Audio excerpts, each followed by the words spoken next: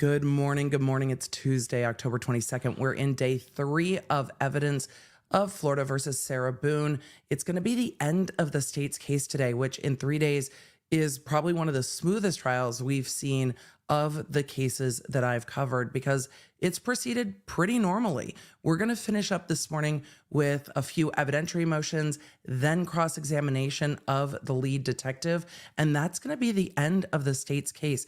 Then there will be naturally a defense motion for judgment notwithstanding a verdict or directed verdict of acquittal. Those motions will be argued, and then we'll get into the defense's case with Sarah Boone on the stand at some point this morning. This court's been moving along. The thing that has slowed it down is the fact that the defense attorneys came into the case, as the court said, parachuted into the case like 45 days ago. So the slow issues and the evidentiary stuff is because they are so new to the case and they're trying to sort things out that should have been sorted out in advance, but there was no advance to sort them out because they're new. And that's what's going on. So there are a few evidentiary matters and we're going to go to those real quick. I will probably put those at 1.25 as we get started just to scoot through those and get back to testimony. With all of it, Law Nerds, it's good to see you. Are you ready? Let's all just take a moment for good audio. We need some good audio. Let's just hope that the technology gods have already had their issues this morning and all is well. All right, let's roll. It's time to go to court. Law Nerds, it's time. Bring the jury. I'm ready to bring the jury. Are you ready to bring the jury? We're all ready to bring the jury. Hey there, I'm Emily D. Baker, the internet's go-to legal analyst, breaking down the legal side of the pop culture and entertainment stories we can't stop talking about. I'm a big fan of the cursey words. I've been a licensed attorney for over 17 years, but this is not legal advice. This is where the law nerds unite to talk about facts, not... Let's get into it. Y'all, let me know where you're coming in from, what you're drinking. I have some warm water this morning. It was a late night recording the podcast, and then we will get into coffee and food. But, you know, right now we're going to get into court, and we'll talk about that stuff after we get through them fighting over documents again. But more shade from the state. I don't think I've ever seen a lawyer throw more shade about PDFs than this attorney. He's just like, his whole vibe is, Your Honor, if they just did their job, then I could do my job. Whole vibe. 3 discovery issues, and then I filed a motion late last night requesting an in-camera inquiry into a potential conflict of interest. I copied your JA. I did review. An in-camera inquiry with regard to a potential conflict of interest. Oh boy. But I'm going to be grabbing that motion once testimony gets underway this morning because I am dying to see what that says. It was filed at 9 o'clock last night. So I really want to know what that potential conflict of interest is. And if you've all watched Quick Bits this week, you know what a conflict of interest can do in a case. Review the motion. The court reviewed the motion. One on I'm October 5th or October 4th. very curious to see. The defense was provided with the body-worn camera 911 calls from the prior incidents, and there was a request made to tell us what, if anything, should be redacted from their point of view so that we could either reach an agreement or use the court's resources to decide any conflicts in those issues. Yesterday morning was the first actual response I got from the defense team, and it was incomplete. It was about 3 of the 5 incidents. I do agree with 2 of the redactions, and we're getting those taken care of. But obviously, just like connecting to the court's screen, it takes time. Y'all, I know court's quiet. If we gain up audio, it's going to crash StreamYard, unfortunately. And there is not a ton I can do when they are standing up away from the mics. As we get back to court, it will be easier. But he is saying that they are redactions that have not been requested because the defense didn't do it. And the crackling is also the court audio. It will get better. And I'm not the person that's going to be doing it. Somebody else in the office has to do it. The third incident, I think we're still not on the same page as to what the state's planning on introduce. So I resent the email with the screenshots of what files the state plans on introducing to the defense team again this morning. I have not heard anything yet from the defense team about the fourth and fifth incident. I was told that Attorney Beck was going to handle it. It is now Tuesday, day 7 of trial, and he has not handled it. Second Crackling discovery is from the court audio. Friday, I was given a hard copy of the 119 pages of the second copy of the Winter Park Advent Health On records. 10/18, October 18th, that would have been the preceding Friday. I was given the hard copy after court. At I'm gonna about speed him up. 5:45. I emailed the PDF of those records back to the defense as they requested. I put Bates numbers on them. I understand from court what pages they indicated that they want to use and what pages the court indicated should be included at the same. This is the same issue. The defense has not narrowed down the medical records, and he's like, per my last email, I keep asking them, Your Honor, I can't do their job if they don't do mine.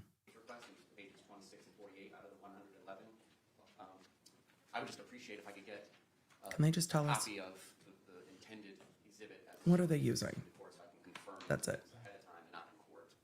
And then the third thing is, I believe we had a discussion about the plethora of pages regarding the victims' hospital records, and that there was some sort of discussion we had that they were to narrow it down.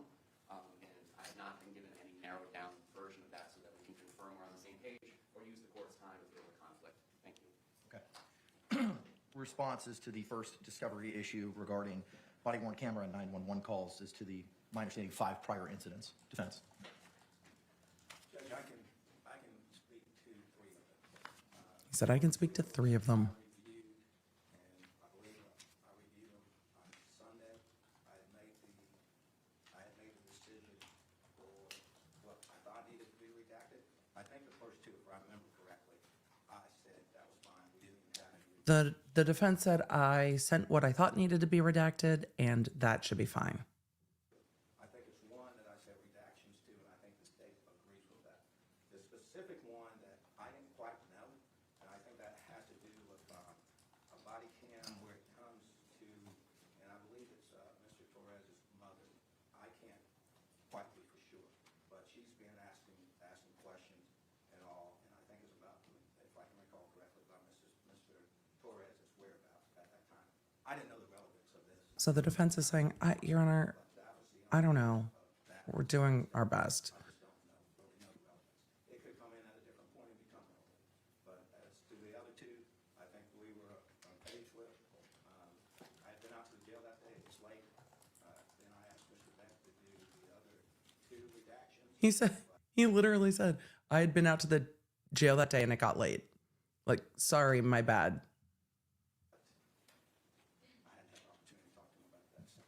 Once they get in front of the Third mics, it should be incident better. That the state has identified for which there's seemingly no responses to redaction. Is that the body-worn camera purportedly between law enforcement and Mr. Torres' mother? That's what I believe it to be. Mr. J? We're just not on the same page. On that third incident, which I believe was June 15th of 2019, the state only indicated to them that we were intending to introduce 1 video file. It is not of the victim's mother. It is of them at Sarah Boone's house. And the objection to the files that they were objecting to, which we don't seek to introduce, just said ID. And I don't know that as a legally recognized objection. So I'm confused. I'm not sure. I'm just trying to make sure we're all on the same page. Y'all, the court volume is low. Give me 1 moment and let's see if, well, I'm worried that if we switch anything, it is going to absolutely break the volume, which is very possible. So we'll try it. And if the volume gets crazy, then the volume gets crazy and then we will have to switch back, but we can give it a try. But we run the risk. Also, I do not use feeds that have advertisements. I don't know what and who they're advertising. So Is that where you? once we get to the court in front of the mics, it should be better. But the pretrial motions give us quite a bit of insight of to what they are still arguing about in court, and they are arguing that away from the mics. But again, I can zoom past some of that. But let's see if we can get this audio going in a different way real quick and see if that works. So I will give it a try. If it breaks, at least we've got a backup, and I will do my best to acquiesce to the request. Let's see. You guys are like, look, we've got to do something different. I get it. So let me make sure that we've got the right one. All right, let's give it a try. Streaming is always dynamic, but we want it to be good. Drafts of All right, well, that's going to kill us all. Apologies for everyone who has who has their headphones in. That's louder than anticipated. All right, let's see. the defendant taken at that time, at their request, shows a cut in her ear. It's 3 photographs. All right, Then we've there skipped is ahead also a one little bit. body-worn camera labeled 1924755. Oh, strike that. 192473549_GEN_INV, and then the 911 call from that incident. So now they are talking about the Any photos. redactions sought and what by the should defense or with should regard not to be that specific redacted. body-worn camera or 911 All right, if it gets call? glitchy, you guys let me know. Seeking redactions, Your Honor. However, there are 2 separate videos. One seems to focus on Jorge Torres, one seems to focus on Ms. Boone, and there is... Leonard's, we'll always figure it out together. They're both body cams. One went upstairs where Mr. Torres was found hiding in the shower for bath. And so... They're talking about redactions. There are actually 2 separate videos pursuant to the 5th. Mr. J, are there 1 or 2 videos that the state's seeking? There's one, the one that I listed, filed not important for. Okay. Do you know if that's a... This judge is so patient. Bruce, can you find out what counsel's here for? Is that the video from the perspective of... as identified by Mr. Beck, one more geared towards Ms. Boone or one more geared towards Mr. Torres? My interpretation of both of them, there's interactions with Ms. Boone, and then there's interactions with Mr. Torres upstairs after he's located. These are Mr. prior Beck, the instances. specific file number was identified. What's going on is that these are prior instances that the prosecution went and got all of the times the police came out. So if the defense is going to get into, there's been these prior instances of violence between Sarah Boone and Jorge Torres, which there have been. Sometimes she's arrested, sometimes he's arrested, sometimes they're both arrested. The prosecution went out for the things that have happened in Florida and got all the body cam footage. So if Sarah Boone gets up on the stand and is like, this happened this day, they can bring out the body cam footage and be like, well, actually. So they're talking about what body cam may or may not need to be redacted, what they're going to introduce into evidence, since it's anticipated Sarah Boone will be on the stand sometime this morning. So just to confirm, no redactions? Okay, all right. So just as a recap, with regard to the first incident, the 911 call, the parties have agreed to redactions at the timestamp of 351 towards the end. With regard to the second incident, body-worn camera, a redaction from timestamp 940 to 943 has been agreed to. With regard to the June 15, 2019 incident, there are 2 911 calls and 1 body-worn camera sought by the state, to which the defense has no redactions. The August 28, 2019 incident, for which there is no redactions to the body-worn camera, but there is a 19-page PDF with photos that the defense intends to be included with that submittal, to which the state has no objection. As to the 5th event, 3 photos. These are different of the instances? defendant, body-worn camera, and a 911 call for which there are no redactions. Does that clarify everything for the state?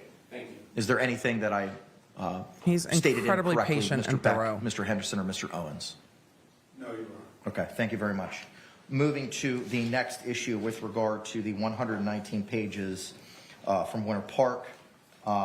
These are the medical records. Defense, are you in a position to provide, I believe we discussed it either Friday or I think it was last week, we discussed it as to how it was culled down. Yes, because we had the Richardson hearing on Friday. How that list was What day culled is down and the additional pages that the state was seeking, and then if they were able to find, I believe it was page 68, we would readdress that. Have you provided that finalized exhibit to the defense as to those specific Warner Park health records from the 119 pages that the defense may be seeking to enter into evidence? I believe they've received everything from us, Your Honor. We identified those documents that were not specifically addressed by the defense, that the state wanted essentially out of rule of completeness. I believe But my understanding from Mr. J was that they. The issue is that we talked about this Friday. The medical records, the defense gave the prosecution like 80 some odd pages and then 119 pages. And then the prosecution is like, what are we using? Just tell me what we're using and we'll be fine. They were looking for the tangible copy of what it is that you were actually looking to move in. Those 12, 14, 15 pages. Okay, if you could provide that to them by noon, I would appreciate it. Get it today. But if it's going to be moved into evidence, we have is it going to be moved in paper form, or is it going to be moved in digital by virtue of a CD? Defense, what are you doing? We can get it, Judge. We'll work on it. Okay, perfect. Just get it to the state. It doesn't have to be intangible. Just get them what it is that if it's in electronic format, that's fine. Just the state should be entitled to know what it is that y'all are intending to move out of those pages just to confirm it. Lastly, with regard to hospital records of the victim, I know there were conversations and discussions about that list being narrowed down. The state has advised that details as to those narrowed down records has not yet been provided. What say the defense? The hospital records for the victim, Jorge Torres. That's my understanding. That's what he asked.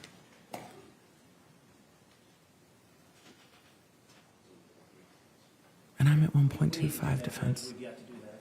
Okay. He said, we'll do that. My understanding is that the experts are potentially teed up to testify tomorrow. I don't recall if those records are a That's good basis to of the know. experts' opinions.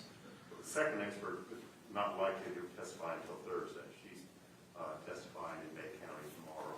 I will be here Thursday. I spoke with Dr. Brandon. And now we got some timing. He will be present tomorrow morning as soon as he gets here from Coral Gables. Thursday. Did either doctors Brannon or Harper rely on those medical records? Dr. Harper did. It's in her deposition that was taken a couple of weeks ago. I think the question I think that contradicts what he said on Friday, by the way. was posed. Ms. Perez, good morning. If you were Stephanie. here for pretrial, 19 Alpha, Judge Myers is covering. I went up there. Okay, thank you. You may continue. Dr. Julie Harper, I know she considered the records of Jorge Torres, and we took Dr. Harper's deposition, I believe, a couple of weeks ago.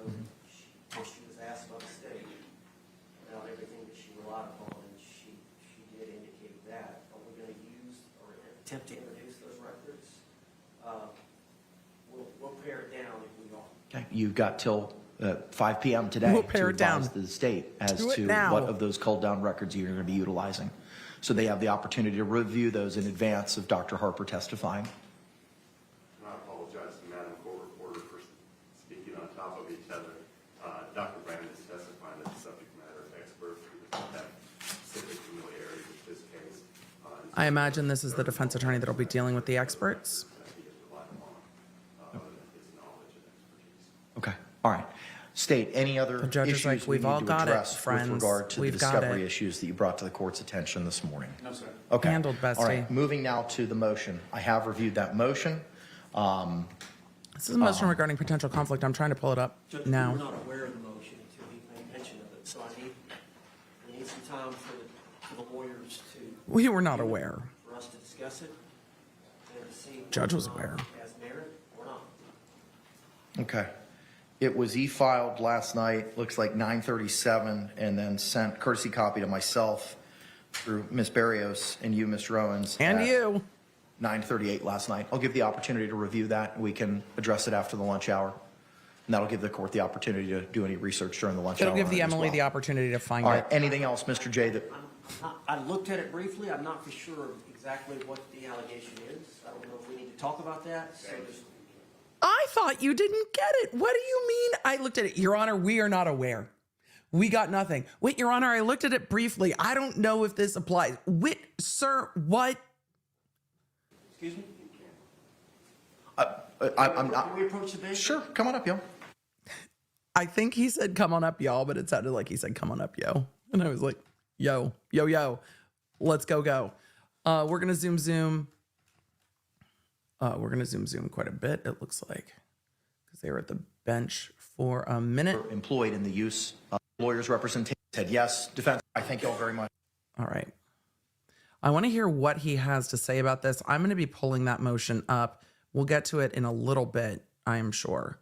So I'm very curious.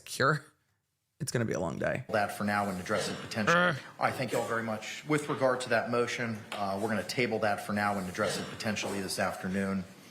State is advised they're ready to proceed. Mr. J shook his head yes. Defense, you ready to proceed?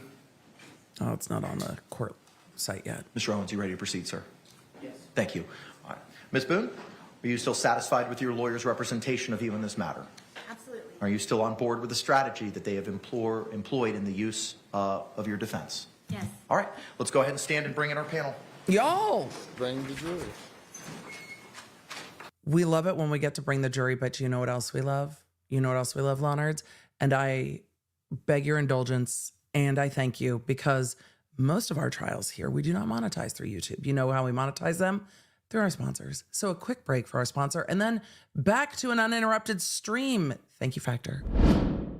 Thank you to our sponsor, Factor.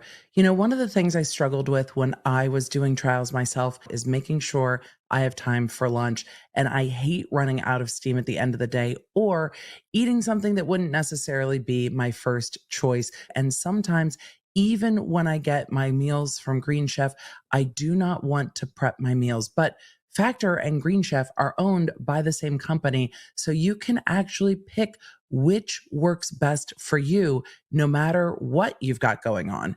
And so some weeks it's prepping my meals at night with the family, and sometimes it's using Factor because we just don't have time. So if you're looking for a solution for delicious balanced meals that are delivered to you and all you have to do is heat then eat, Factor has a ton of options for you with over 35 different meals a week. So if it's going to be one of those weeks where you don't even have time to run to the store, you can choose how many meals you want to get. You can skip a week. It's really easy to customize so you get the best options for you. So if you're ready to try it for yourself, head to factor75.com or click the link below and use code LAWNERD50 for 50% off your first box and 20% off your next month. That's code LAWNERD50 at factor75.com to get 50% off your first box and 20% off your next month of orders. Now you know where my lunch comes from. Let's get back to today's episode. Legit, though, that's exactly where all of my trial lunches come from.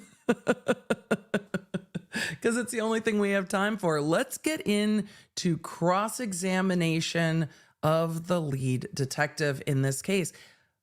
I imagine they're going to ask a lot about the interrogation, right?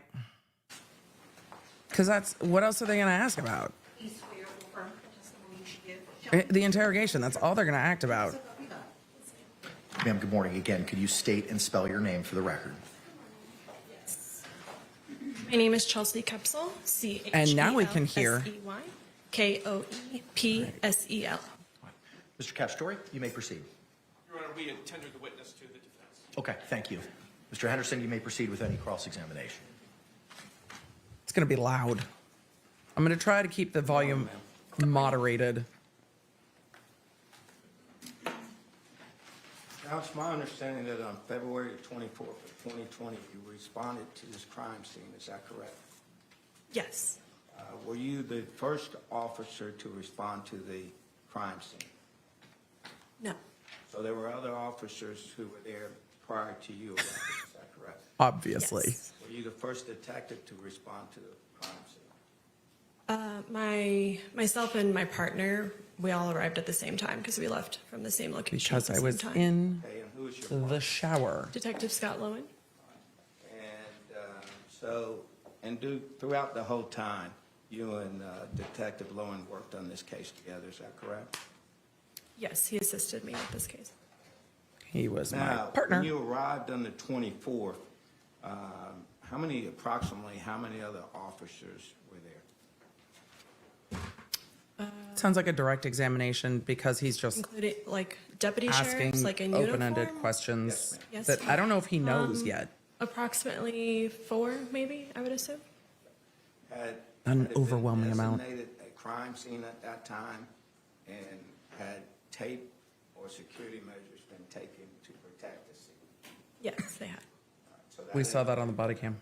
by the time that you arrived, is that correct? Yes, that's correct. Okay.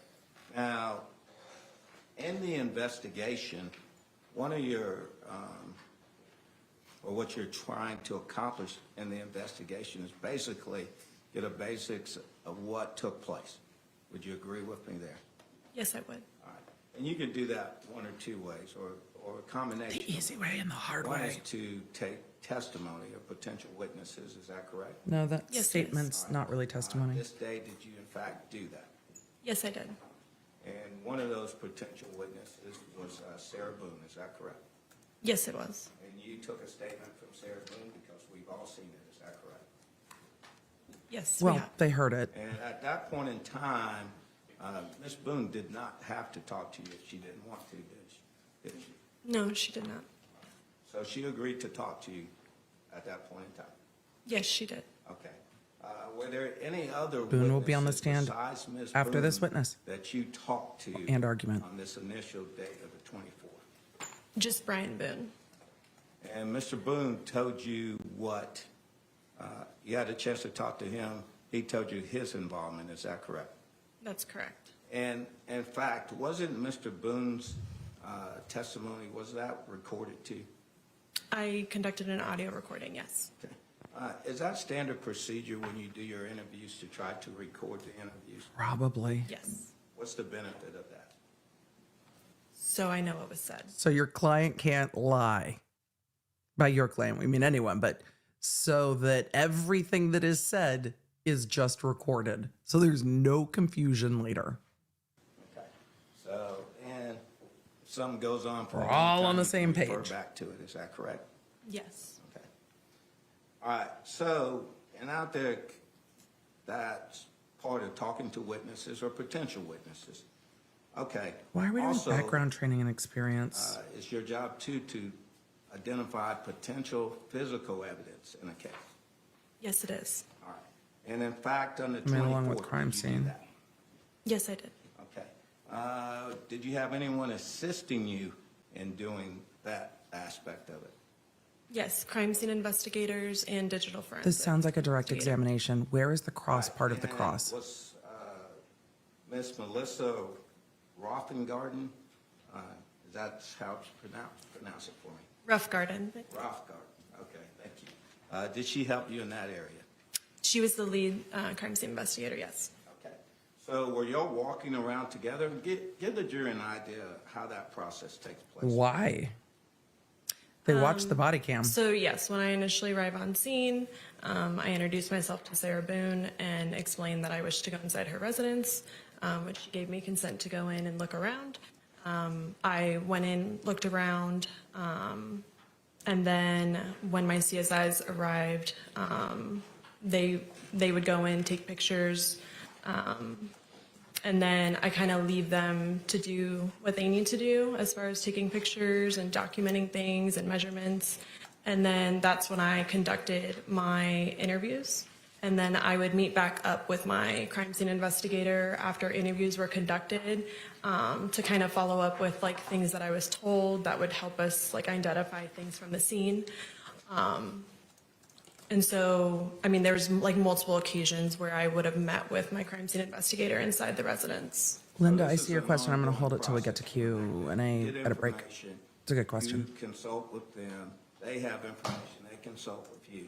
And you're making a determination of what potential physical evidence that y'all at least like to document by camera, correct? Or pictures, or actually collect and take away. Is that correct? Yes, that's accurate. All right. In that case, the suitcase was some evidence that y'all agreed on that we need to take this suitcase from the scene. Is that correct? Yeah. Yes, it was. Okay. How about the baseball bat? Was that done that day? The baseball bat was collected, yes. Is he going to ask her why? No, I think he's rethinking not asking why. In your viewing of the suitcase, did you view the suitcase while it was unseen? Yes, I did.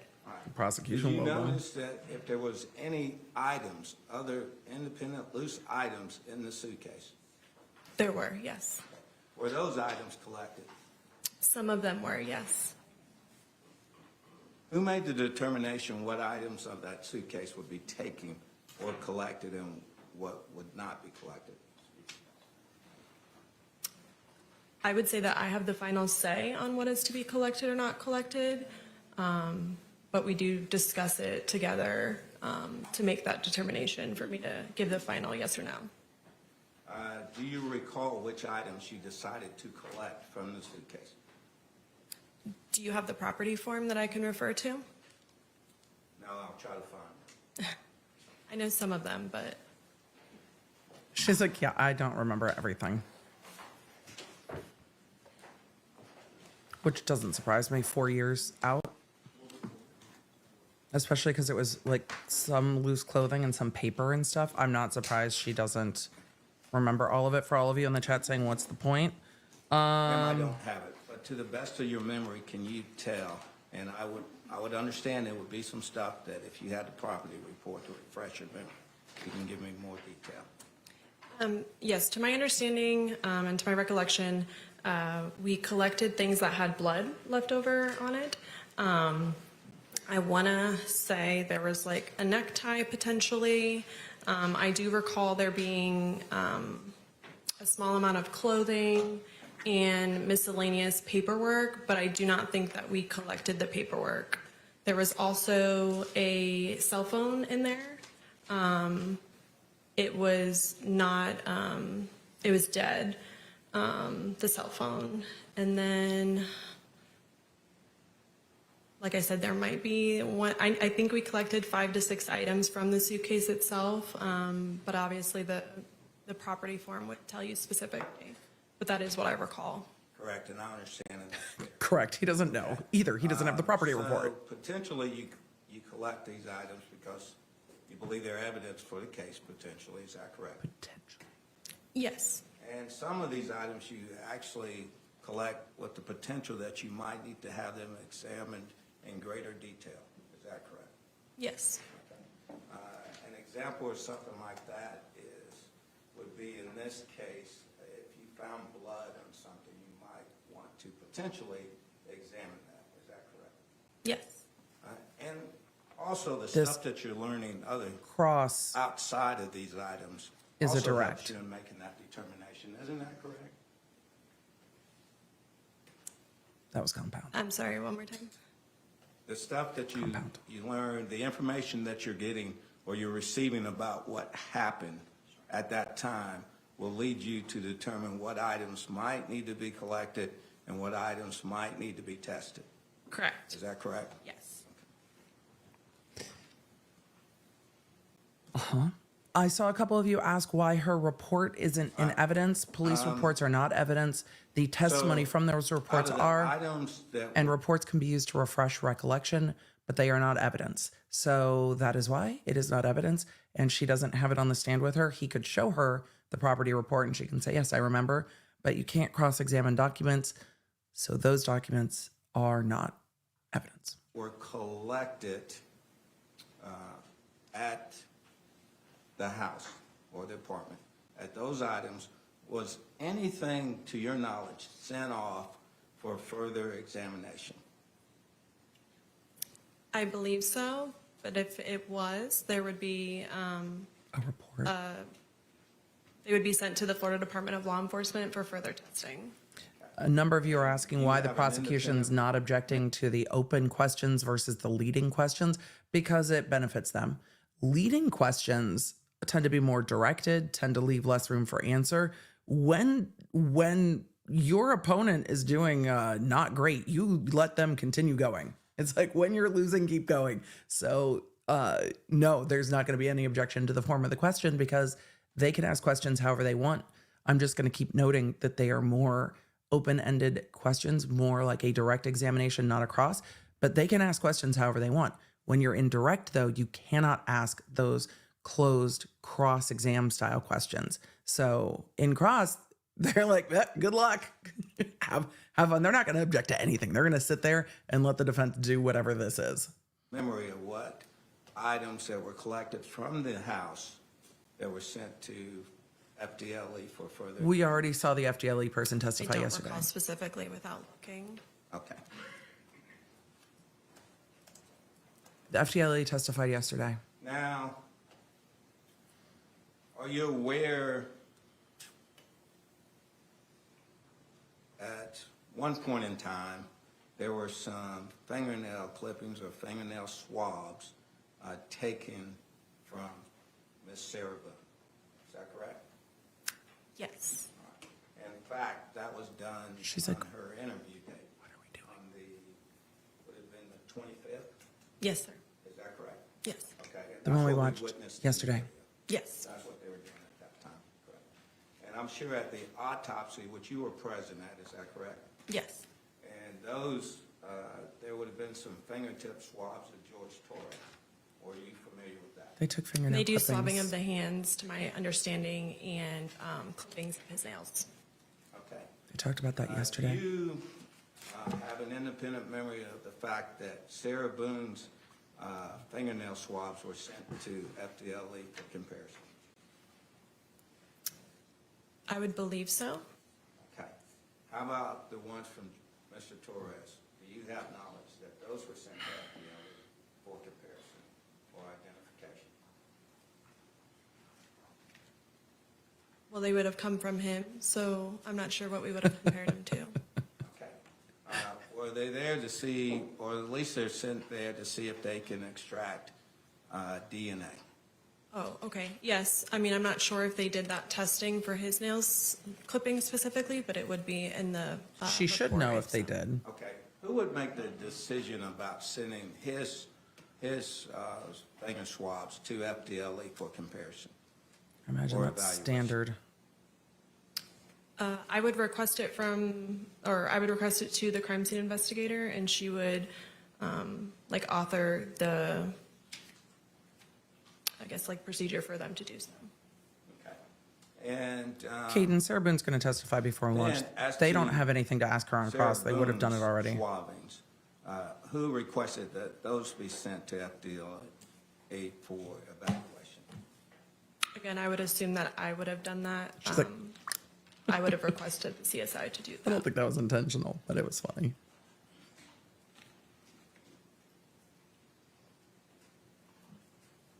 Are you aware of the results from those evaluations? I am. They testified to it yesterday. I know. I I'm know. not asking you for the results. She just should if you're know. Aware of the results. It's in the reports. I believe It's in her case I'm file. aware, but would love to see a report before I specifically answer. Yes, I'm not going to ask you a specific. Well, then why are you asking at all? But basically, you're aware that it was done, the procedure was done. Yes. The analysis was done. Why? What is the point? Now, ma'am, so you're through the first day. Then we get to the second day, which would have been, I believe, the 25th of February. Is that correct? Yes. And on the 25th of February was Mr. Torres's autopsy done. So you were at that in time. the shower. Yes, it was. Were you present during the autopsy? Yes, I was. She's answered it 4 times. And did you communicate with the medical examiner at that time? Yes, I did. During the course of things, is that where you found out through the medical examiner at the autopsy that there was blunt force trauma injuries? Yes, that is where I learned more about his injuries. That's when she asked Sarah Boone about it.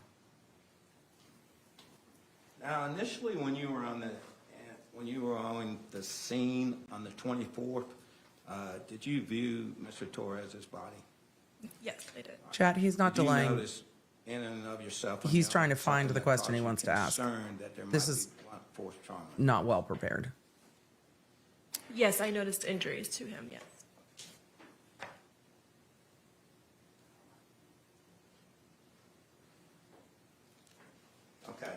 So after the autopsy, Painful. you had additional information, is that correct?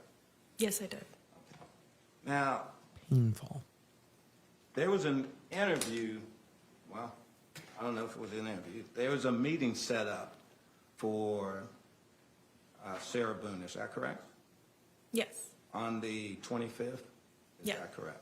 Yes. Can you tell me how that meeting was arranged or how that meeting was? A question. So either before I left the scene, the night of the incident, I obviously met with Sarah and told her that we were leaving.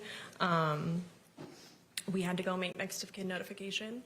And I would have either at that time said I would like to meet tomorrow and arranged it then, at least to like let her know that I would like to meet after the autopsy. And then obviously from watching the video towards the end, she said something about like recalling a conversation that we had, like calling me. So there may have been a phone conversation that occurred later that evening where I either would have confirmed the time or told her the time then. I just don't have that like on an audio. But I know it either took place before I left the scene because I obviously would have, said my goodbyes and told her, hey, we're leaving. We're going to make next of kin notification. She was very concerned about that. She was very so concerned I would about want her that. to know that we were doing that. So it either took place then or it took place on that phone conversation that we had. All right. The day prior to that, on the 24th, ma'am, you received Sarah Boone's phone, is that correct? Yeah. Yes, her phone was on the scene, yes. And when you received that phone, Sarah Boone had given you that phone, is that correct? No, she No. was not allowed in the apartment to give me the phone. CSI did. I'm sorry. Did she give you permission to take the phone? Yes. Okay, is that correct?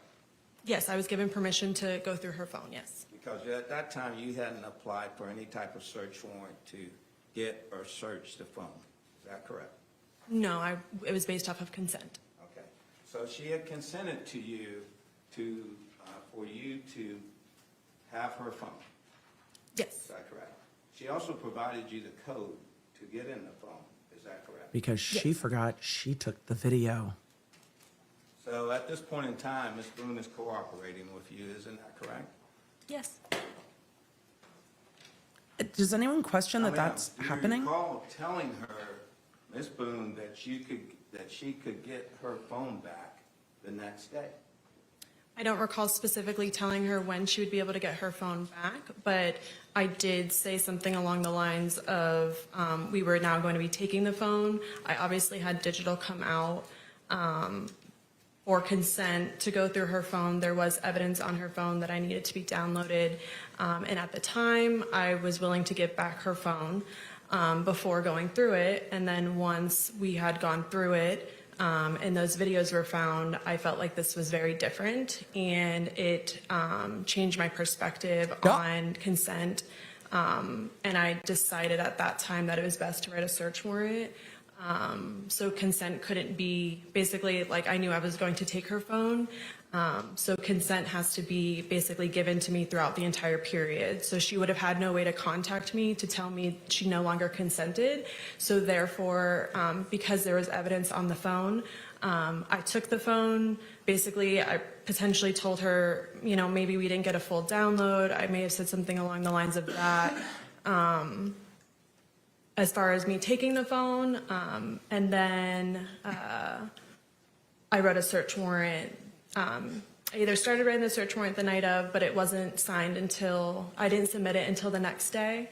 And then it was signed the next day, on the 25th.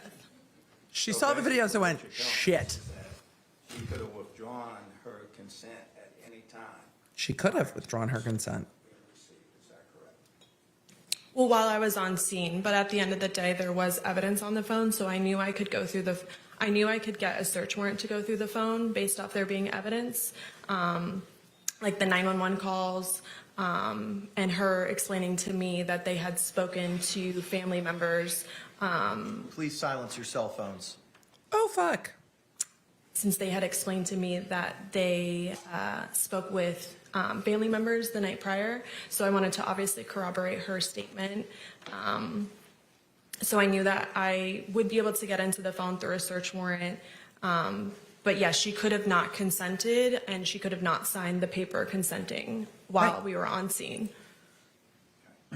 But before you left scene, you knew that Sarah Boone was not going to get that phone back. No, she didn't. Is that correct? Yes, that is correct. I mean, she knew she wasn't going to get it back Sarah Boone tomorrow. called you the next day, She didn't know she wasn't going to get it back ever. asking you about bringing her phone back. Did you just tell her, Ms. Boone, you're not getting your phone back? I think she said, come on in, There we can was talk not a about it. conversation about her not getting her phone back. She may have inquired about her phone, and I would have explained that we will talk about it when we meet that afternoon.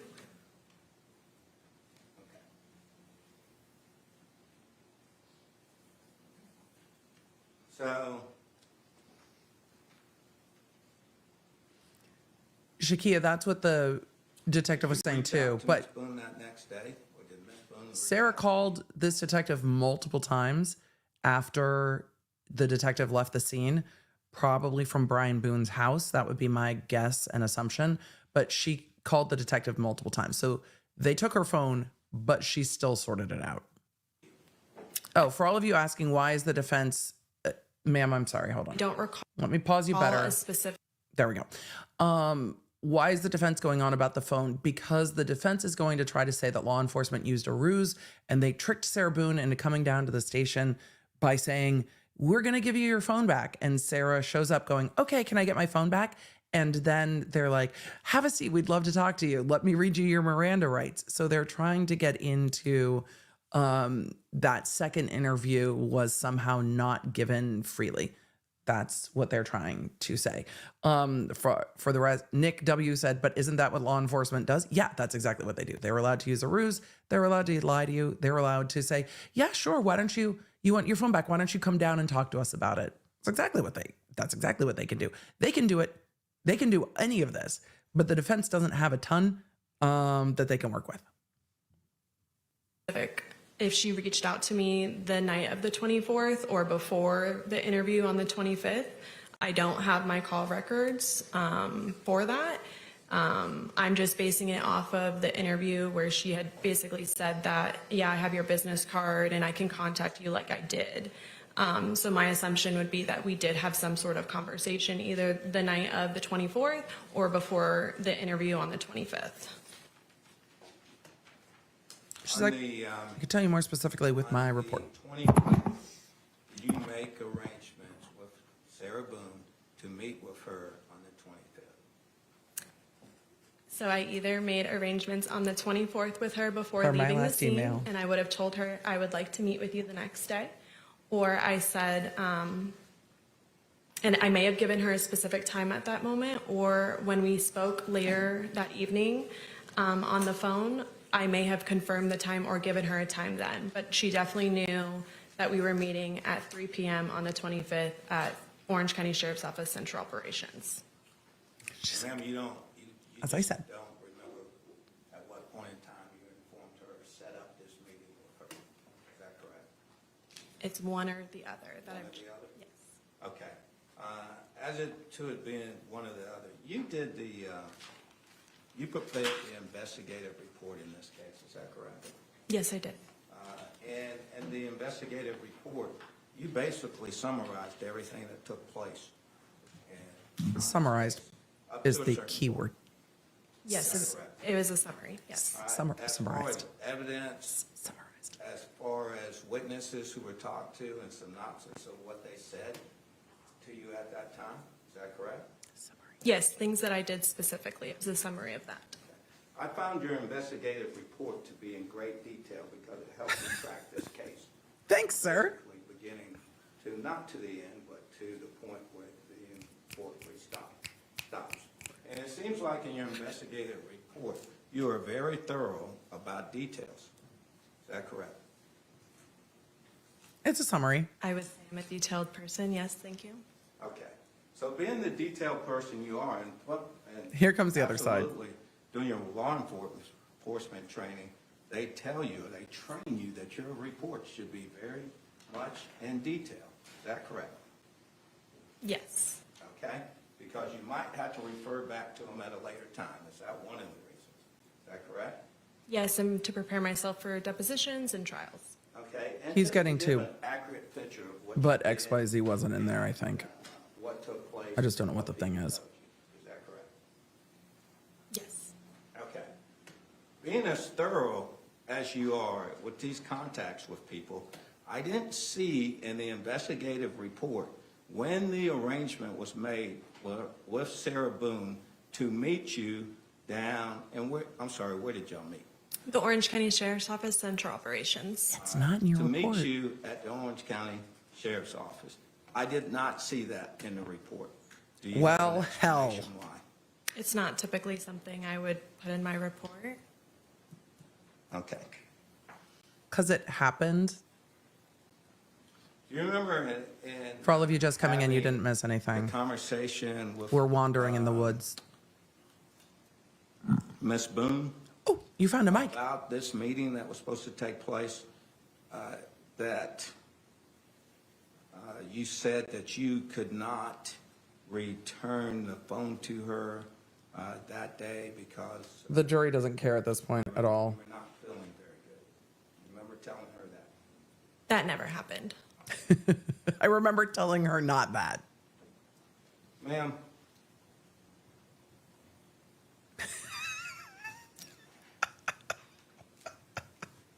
This is the strangest cross-examination Judge, if ever. I could have a moment. Yes, sir, of course. All I want to do is zoom a zoom. I'm not going to zoom. I'm going to let the awkwardness continue and answer a few of your questions because sometimes the awkwardness is just needed. GC, I've seen a lot of these questions about Sarah giving narrative testimony. She has lawyers, so I would suspect they would ask her questions, but we'll see. Ma'am, during this time frame, We you went over- pregnant at this time? At that time? Report's not evidence. Yes, I was. Okay. All right. Well, anyway. We've established she was pregnant. Miss Boone, Thank you for the gift of membership. there was a meeting arranged. Is that correct? For the 25th at 3 p.m., yes. Yes, and Miss Boone showed up for that meeting. She did. 25th. Yes. That we saw. Okay. We saw it on the video. Now, All right, chat. I'll be right back. ma'am, I'd like to talk to you about some other investigation.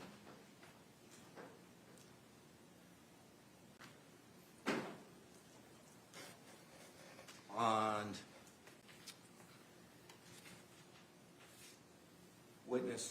other witnesses that you took their testimony or statements, recorded statements at different times. Okay? Do you remember Abraham Moreno? Yes. Okay.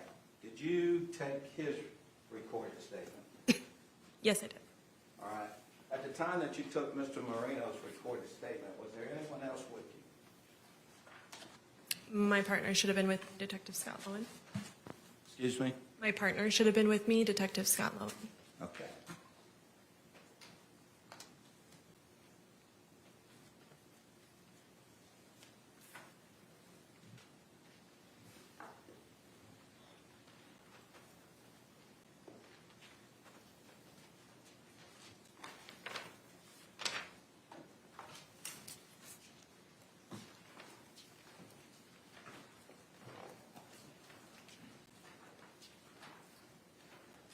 What is he doing? Ma'am, Counsel, I as tried who to was buy with myself you, a minute. would it help refresh your memory if you were to see. Oh, he was looking your for the report investigative to refresh her recollection. as to that interview? Your Honor, I would object. She hasn't said that she needs any refreshing of memory. Objection sustained. Improper. Did you hear how fast that was sustained? Ma'am, was Detective Scott Boom. Lowen with you during that interview? Yes, I believe so. May we approach? Yes. All right. I don't know. Chat, you're going to ask me what are they getting at? No idea. No idea where we are wandering to, but I'm going to try to zoom. That's why we leave zoom room. Betty came in and said, hey, Chad, just a little late. Did I miss anything good? No. Ma'am, do you have an independent memory of Detective Scott Lowen being with you at that interview? I believe my partner was with me on the interview. Yes, I typically wouldn't go and do some follow-up without my partner being with me. Thank you very much. Now, ma'am, what date did that interview take place on? I believe the 26th, February 26th of 2020. Okay, thank you. Ma'am, was that interview recorded? It was audio recorded. Was the entire interview audio recorded? Yes, the entire interview was Yes, audio it recorded. was audio recorded.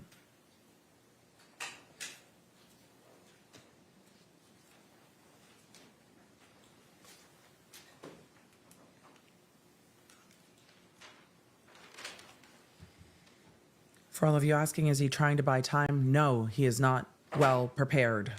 This is lack of preparation. They don't want to buy time. They've got experts they need to fly Are you in. familiar with a witness by the name of Brandon Moats? Yes, I am. On February the 20th, Sir, I am going to warn you right now, at the risk of wrath of the Law Nerd chat, we stand Brandon Moats. Leave him alone. 27th of 2020, did you interview Brandon Moats? I believe so. It was either the 26th or 27th, yes.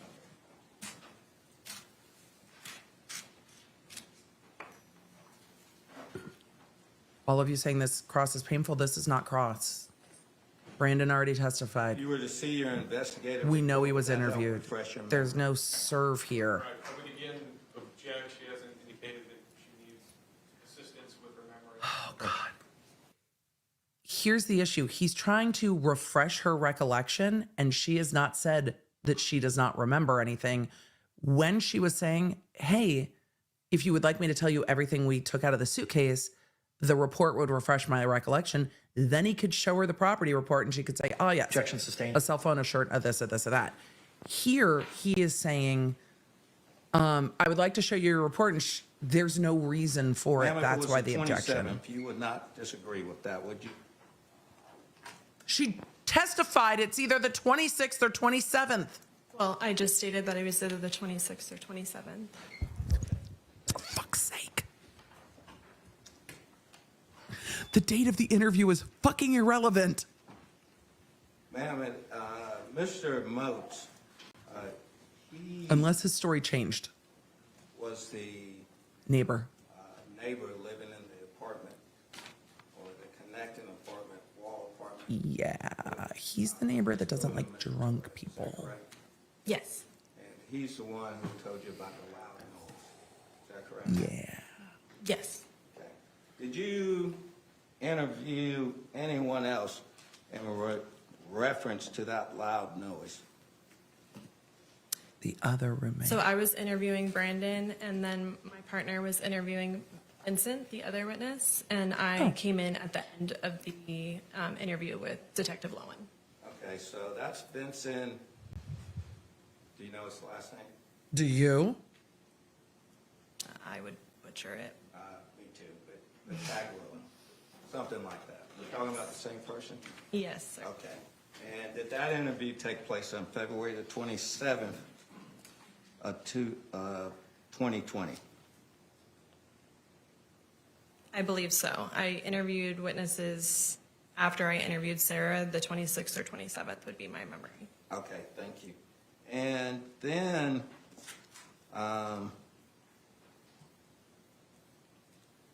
did he also talk to you about a loud noise? I believe that I was refreshed on the conversation, and yes, he expressed hearing a loud noise as well. Okay, thank you. Now,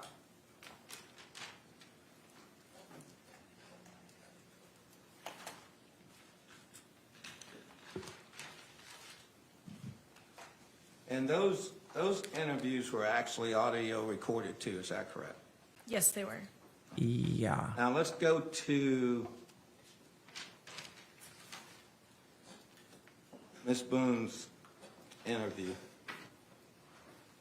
And that would have took place on This should have been the entire the cross. 25th? Let's talk about the interview. Correct. Yes. Okay. She's like, I've said it And Ms. 5 Boone times. came down. And, ma'am, prior to Ms. Boone Don't wander. Come back. coming down for the interview, had y'all made the decision that Ms. Boone was going to be arrested? Yes, I plan to arrest Sarah Boone. Okay. Again, he might, I can feel it. I can feel the way he's going. He might try again to get into the realm of the suppression motion. They've already run their suppression motion. They've already lost their suppression motion. They're not going to be able to get into, you should have done this, you should have done that, you should have done this. No, they're not going to be able to get into that. And at some point, I think we'll see the prosecution trying to shut it down.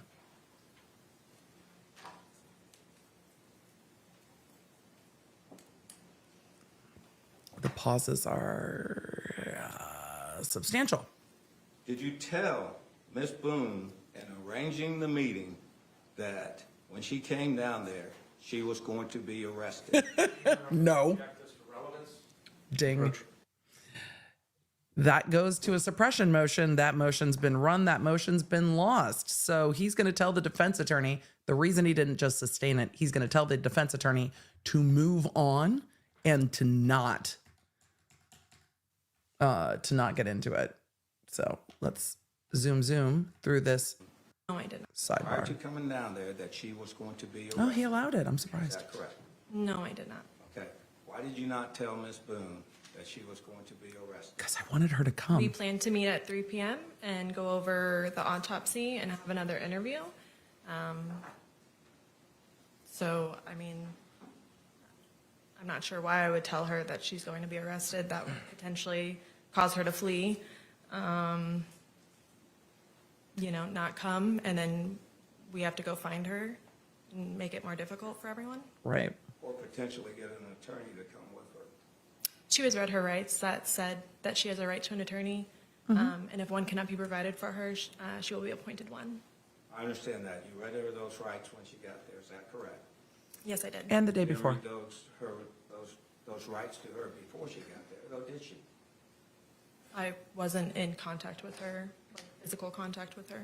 Okay. She read them the day before in the interview. You said potentially for fleeing. My question was, potentially she could have got an attorney too to come with her. Is that not correct? I misunderstood your question. I didn't hear potentially bring an attorney with her, but yes, I guess she potentially brought an attorney with her. However, if you are going to be interviewed at the police department, you can bring a lawyer with you if you want to. So she could have done that either way. So Ms. Boone shows up, and you tell her there's some things that we need to talk about. Is that correct? It's specific verbiage.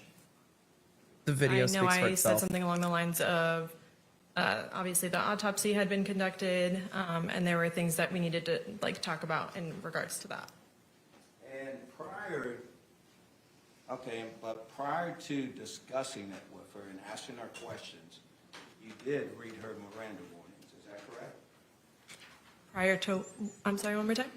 Before you started asking her questions, though, in this interview, before you started asking Ms. Boone's questions, you read her Miranda warnings. Is that correct? Yes, before I started asking any sort of potentially incriminating questions, she was read her Miranda warnings, yes. Okay.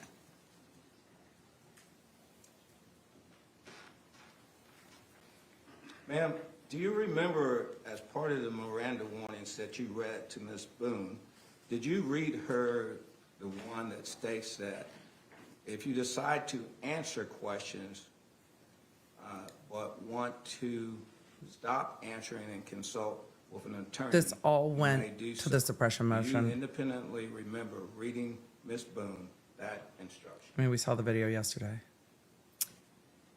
She's waiting for I them. don't recall that specific, but I do have my Miranda card on me, but I don't recall that that's what that says. But it is on audio and video recording. As we saw yesterday. You're welcome. Excuse me, sir. Now, ma'am. at that Sarah point Boone in excels time- at everything. She told us yesterday.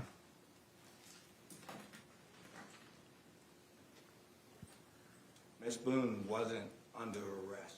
Is that correct?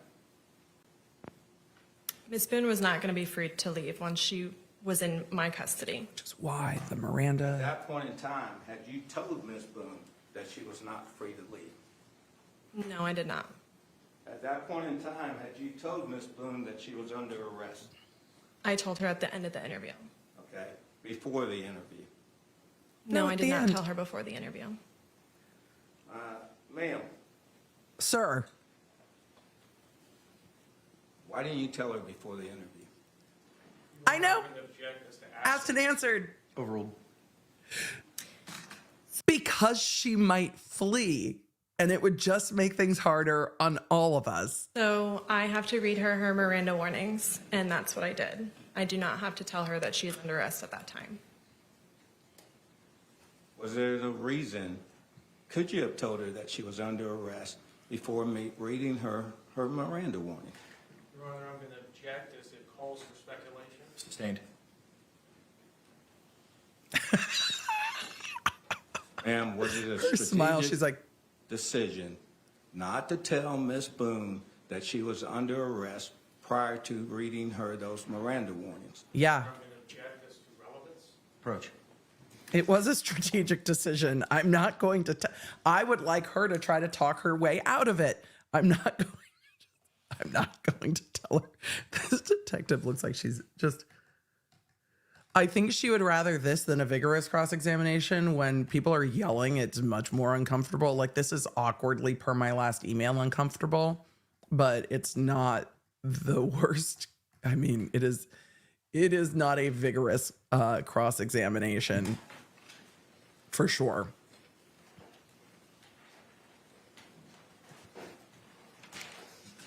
Which is why I'm now not putting it at 1.25, because the awkwardness would be eliminated.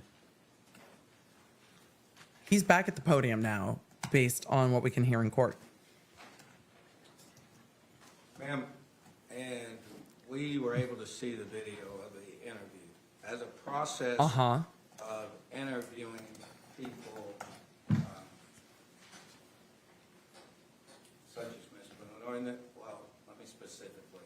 In the process of interviewing Ms. Boone, is law enforcement free to give information that might not be accurate or true during the interview process? Yes.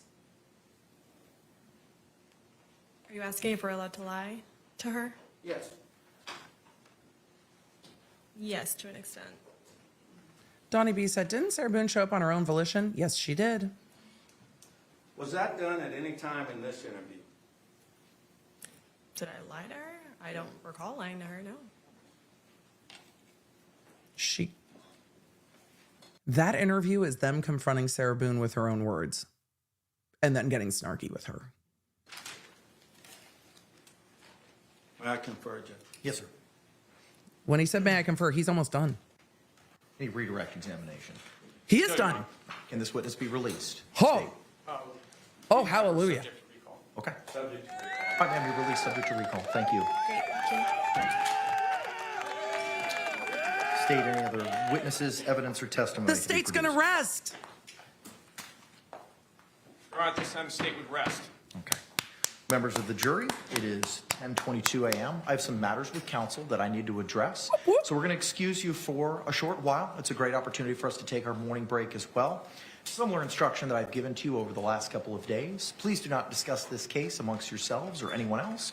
Do not conduct any independent research or investigation as to the person, places, things, or charge involved in this case. Now they're gonna We'll bring argue. you back in as promptly as possible. Thank you. Yep, they're going to argue the motion to dismiss. that should happen now. So I'm gonna zoom as everybody's leaving. Defense, any motions? Judge, we do have some motions, but my client needs a comfort break.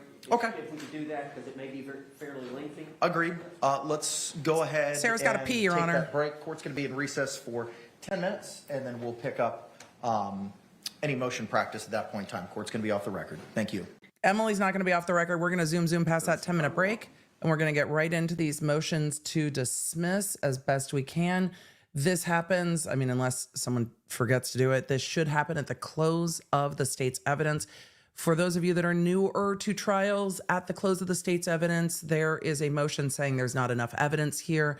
That's what they're going to be arguing. Then we'll get into the defense case in chief. Then the prosecution will have a chance for a rebuttal. So, and after the end of these motions, when the defense starts their cases, when Sarah Boone should take the stand. So if you don't have the Lawnerd app and you've got to go anywhere for the next hour, make sure you have the app so we can let you know. Let's get into motions.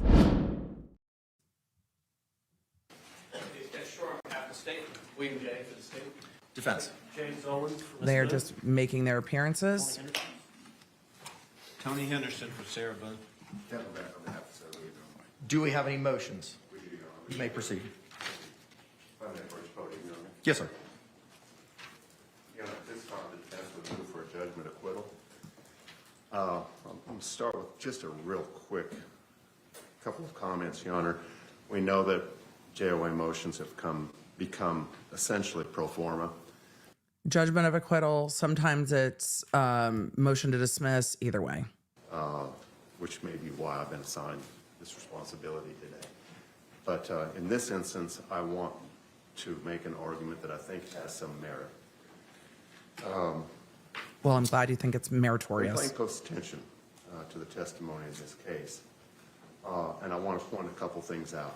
First of all, we know that the court has essentially has assumed the role and is assigned the role of becoming a gatekeeper in this matter. We know from the testimony that's been presented in this matter that not only did law enforcement, but also the Office of the State Attorney had knowledge of these parties prior to the event having occurred. And despite that, the state has proceeded with this prosecution based upon criminal information as opposed to having taken it to the grand jury. So? That kind of places the court in a special position to evaluate the nature of the evidence that's been presented.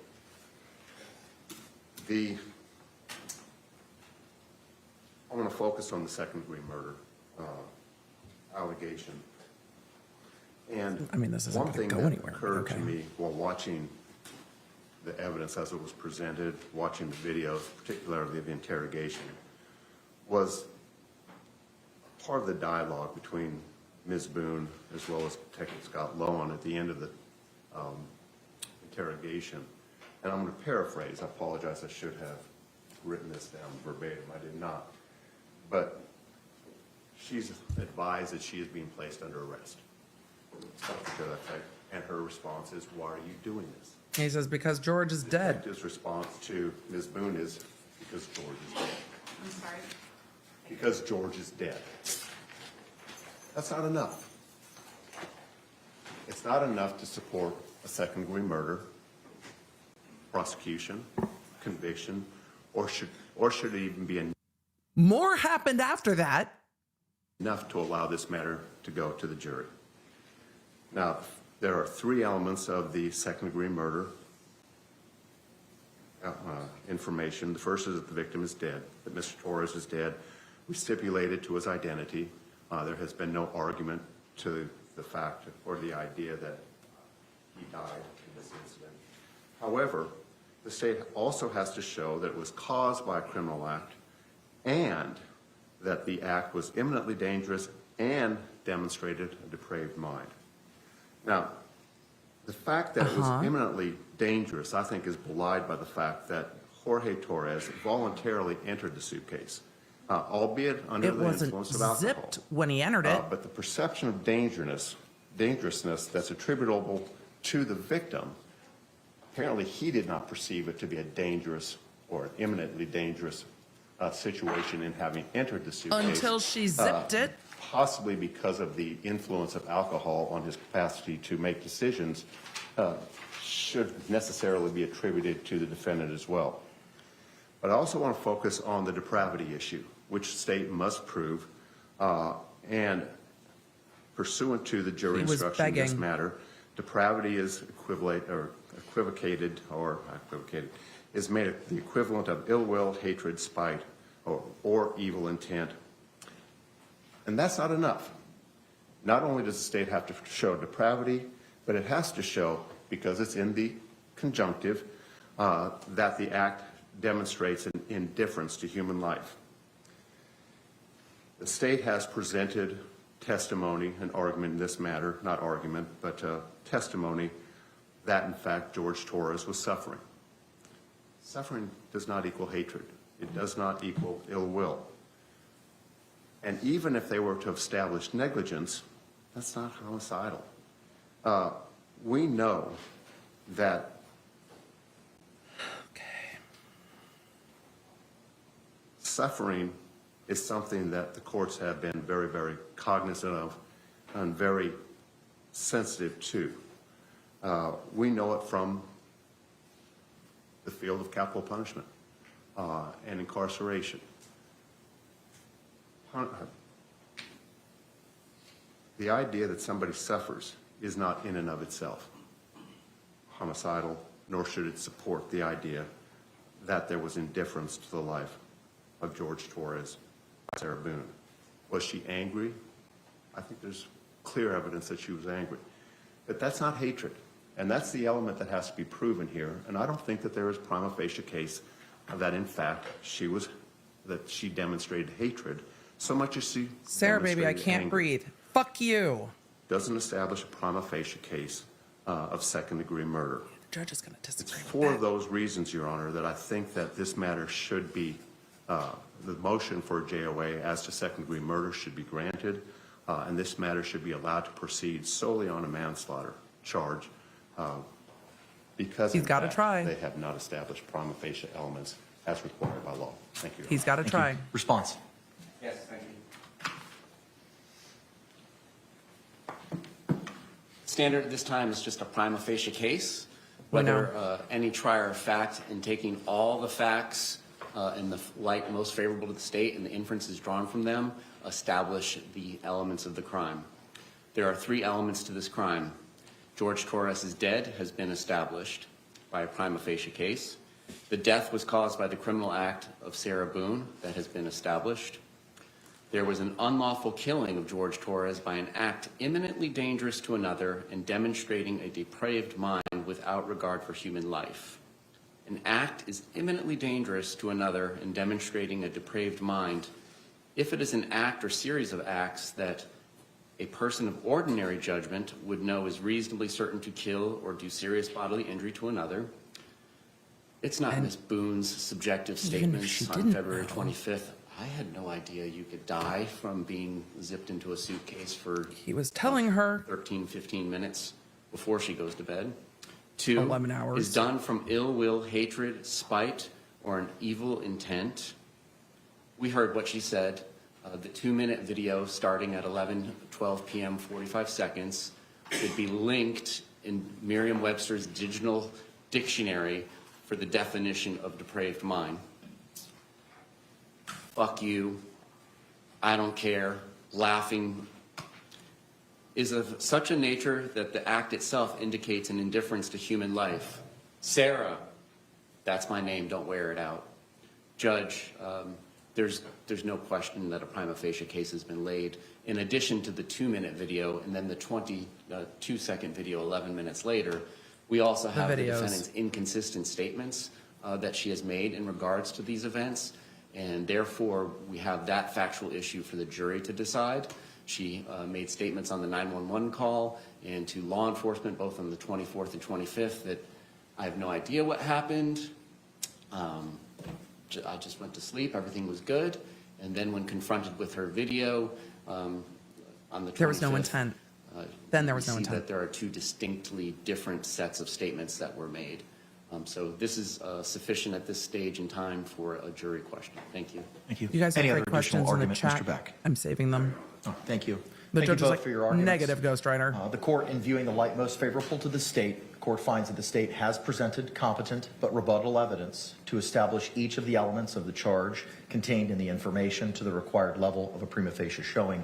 As such, the defense's motion for a judgment of acquittal is denied. Defense, do you intend on putting on a case? Yes. Ms. Boone, I have a couple of questions to go over with you. Judge, So this- if I may, Yes, sir. in a normal criminal trial, This, my position has always been to this is the most normal criminal trial we have seen in a while. put on the defendant last, call whatever witnesses, put on a, You can't put on the defendant last here. and then the client would be the last person to testify. You can't do Because of that. the nature of this charge and our defense, self-defense and battered spouse, we understand that we have to put on her first, Sarah first, for the court to then consider whether or not we established Yeah. enough evidence for self-defense instruction. So she's gonna have to be going first as the witness. Yeah.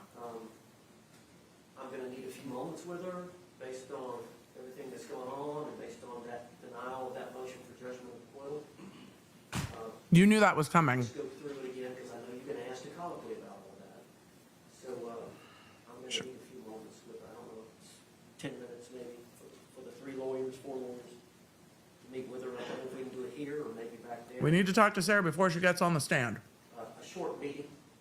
Sure. I'll give you that opportunity. But before you do that, ma'am, I don't want to go into any specifics of any conversations that you've had with any of your attorneys in this case. Mr. Owens has identified for the court his normal practice of calling a defendant last in a criminal case. In this case, he has advised that he wants to call you first. Without going into any discussions of any strategy that you've had with your attorneys, do you understand the strategy that Mr. Owens and your team will be utilizing in your defense? Yes. And are you in agreement with that strategy? Yes. All right. Counselor, you can have that opportunity to speak to her. The court will remain here. I don't know if they can, Officer Jones, can we let them back to have that conversation? Okay. All right. You can go back and have that conversation. The court will remain here. We'll be in a short recess for approximately 10 minutes. Thank you. Miguelina, will you let the app know that the defense is preparing to call Sarah Boone to the stand? We're going to zoom. We are almost in real time. We are now in real time. Look at us, chat. We've done the things. Here's what's going to happen when the court goes back on the record. They are going to do a colloquy with Sarah Boone, and then they are going to put her on the stand. So we're going to let the app know. I'm going to let you know, but the court's going to inquire from her a little bit more, and then she is going to testify. The court said yesterday they thought between 10 and 10:30.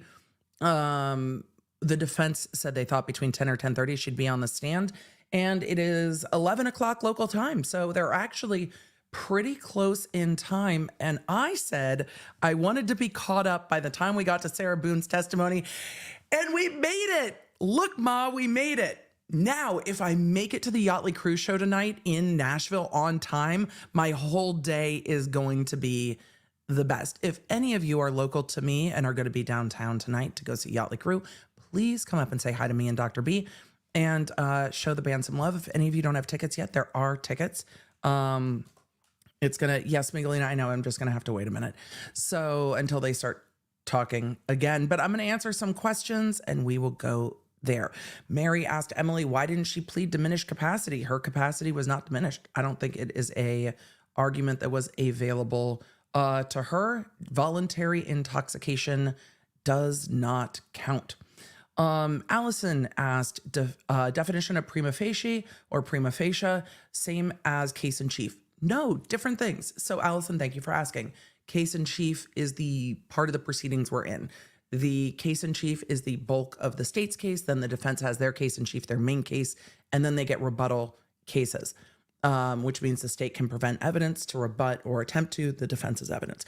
Prima facie is a standard of proof. So it is a low standard. It is a on the face showing or a facial showing. So it is the kind of a more minimal standard. It is not beyond a reasonable doubt, which is a very high standard. It is a much lower standard. So that is the prima facie case or prima facie case. Emily, did you say where the concert is? It's in Nashville tonight. I don't remember the exact venue, but we can put the list up for Yachtly Crew. I'll put the link in. Once they start talking, I will grab the link for my mods and put the link in. But if you go to yachtlycrew.com, they have their list of their tour, and tonight's show's on there. There's still some tickets left. Emily said if she wanted to take the manslaughter charge, then she should have accepted the plea deal. Too bad, so sad, too late. The defense was trying to get rid of that second-degree murder. The judge was never going to dismiss it. They're trying to get rid of that second-degree murder, so then we can't, or they can, just argue the manslaughter case, which has a lower sentence. It would be a huge win for her. That's just not going to happen. Scout November Light said, if I get in a bathtub, that's not something necessarily dangerous. Someone pushing my head underwater and not letting me up changes the situation. Yeah. The suitcase itself, most of us sober would sit there and go, that's a bad idea. Oh, not a good idea. But intoxicated, it's one thing. It can be like, okay, well, this is, maybe they think it's funny, but then it changes when she zips him in and refuses to let him out. Witt says odds of Sarah objecting on her own behalf. She's not going to object on her own behalf. What she is going to do is play word games and go, can you restate? I don't understand. It's the same way she did in the interview. If she's going to behave similarly with the prosecution as she did in the interview. And remember, Sarah and the prosecution have at this point a fairly long history because she was representing herself quite a while. I saw a good question in the chat from Kimmy H. Was time of death ever established? They did not talk specifically about time of death. They did say that they believed he had been in the suitcase over 11 hours, but they did not know when in that 11 hours that he expired, but it had been for some time. So they didn't give a specific cause of death. New Hampshire said, how many charges are they putting against her? She's only charged with the second-degree murder. The manslaughter is a lesser included crime. So no, I've seen Motley Crue live, not Motley Crue tonight, Yachtly Crew. Chances are that I will wear a Motley Crue shirt tonight. That is definitely an option for the evening. Sometimes I go the yacht rock vibe, and so the clothes are yacht rock vibe. Tonight, I think I'm wearing Doc Martens and going rock vibe instead of yacht rock vibe. So that is. Shawnetta said, hey, Emily, big fan. I'm live in court. Shawnetta, don't get your phone taken away and enjoy being in court. And if you saw what went down yesterday, I'm sure the chat would love to know because they absolutely want to know. Percy asked, who's paying the Percy? It's one of my first friends on the internet, Tom. Percy said, who's paying for her defense? It seems her defense attorneys are. So it seems her defense attorneys are. But to what she's being charged with, second-degree murder, the lesser included crime is the manslaughter. The jury will get instructed on both. So that will happen with both. Let's get through some of the statements. Mally said this makes Boone taking the stand today very likely, right? Yes, even more so now. I love how the judge sounds like a flight attendant making an announcement. He really is very neutral, and I appreciate him. So I appreciate him. Let's see. Falling too high, you should know you're in custody and interrogation. Not cool. When they read you your Miranda rights, you're being interrogated. So that's how you know. That is how you know. They read you your Miranda rights. If they don't read you your Miranda rights and you're in custody and being interrogated, then your statements can't be used. But they don't have to tell her she is imminently going to be arrested, and they could change their mind. I mean, it wasn't going to happen, but they could. So James Randolph in the chat is talking about Yacht Rock. Is Yacht Rock, are we new to Yacht Rock? Yeah, yes. I love Yacht Rock. And I will share after the end of tonight the set list. I hope they close with Call Me Al. They're going to at some point probably play Baker Street. I I imagine, if I'm going to ask either way, but they always do. So we're going to get some, it's fun. Brian has not gotten to see Yachtly Crew because I've seen them with Saltz and Judge Abby in Los Angeles. I've seen them in Vegas with a lot of Team Baker and Judge Abby. Judge Abby and I enjoy going to concerts together, so I'm very excited. But yeah, I love a Yacht Rock show, and Yachtly Crew are the best to do it, in my humble opinion. But I also really like them, so I'm completely biased. Lizzie said, hey, everyone from the UK, hoping this starts soon. And now we're sitting here cooling our heels. So there's that. Welcome for being a member for 3 months. We're going to get into some more questions. If you guys haven't taken a break yet to go to the restroom, now is the time. Amanda, good morning. Emily, I'm addicted to this case because of your live streams. Thanks for your work. Look, it's an interesting case because the defendant is, I mean, as criminal defendants can be, defendant is an interesting person. Tori said Saltsy, Tati's lawyer. Yes, Saltsy, Tati's lawyer is who I first went to go see Yachtly Crew with. Me, Saltz, some of the other lawyers that he works with, including Queen Levine, Judge Abby. We had a really nice time. Crazy by Proxy said, good day, Emily and Leonards. I will clarify, because there are some on the internet that are going to lose their mind. I will clarify that was well after 99% of the Tati stuff was done. So it was only the business partner lawsuit that was still pending at that point.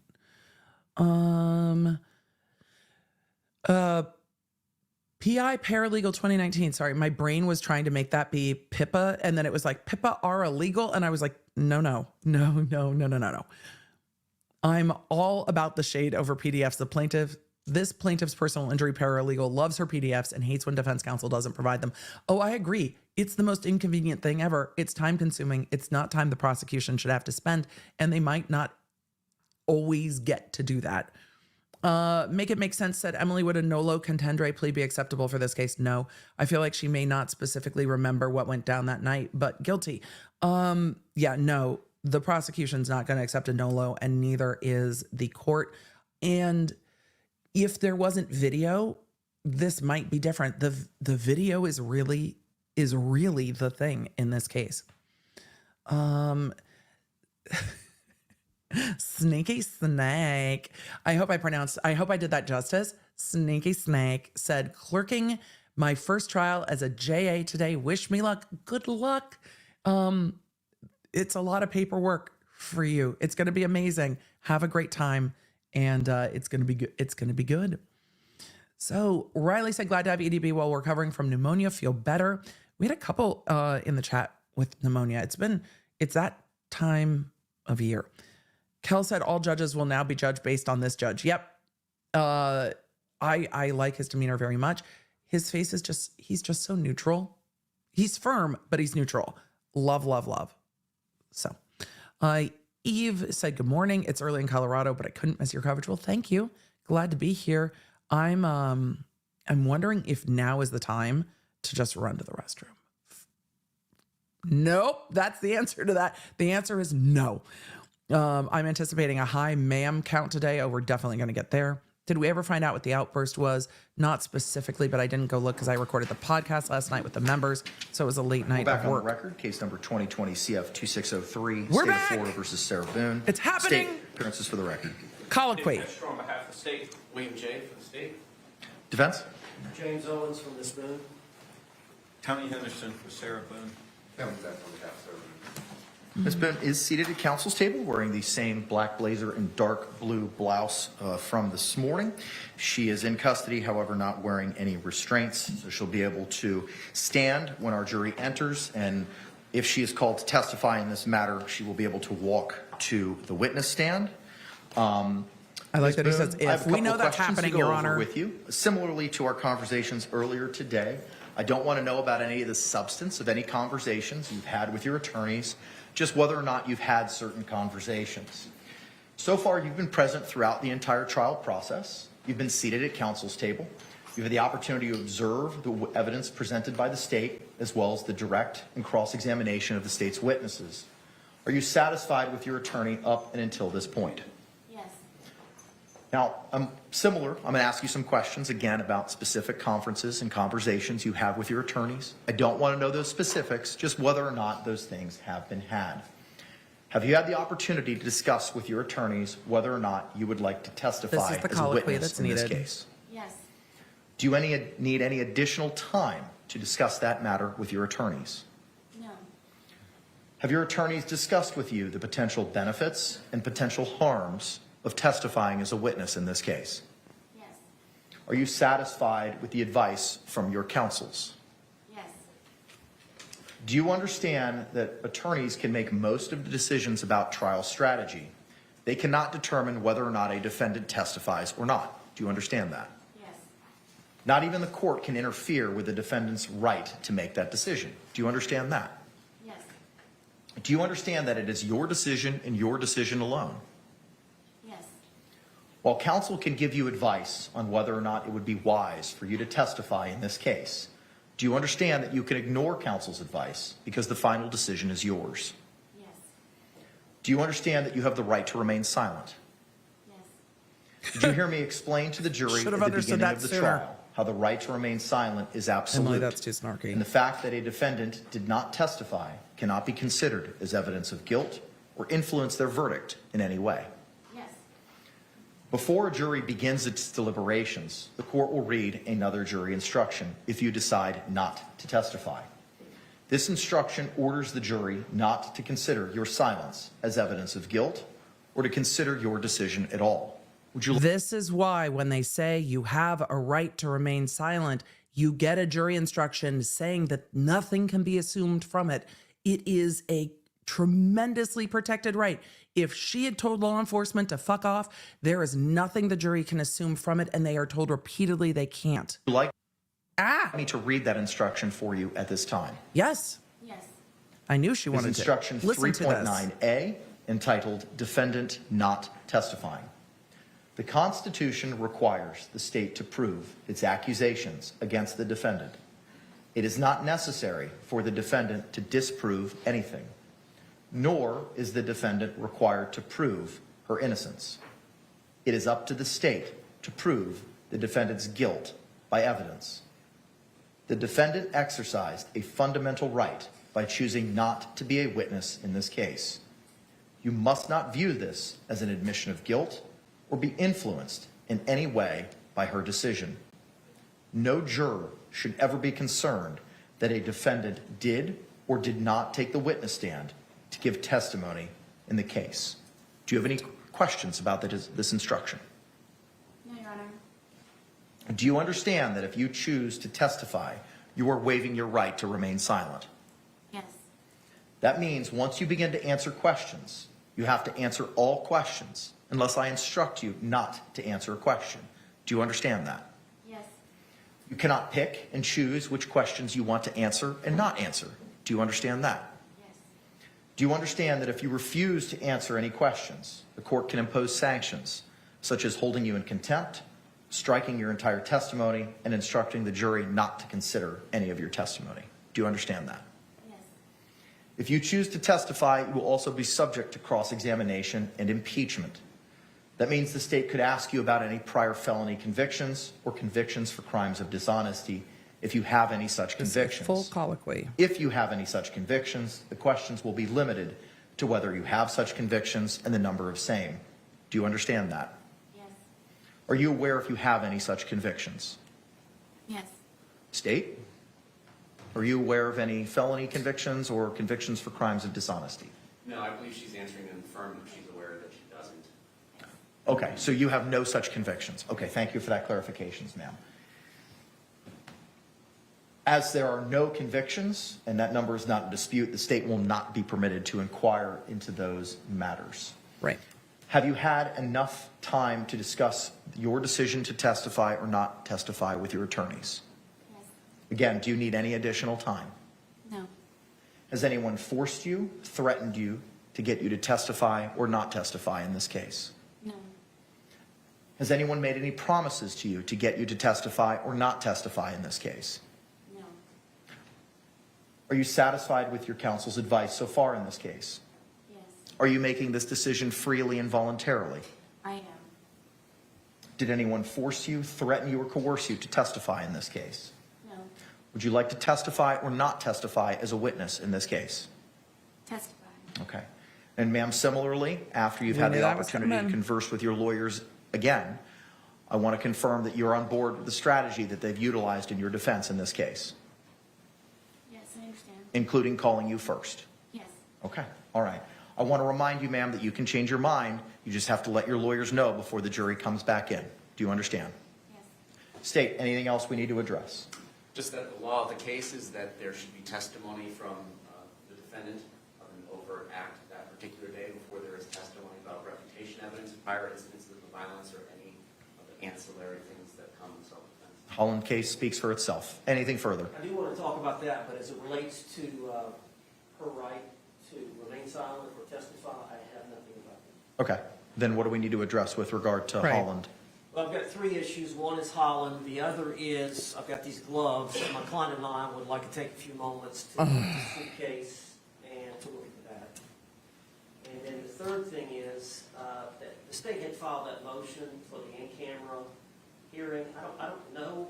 Maybe we need to hear that before she testifies. Court's not going to address that at this time. Okay. We'll address that later in the proceedings. So the two things, number one, of course, I've got a lot of photographs. Sir, about the I need to buy prior Jelly Roll tickets. Can you violence that move George on? Torres committed on Sarah Boone, and I was late to the on there's a sale. dispute about whether or not I have to establish an overt act that she responded to, that she considered an imminent threat.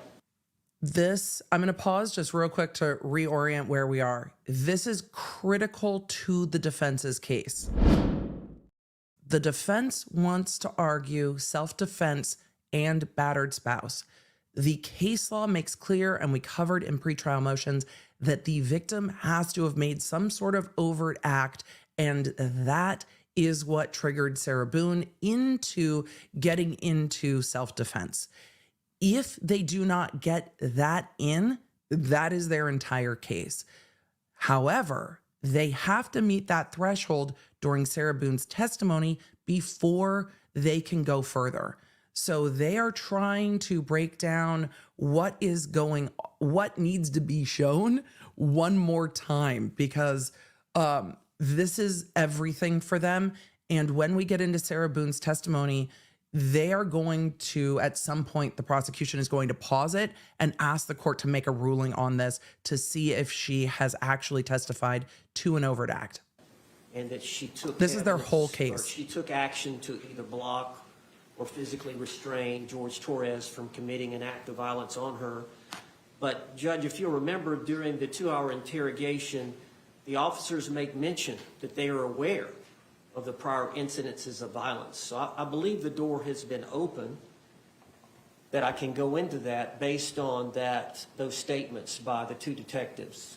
If you remember, they introduced this 2-hour video. She says, he comes at me all the time. She did say I think that. eventually, He's trying. Sarah Boone realized that they had her phone and they were going to see pictures. They were going to see videotapes of evidence that George Torres committed acts of violence on Sarah Boone. I think at that point she changed her tone about George. She was trying to protect George, but then she realized she would have to disclose some of the acts that had been committed on her by George Torres. And so she did talk about him coming at me, and we've had issues before. And the officers gave, I can't remember exactly what they said, but yeah, we're well aware of, I don't know if they said the prior acts, or we're aware of the domestic violence, whatever the case may be. I submit that opens the door. That was during their case in chief. They chose to play that entire video. And so I think I can talk about the prior bad acts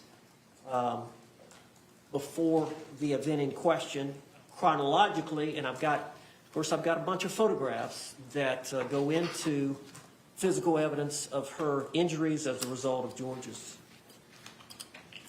violence. He's trying. Response, if any. Judge, we're asking for the court to maintain Response, if any, means I don't really need to hear from you, but if you must. this ruling. We already read an instruction that the police are allowed to tell her things to try and get reactions from her. Affirmatively denied there was an overt act that night to the police. She did. She denied it over and over again. Pre-trial, I've been trying to get some guidance on this, reviewed Ms. Boone's most recent statements on the matter, and there is no overt act thus testified to. So we are hopeful that we will maintain that ruling, and I don't know how it prejudices her or her team in any way to establish an overt act on February 23rd, 2020. It's before the we go law. into reputation evidence, prior instances of violence, or matters of house syndrome evidence. Any other further argument, Mr. Owens? All right. I don't find that the officer's statements are character evidence, and you're looking Yeah. for specific instances of conduct, which are going to be utilized for those specific purposes for reputation or What was that? violence to establish the fear component that the case law speaks about.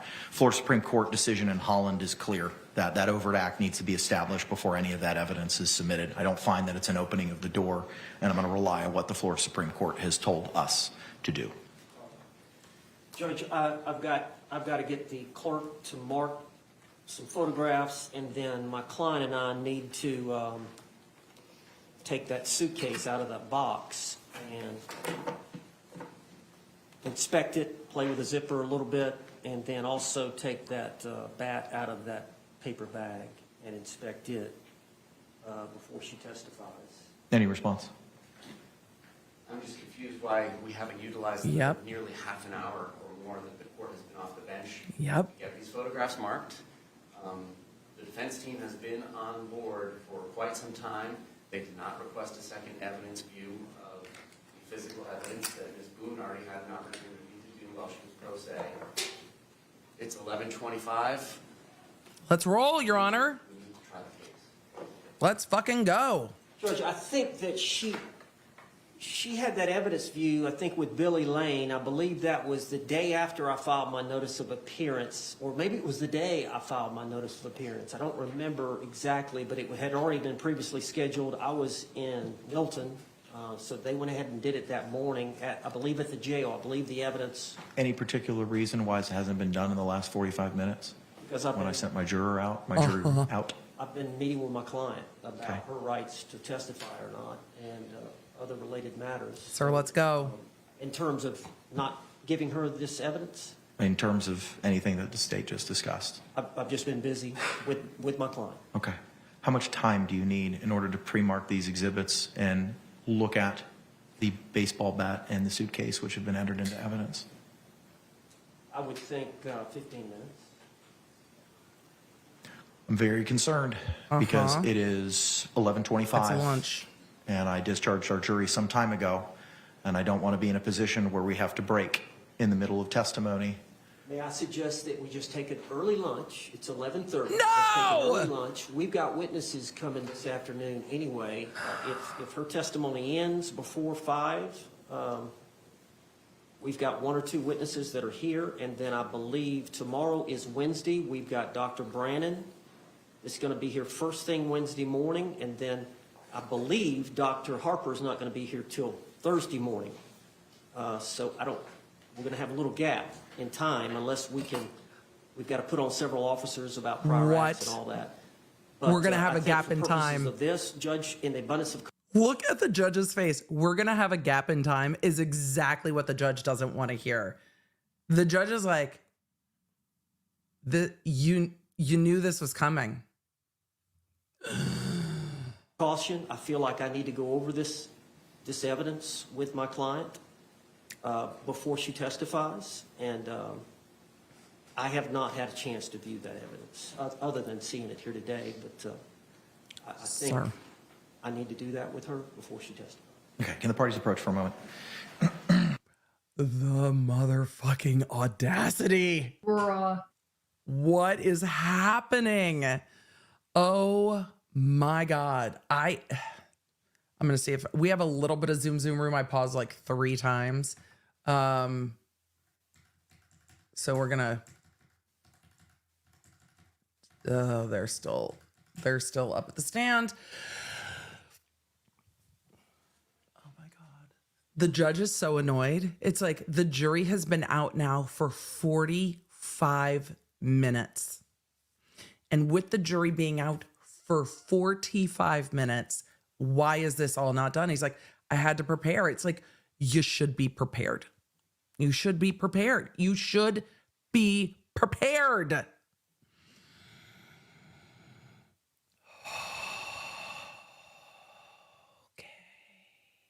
Oh, well, we get to see the audience. Hey, everybody in the audience. Good to see you guys. I felt like they looked as I was saying that, so I had to wave. They probably heard the camera turning or saw the cameraman turning. But it's nice to see if the audience is full and or not full. All right, we're going to answer some questions because we're just sitting here. Wait, the judge is going to be like, you've got to be kidding me. So chat, how y'all doing? The like start stop of it all. It's like, we just want the defendant to testify. So there's that. Lizzie Beth, thank you very much for the super chat. That is incredibly kind. If we missed a message that was connected, please just put it in. We will grab it. Do not worry. I saw a number of you ask, is the defendant allowed to manipulate the evidence? If the defendant is going to be with a physical piece of evidence in the courts I have practiced in, they generally also have the prosecutor and a law enforcement officer with them. That should be done in open court with the jury view. It's not just she gets to play with the suitcase. It should be done where everybody can see. I had a case where the defense attorney wanted to go look at some of the narcotics recovered and whatever, and started like poking at it and breaking it apart. And he's like, see, it says there's more. And we're like, sir, no. Sir, what? No, you can't. Don't touch. No touching. No touching. No touching. Daniel said, EDB, if you need to pause to buy your tickets, that would give us more Zoom time. We're out of Zoom time, but I got tickets. So we're all good. We just needed to get tickets. Marielle, can she say I plead the fifth on the stand? She was advised. If you take the stand, you need to answer all questions. You do or do not. There is no try. Casey Cat said Judge K has done absolutely everything he can to bulletproof this case. Judge K has been great. I quite like him as a bench officer. Caitlin said, thanks for keeping me company today, working on buying a car on my own for the first time. You've got this. It's been a long time coming. Very proud of myself, but very stressed. You've got this. It's good. You've got this. The decision making and narrowing it down is hard, but car buying can be fun. So, and then with Edmunds and like Auto Trader and everything, you can kind of get a good idea if you're getting a good deal or not. For all of you that were wanting an update, yes, Dr. B did get a car so that we are not shuffling cars nonstop, because we were shuffling cars with my teen. But the fact that my teen can get himself to school and back from practice means that I don't have to break for trial. So that is super exciting. And I still remember picking my kid up at band while a jury was coming back. Was it Murdaugh that happened in? And I was like, no, he can just drive himself. It's so lovely. It's terrifying, but it's lovely. But it's terrifying. But it's lovely. But it's terrifying. So what car did Dr. B get?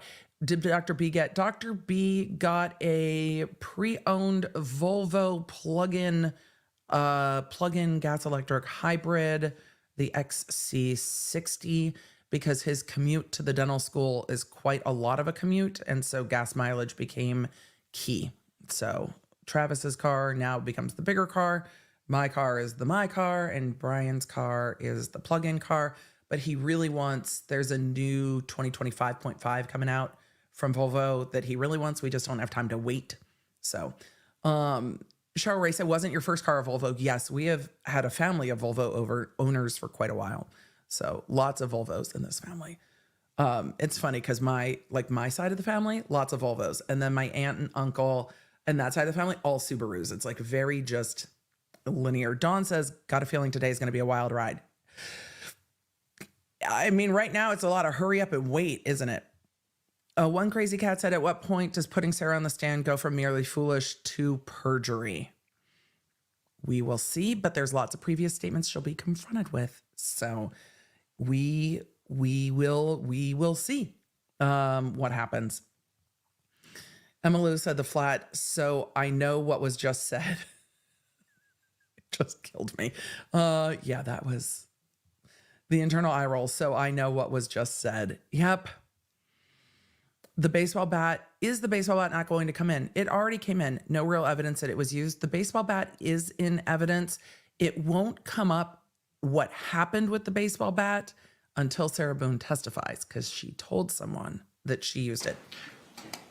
Don't break for lunch. Don't break for lunch. Don't break for lunch. Councils have matters that they need to address with Madam Clerk for the pre-marking of exhibits, and along with the review of the suitcase and bat, which were previously entered into evidence. I'm going to bring based on the agreement of the parties, I'm going to bring our jury panel in at this time, release them for lunch, give them a similar instruction to the instructions they've been provided earlier, and we will commence promptly at 1 o'clock this afternoon. State, any disagreement with the battle plan so far? Same question, Mr. Owens. All right, let's go ahead and stand by, bring it back in our panel.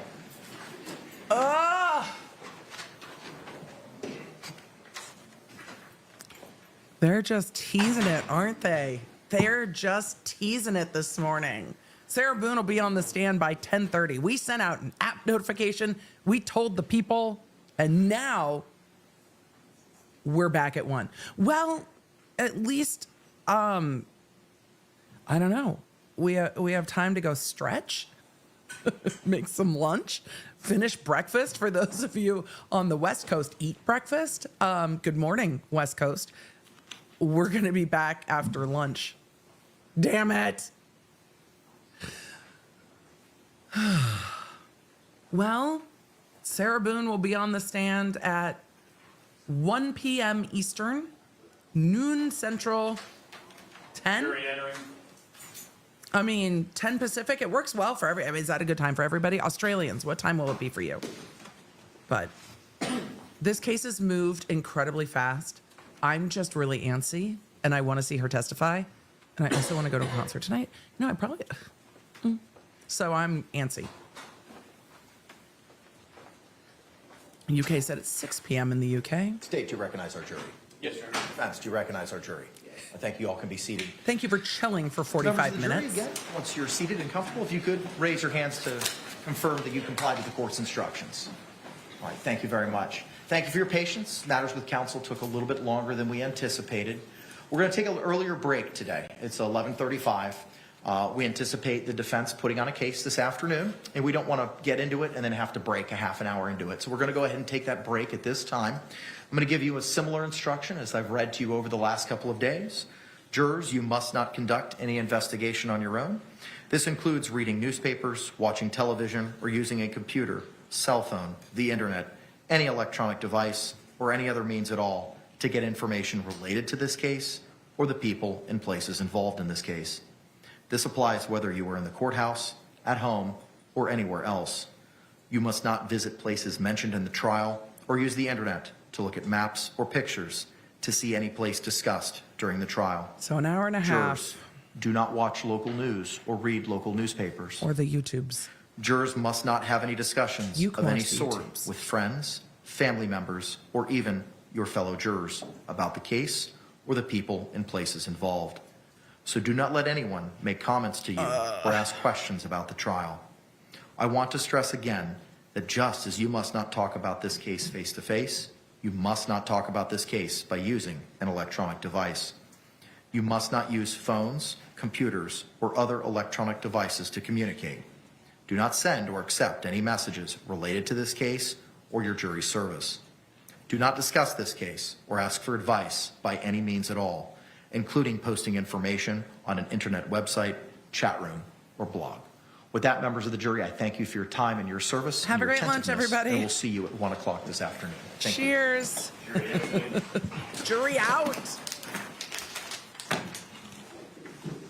Let's see if they're going to put anything else on the record. And then we're going to have about an hour, a little bit more than an hour break. Delightful for us. I'm going to answer some questions and then I'm going to take a break too. It was a long night last night recording the podcast. So I'm going to take a break. Let the chat roll, let the moderators just all take a minute and get some food. It's going to be a long afternoon because they're probably going to roll through Y'all with may a be seated. very Thank you. limited afternoon break. to get through State Sarah and the Boone's defense, if testimony you could today. please review those items and please mark every defense exhibit at this time with Madam Clerk, and I will see you all to commence promptly at 1 p.m. Court's in recess. Thank you. Promptly at 1 p.m. Oi. All right, let me make sure that's muted. So let's try to do a summary of the morning, and then we're going to take a early lunch break and be back here at 1 p.m. Eastern, noon Central. At least we'll be right on time, but they have definitely taken some time.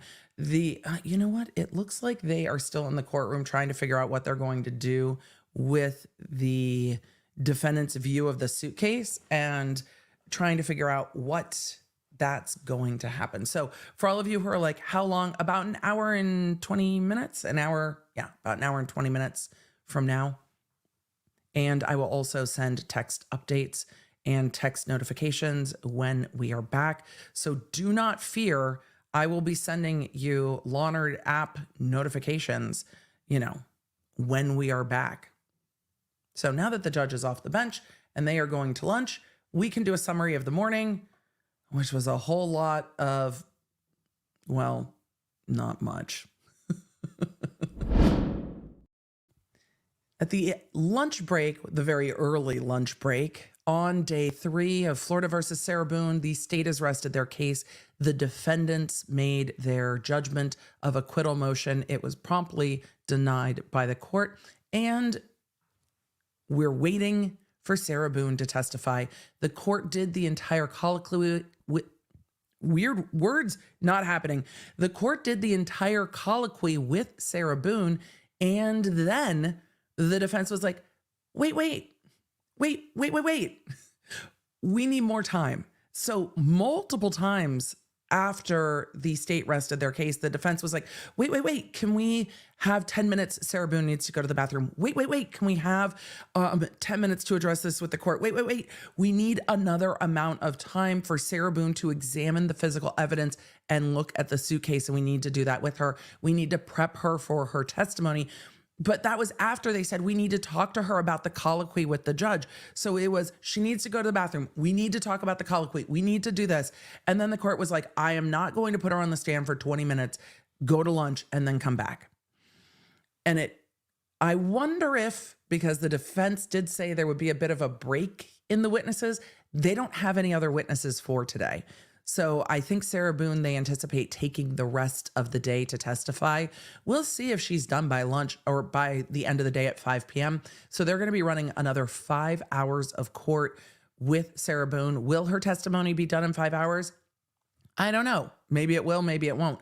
But she's going to have an opportunity to look at the suitcase before lunch is over and meet with her lawyers before her testimony. And then maybe she'll finally be on the stand. So for an entire morning of court, there was maybe 20 minutes of a cross-examination that didn't have much direction or point. And that's where we're at. Let's get to your questions, because I have nothing nice to say about that cross-examination.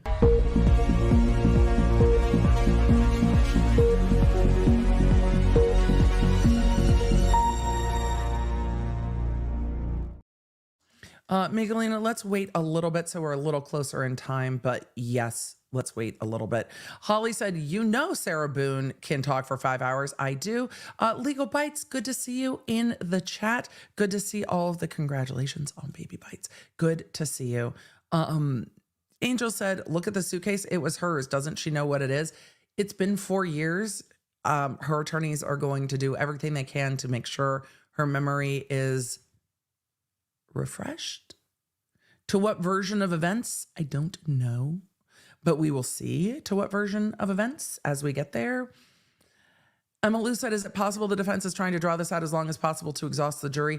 I don't think it's to exhaust the jury. I think they don't have any more witnesses for today, and they don't have people flying in. And I think that is because the defense didn't want to fly anyone in because they don't know if they will get to testify.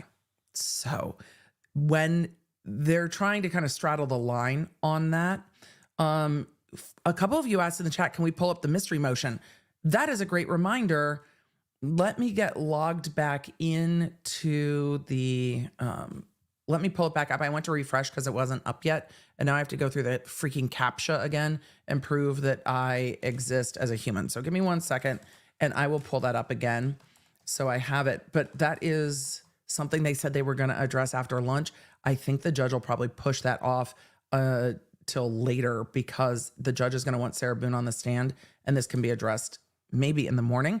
But let's take a look at what that is. I hate these CAPTCHAs. They're like, prove you're not a robot. I'm like, I don't know how many little squares have a motorcycle in them because I don't know. Sometimes there's like that little handlebar bit. It's so annoying.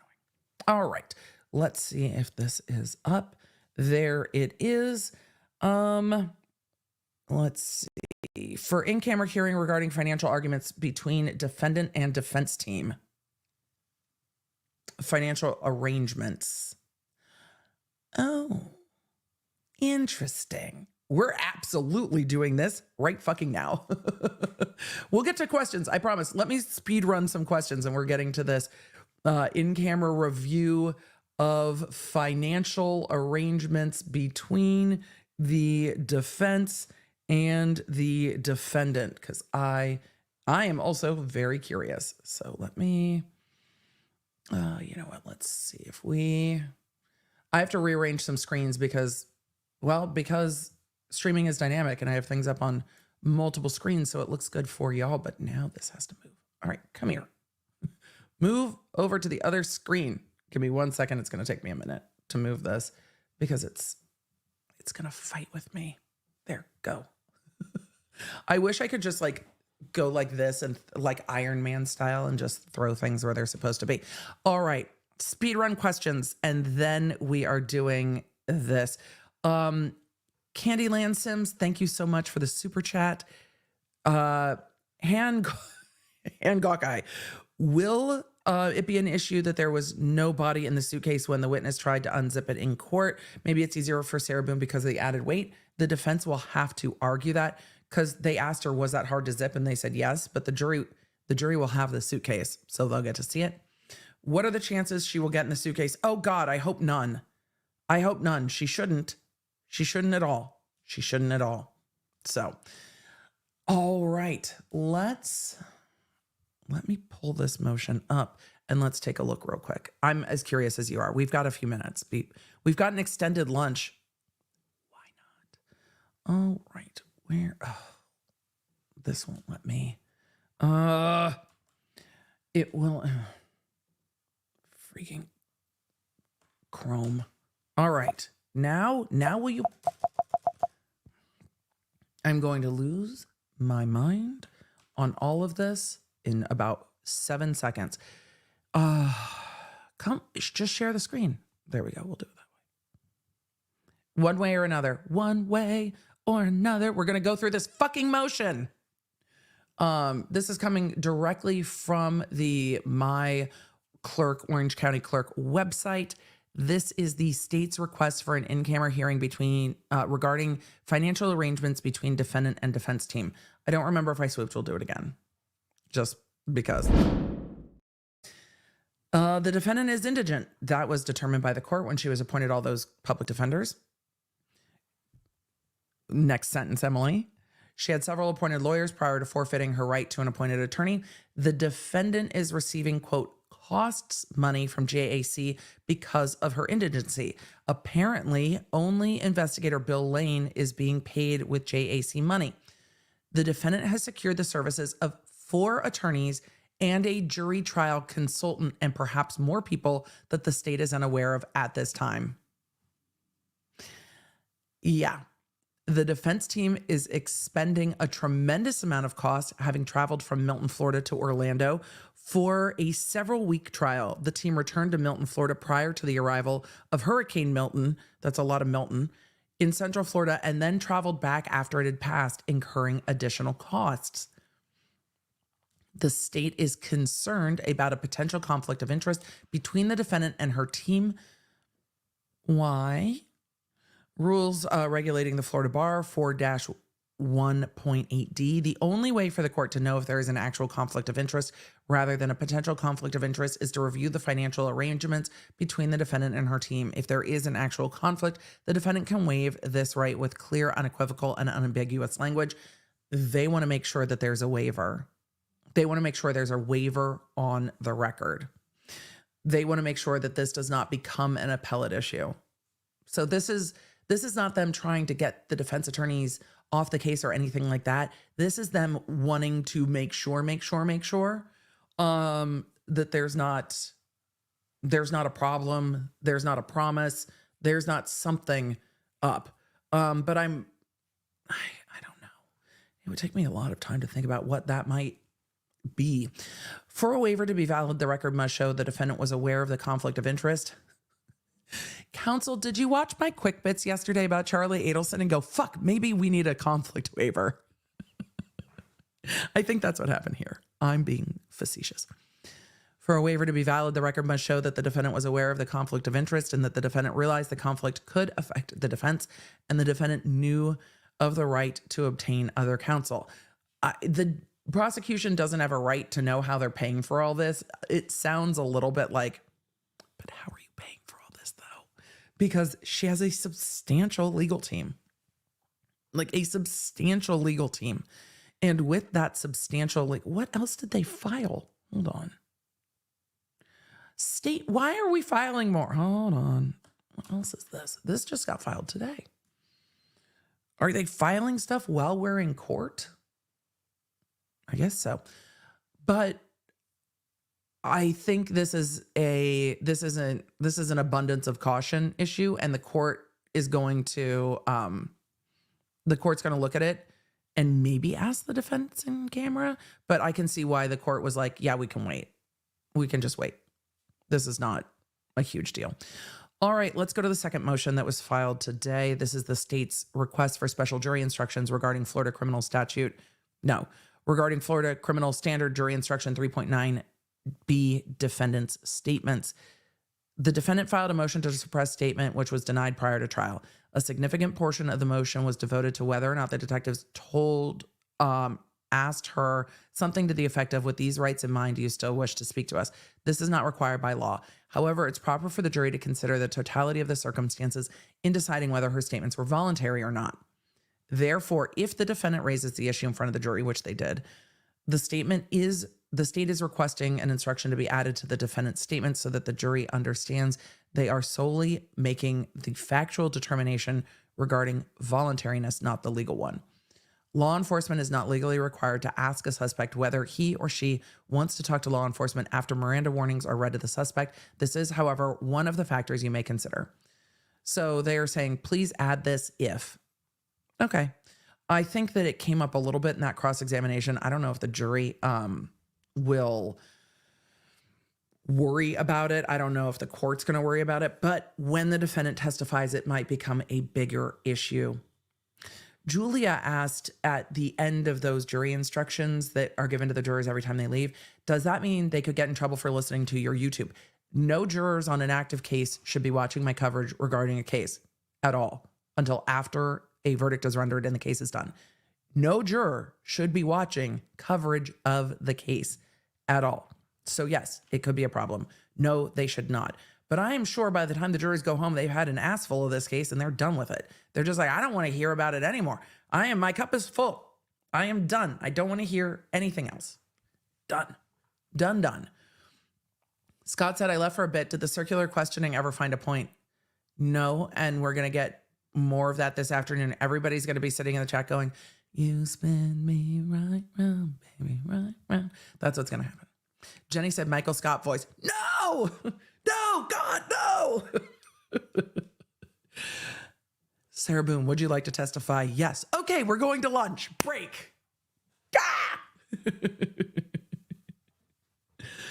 Oh, Princess Peach said, great, now what do I do with all these toads? I know, they're just ready to watch Sarah Boone testify. I absolutely get it. Melanie said, a narrative testimony has been mentioned to avoid Owens perjuring himself. What does that mean, please? Well, okay, Melanie, great question. We're going to break it down. First of all, Owens cannot perjure himself. I mean, he could, but he's not under oath. The attorney's questions are not evidence, just as the attorney's questions are not evidence. They are only helpful if they help the jury understand the answer.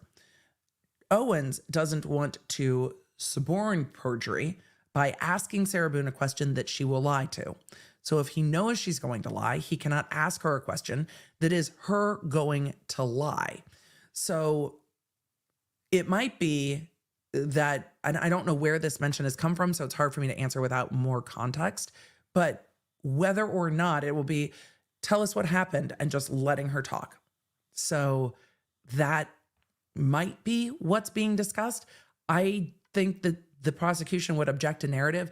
If that's what the defense intends to do, they're going to have to talk about the court with it and do that.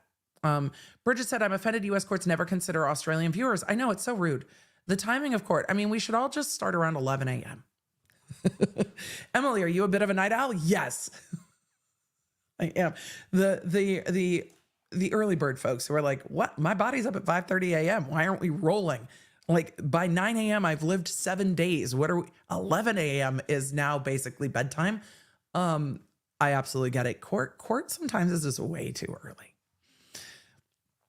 And Vicky Thomas said the judge's face all day today. All day today. Yellow Pill said a gap in my patience is what we are going to have here, counsel.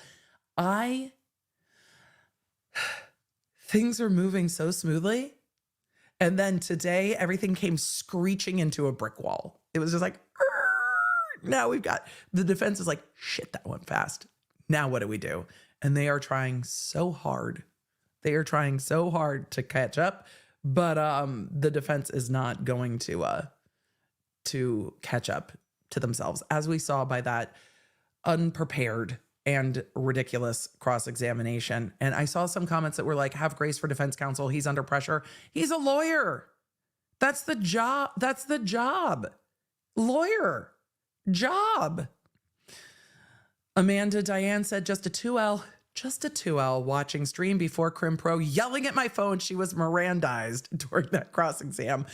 I think that there is nothing better in law school to understand how these things work practically than to watch trials like this. The rules in law school, you can get a feel for it, but it's so much better to see it play out. And it's so nice to get to see it play out comfortably from your house. Absolutely love it. I also saw a super chat earlier and I wanted to grab it. Give me 1 second. From a astute comment regarding the cross-examination. So if you give me a sec, I'm trying to get to all of them. And at some point we will. Christopher said, is this the Elaine Bredehoff method of questioning? Stumble around until you try to find a point and hope for the best? Maybe. Maybe. I'm trying, Your Honor. At times, though, Elaine was questioning Amber Heard and was like having a battle of the wills with her own client. At other points, it was difficult. Taylor said, public defender here. This is a great example of how not to do cross screaming at the screen. Yeah, it was an unprepared cross. And that attorney, look, the attorneys have been on the case 45 days. They chose to parachute into this case. They are all very experienced attorneys. It's not like they don't know what they're getting into. They know exactly what the fuck to expect and chose it. So if you choose it, you have to be prepared. It's like when people take a last minute fight in the UFC or whatever. It can't be like, oh, I wasn't prepared. You chose to take the fight on short notice. If you're not prepared, don't make that choice. You have choice. And you know what you want to ask the detective. That's what? It's going to take an hour or two to prep that cross last night. He had overnight. It's not like he was prepping that cross while the direct was going on and he wasn't prepared and didn't know that witness would be called. He knew he had time to prep and he had all night. No, I agree. It was not a well-prepared cross-examination. And that's why it was so painful to watch. It was not prepared.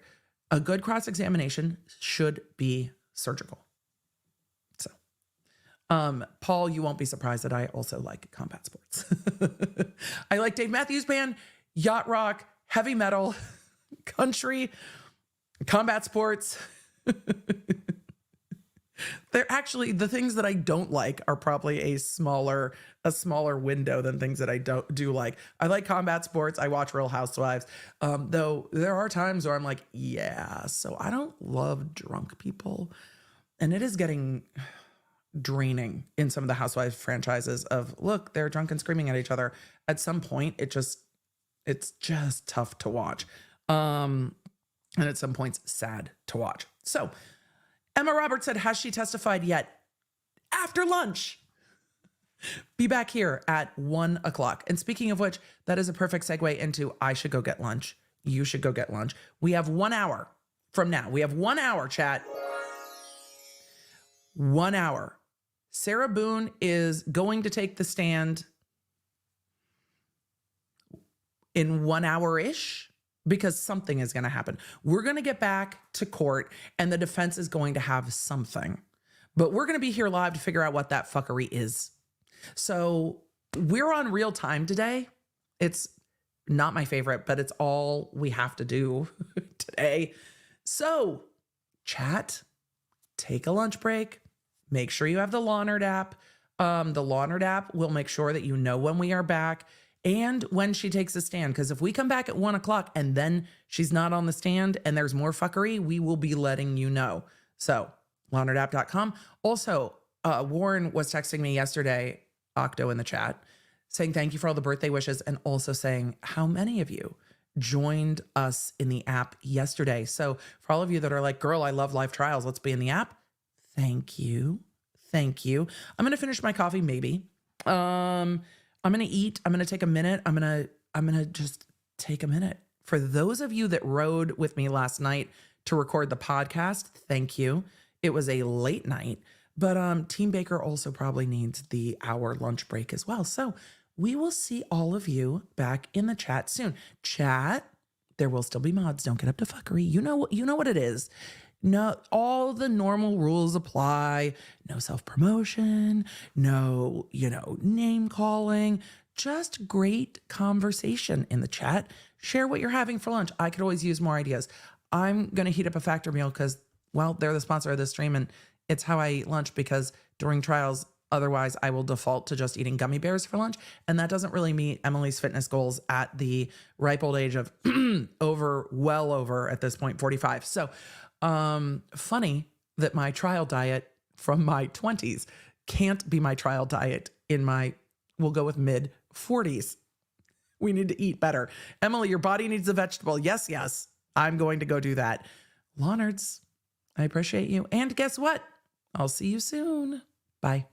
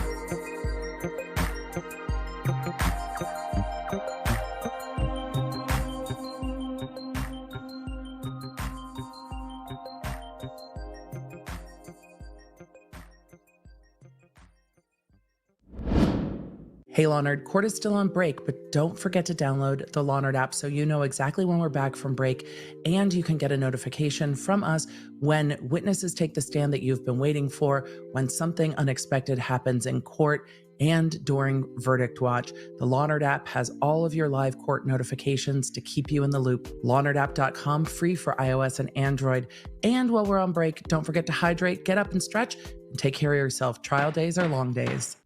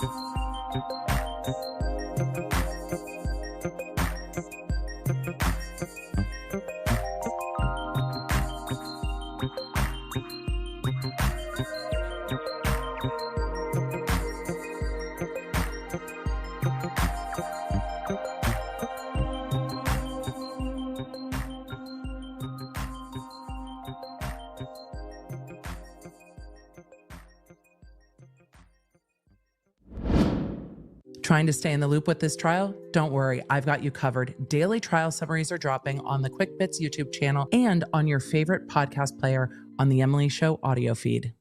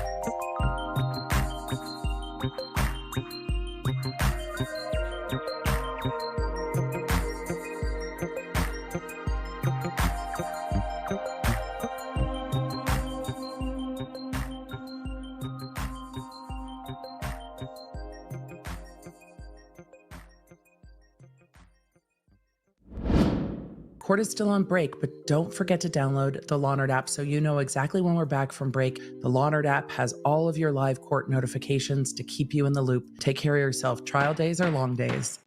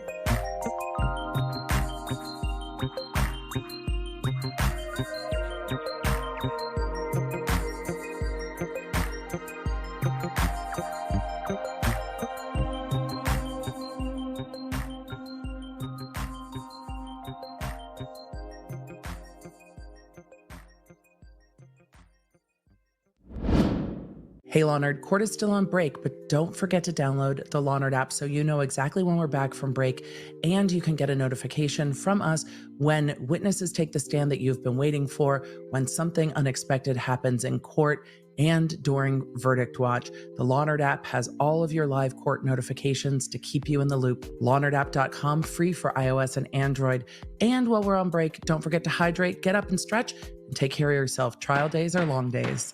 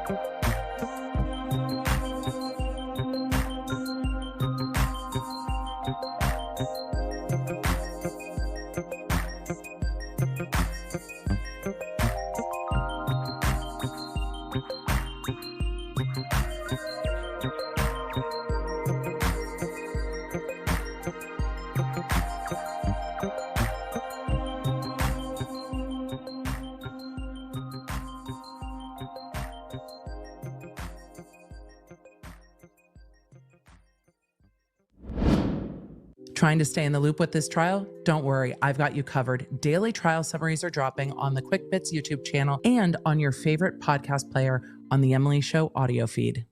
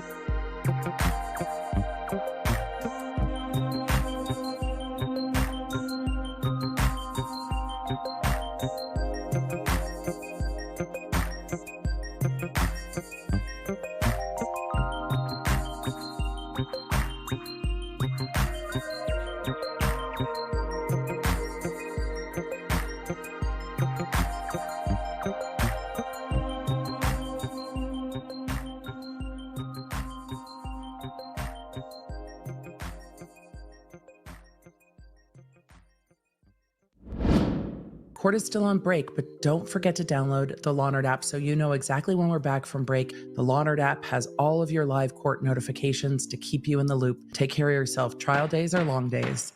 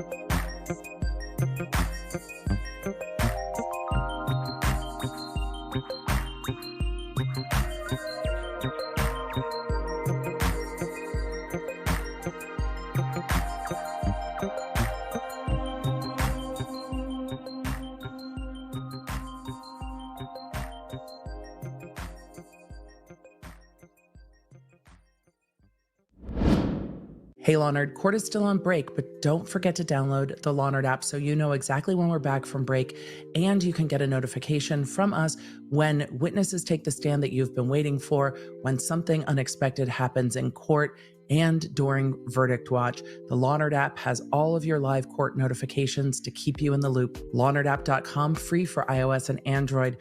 And while we're on break, don't forget to hydrate, get up and stretch, and take care of yourself. Trial days are long days.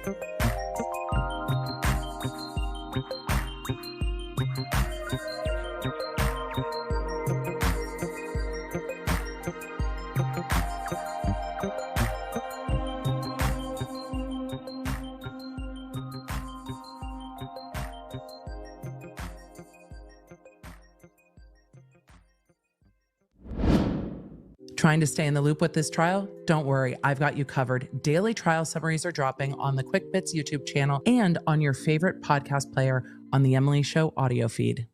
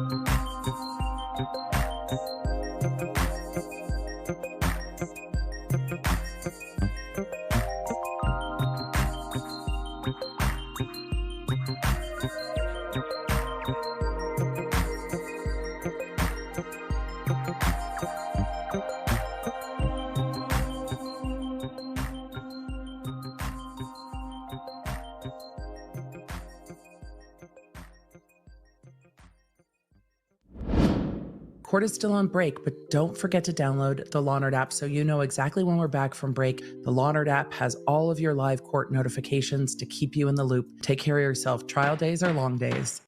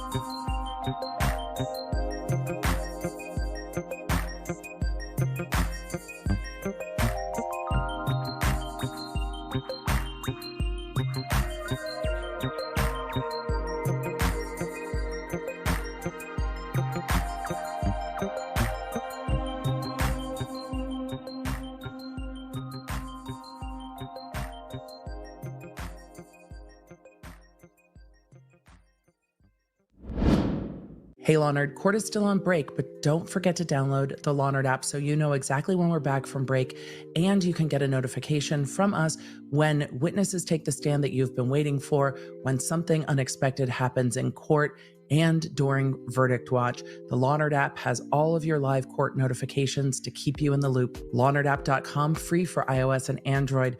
And while we're on break, don't forget to hydrate, get up and stretch, and take care of yourself. Trial days are long days.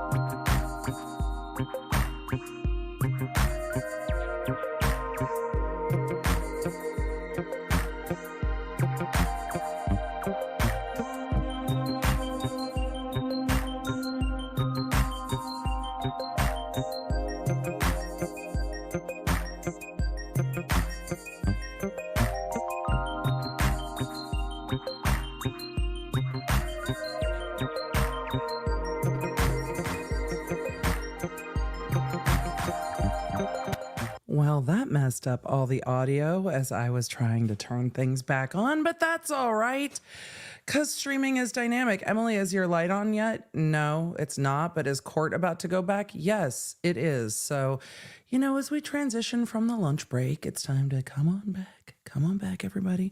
Court is just going to be getting back into session, and I can't wait. So they're going to need to put everything on the record. Remember when we left off before the extended lunch break, defendant Sarah Boone very much wanted to, well, her lawyers wanted to see the suitcase with Sarah and have time to prep with her before her testimony. They had over an hour and a half for lunch before they did that. So with everything, we are going to be going back to court to make sure that, well, not to make sure anything, to see what happens. We're just observers here. We're just going to see what happens. So we're ready. Are you guys ready? I'm sure more will need to go on the record before they even bring the jury back, but I'm going to preemptively say, Bring the jury. because it's after lunch and I am ready. Are you ready? Law nerds, are you ready? I'm ready. Let's go. Live court's the best. So we will, well, we'll see. We'll see what happens. We'll wait for it. That's fine. They're waiting for somebody. We came back in time for we'll wait. I will wait for, no, I won't. Yes, I will. Emily, we have no choice. We're just waiting. All of the songs you like regarding waiting, The Waiting, Tom Petty, I Will Wait for You, Mumford & Sons came to mind first. Oh, what else am I thinking? My brain is running other song lyrics, but I can't put my finger on them. We're going to go to some super chats and, you know, wait. Or not? Oh, they were waiting for Sarah Boone. Well, she's kind of needed. She's kind of needed. Michael said yes, and this entire cross-examination. The whole thing. Don't meandering cross-examinations like this tend to turn the jury against you. I mean, they're going to sit there and be like, what was the point of all this? Is there any point to all of this? So that is what the jury's going to be asking. So I grabbed some hot tea. Did I finish my coffee over lunch? No, but it's cold in my office, so now I've got both. Waiting for You by Richard Marx. That's a good one. Wait by White Lion, also good. Chat, you guys are 10 out of 10, unmatched as always. Cindy said, when you run a clean house, not much wiggle room. Yep, and the judge has been doing great. Wedge, good to see you. Said, in short cross, did you do your job correctly? Yes. In short cross, did you ask Sarah if she wanted to talk to you? No, we told her rights. We don't have to ask much more than that. Let's see. Cara said there have been many wealthy, successful people questioned regarding the Diddy case. Surprisingly, one did defend him. Stevie Wonder said he never. Oh, Lord, Cara, I didn't even see that I was walking into a joke about Diddy. The Diddy stuff has gotten so heavy that it's just so heavy. Rebel Duck said, question, does a judge take into consideration the demeanor of the defendant during sentencing? Sometimes. We're back on the record, case But number 2020 CF 2603. her getting along with her lawyers, I don't see as a problem. Let me get appearances from But the state. sometimes. Dave got strong half the state. William J. for the state. Defense. James Owens for this then. County Henderson from this board. Sometimes Ms. when Boone you is guys ask, seated at Emily, do you counsel's read table, every super chat? wearing the same no, not black everyone. jacket and blue blouse from this morning. We will be standing when our jury enters. She is in custody Wait, but out of any short skirt restraints. and She a is testifying long first. Once we bring in our jury, she jacket. will walk to the jury box and be sworn in front of the jury. State, are we ready to bring in our panel? Yes, Your Honor, I was able to get the redactions done. Just said I just got the notification. Mr. Owens is Perfect. We're there, just getting started. has the case number on it and 3 black dots in Sharpie, just so that a random way of saying what it is. Excellent. Appreciate it. Thank you for getting that done. We're over the just lunch getting hour. started. Defense, are we ready to bring in our jury? I've got a couple of issues. No! Yes. Number one, Kevin Beck is Also, I called it. We called it. I've got a couple of issues. Of course you do. working on. Let the record reflect that Mr. Beck has appeared. Mr. Beck's like, I'm it. Tag. Well, the Oh, it's record, I'd like to make lost 2 his points train of thought. about this issue, about whether or not I can bring in evidence of prior acts, prior bad acts, prior to the overt act. And I there's think 2 it's- reasons that I believe. I think this is a fair clarification from defense. I think it is a very mindful clarification from defense. Here's why the clarification matters. He's wanting to make clear, can he bring in prior bad acts of the victim prior to the overt act? So he's trying to make sure he knows exactly where the testimony can go. I think that's fair of him to ask, and I think it's better to clarify than to have it blow up in his face while his client is on the stand, because that does not look good for his client if the prosecution is, jumping up and down. So I should be allowed to do so. One is, Judge, in that 2-minute video, Sarah Boone makes a statement, "That's how I feel when you choke me." And then some moments later, "That's how I feel when you cheat on me." And she's angry at him, and she's talking to him. She's talking to him in an intoxicated state, and she's expressing her anger and why she is angry. And I ought to be able to elaborate on what that is that she's angry about as it relates to. Moo boy moo, thank you for the Sum 41 reference. That's my first motion. Okay. The second one is, Judge, on this. Before you proceed with the second, is the second intertwined with the first? No, I mean, it's a similar argument, but related to something else. No. Response. Judge, I don't disagree that they should be able to bring that in once they've established an overt act that is imminently dangerous to an objectively reasonable person. I believe that's the law in our home. But they want to bring Any it in further argument, sir? before. Not on that issue. Motion's denied. Court, again, is going to rely on the Supreme Court's guidance in these situations. He's about to be like, WTF. They cannot bring in prior bad acts regarding the victim until they establish the self-defense defense is going to be allowed. Right? You can't just besmirch. You can't just bring in. The victim is not testifying in this case. The victim is the decedent. You can't bring all of this in unless there is a reason. It has to be relevant. That is why. So he's going to turn around and be like, meh. Based on Holland 9167 second 750 at 1.760 through 761. He's not happy at all. Look at him. He's looking at what the other My second defendant. argument Get over ties here. into what he just said about what a reasonable person would do under the circumstances facing an imminent threat, whether a reasonable person would perceive. Whether a reasonable person would perceive a 103-pound Jorge Torres zipped into a suitcase as an imminent threat. Okay. The overt act on the part of Jorge Torres that was witnessed by Sarah Boone, would that be perceived by someone as a imminent threat? The reason they are trying to argue battered spouse is because they are trying to inform what reasonable person would do in the situation. They are trying to say not just a reasonable person. They are trying to say someone who has a history of being abused perceives things differently. So when you're looking at a reasonable person, we also have to look through a different lens. That is the point of bringing in this defense, because most people are going to be like, yeah, no.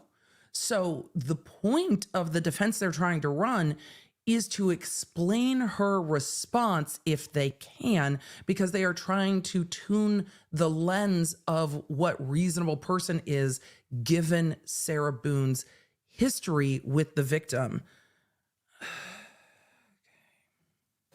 to some degree, you have to understand the history of Jorge Torres and Sarah Boone. They were together 3.5 years. They were engaged, but there had been a history of violence. And from the evidence that's been presented, facing the circumstances in total, if you take what she said at various times, you would understand that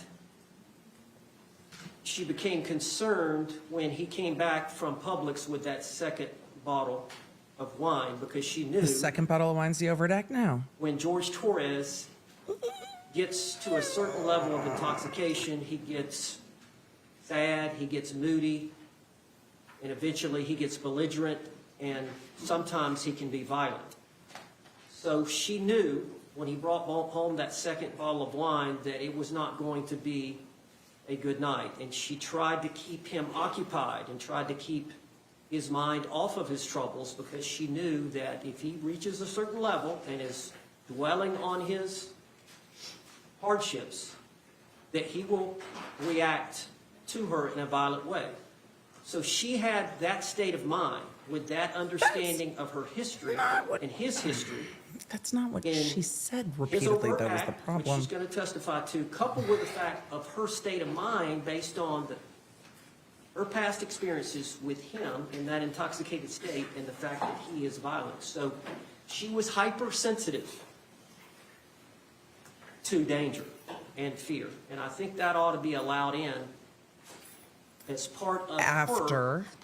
collectively an overt act. So it was culminated by That's not how his the state law of works, though. intoxication, coupled with his overt act, created the well-founded fear for her to He's trying. block the attack, to self-restrain or physically restrain Jorge Torres in the suitcase, to actually use the bat to prevent him from getting out of the suitcase because she knew she was going to get attacked.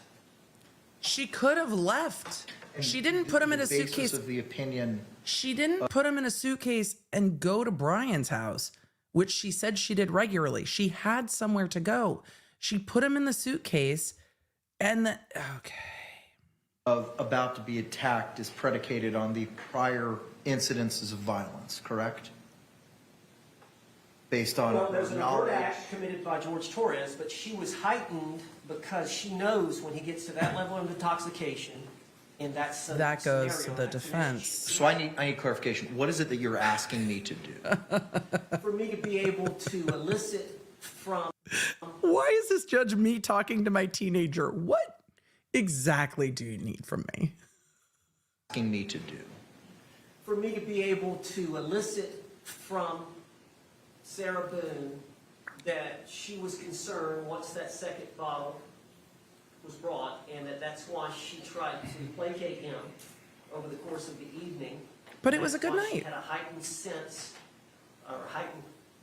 that he was capable, Judge, due to his degree of intoxication, that He's he may act probably looking at the violently case towards law. her. The problem is, a lot of the problem is, Judge, he doesn't remember battering her the next day. That's part of the reason that she videotapes him and photographs him. She starts to document what happens so that she can show him. She loves the man. She adores the man. She wants to marry him. She wants a life with him.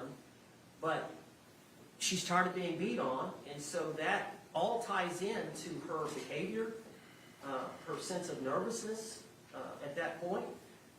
The reason she was so confident during that 2-minute video is because she knew, okay, this is my chance. He can't get to me. I can tell him exactly what he does that bothers me, that hurts me, and how I feel. And so that's all tied together with then he starts to try to get out of the suitcase, and she reacts the way she does. Response. We held these arguments. We've done this already. The court has over ruled. There and are over no new arguments being made. and over. The court understands exactly what Sarah Boone, the defendant, said to Dr. Werner on October 2nd. The court knows exactly what the defendant said to Dr. Harper over the period of a number of months and years, and there was no overt act. The overt act has to be something that is objectively reasonable to cause a reasonable person to believe there's an imminent fear of great bodily harm or death. What the testimony is not that that's what has occurred, that there's, her new testimony is this generalized fear, but you've already read that and you've already ruled on that. And I'll just remind the court that her previous testimony is, it's all fun and games, we're laughing, I zipped the suitcase shut, we're still both laughing, it's funny, and then the decedent says, I can't breathe, and Then she flips a switch And gets then- angry because it reminds her of all the times before where she is asserting that the decedent made her feel like That's what couldn't she breathe. told the doctor. And then that's when she starts beating and shuffling the suitcase so much that it flips over and hitting him with the bat. We've covered this ground. Aggravated assault, aggravated battery, 2 independent forcible felonies. She's committing false imprisonment. She is the initial aggressor after there being no overt act. She can't start it and then say, well, I'm in fear of retaliation, because that's what her testimony was, is once I started doing these things, once I wouldn't let him out of the suitcase, I was afraid he would come out and harm me or kill me. Well, Judge, if I pull a gun on you and I say, give me everything you own on you right now, and then you in turn pull a gun on me and say, bam, bam, bam, bam, and shoot and kill me, and I shoot, let me strike that. You pull a gun on me to defend yourself, and then I shoot and kill you. I can't assert self-defense. I can't say, well, Judge, You're the Crane initial pulled a aggressor. We gun know on how me and this I was in works. fear of death because I was the initial aggressor. I was committing a forcible felony. That's the facts of this case here, according to her previous testimony. And the state concedes if she wants to change her testimony again, that's one thing, and then we'll cross that bridge when we get there. But if she testifies that she We've been over previously this a has, lot. the court has already ruled there's no overt act, and you've read the transcripts. You know what she has said. We've been over this. She hasn't testified. Dr. Harper's testified. She has? Dr. Warner's testified. They have not testified. They've given depositions. Well, given depositions, but she hasn't testified about the act in question. She gave hasn't statements to- testified about the event in question. She had consultations and evaluations. She by gave Dr. statements Harper to where them. They had discussions that Dr. Harper could relate in her testimony. Dr. Warner can say what was said during the evaluation. Again, both of those were not reported. There may be disputes. I disagree the doctors are wrong. with his characterization of that assessment. But it's up to Sarah to tell the truth here today. She's under oath.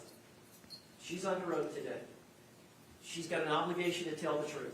If he thinks she's made prior inconsistent statements, it's up to him to impeach her with those inconsistent That's going to happen. To the extent that you are requesting permission to go into presumably and seemingly prior bad acts, vis-a-vis, he got the wine, and I know what happens when he gets it, and everything that follows from that. Those are bad acts. That is character.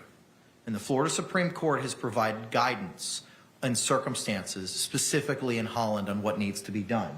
You're attempting to provide information that the defendant was apprehensive of the victim at the time of the homicide. Yes. By virtue of the wine, etc., as you've proffered. That's bad character evidence that you're going to be bringing in. Historic bad character evidence. This is what happens when he drinks. This is what happens when I don't placate him. This is the situation that I find myself in, which inevitably may dovetail into prior incidents of abuse. That's all prohibited character under 404, 9404. And the carve out for that is if a overt act is established. It's not a subjective standard, it's an objective standard. The jury instruction, 3.6F, identifies it being an objective standard, and the Akendo case specifically tells us that it's an objective standard. In Akendo, the second got his DCA case law in ready to go. 2023 stated, the conduct of a person acting in self-defense is measured by an objective standard, but the standard must be applied to the facts and circumstances as they appeared at the time of the altercation to the one acting in self-defense. And battered spouse is a I'm going to rely on Holland. Holland is the law of the land. I'm gonna follow the It is law. what the Supreme Court has told us to utilize. Thanks, That's counsel. what I will be relying on. I'm follow the law. The overt act has to be established. Good. Ms. Boone, do you understand that? I do. Okay. Anything else? And we cannot talk about any prior bad acts or anything. of He's that trying nature. to now tell So we her. Talk about the actual event, the attack. Correct? You understand? Do you understand that? Okay. Anything else, State? She excels at Defense, everything anything she else, does. sir? All right, let's go ahead and stand and bring in our jury. Bring the jury. Bring the jury. All right. We have a modicum of Zoom room. We are going to use that Zoom room while the jury walks in. And I expect the jury's going Recognize our to jury. sit Thank down. you. Y'all can be seated. And Sarah Boone's going to take the stand. Members of the jury, after seated and comfortable, if you could raise your hands to confirm that you comfortable. complied with the court's instructions during the break. Record reflect all hands have been raised. With that, state has rested. The defense is going to put on The defense? a case. It is your case. Defense, Mr. Owens, you can call your first witness. The defense would call Sarah Boone. And I'm going to zoom as she walks up, so we will be in real time because spoilers aren't what we need. I do. Chad, Ma'am, if there you are can any take a seat. spoilers, And if so you help could, me. state and spell your name for the record for us. Nightbot will come for you. Sarah Boone, 101077. And could you spell your name? SARAHEOO. Can you put the Thank you microphone very much. at your mouth? Sir, you may inquire. Ms. Boone, would you please tell the jury where you were born and raised? Your mouth. Atlanta, Georgia. You were born in Atlanta? I was born in Atlanta. And how long did you stay in Atlanta before you moved here to Florida? I was 3 years old, 3 or 4. Okay. And from that time, y'all moved, you and your family, your mother and father, moved to Orlando? And my grandparents. Okay. Y'all all moved down from Atlanta down to Orlando? Yes, and my 2 brothers. Okay. And were you raised here essentially from that time on? Yes, And you've resided here in Orange County, Florida that entire time? yes. Okay. And where did you go to high school here locally? I did. Where did you go to high school?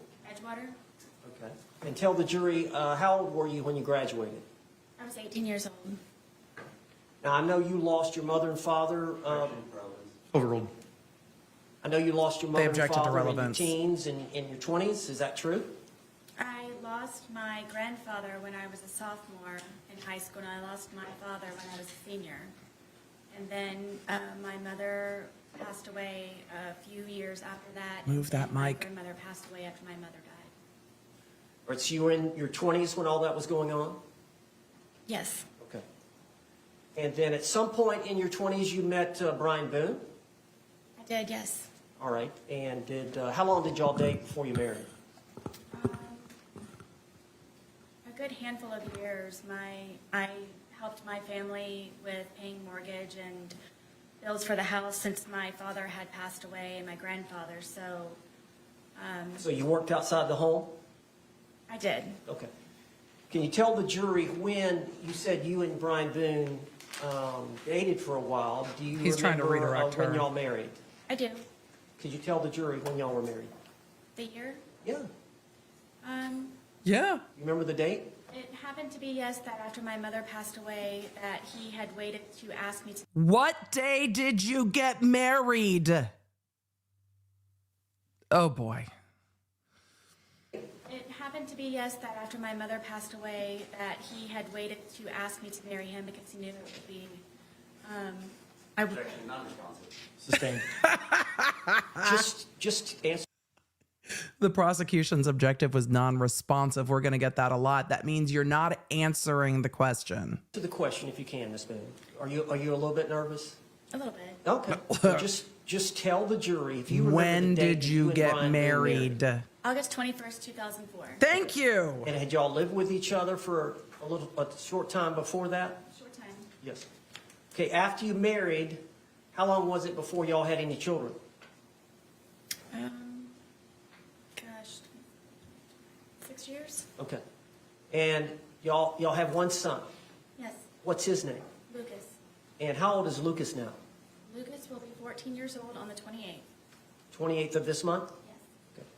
Happy birthday, So Lucas. you and Brian I'm sorry for were married, all of this. and y'all lived in Orange County.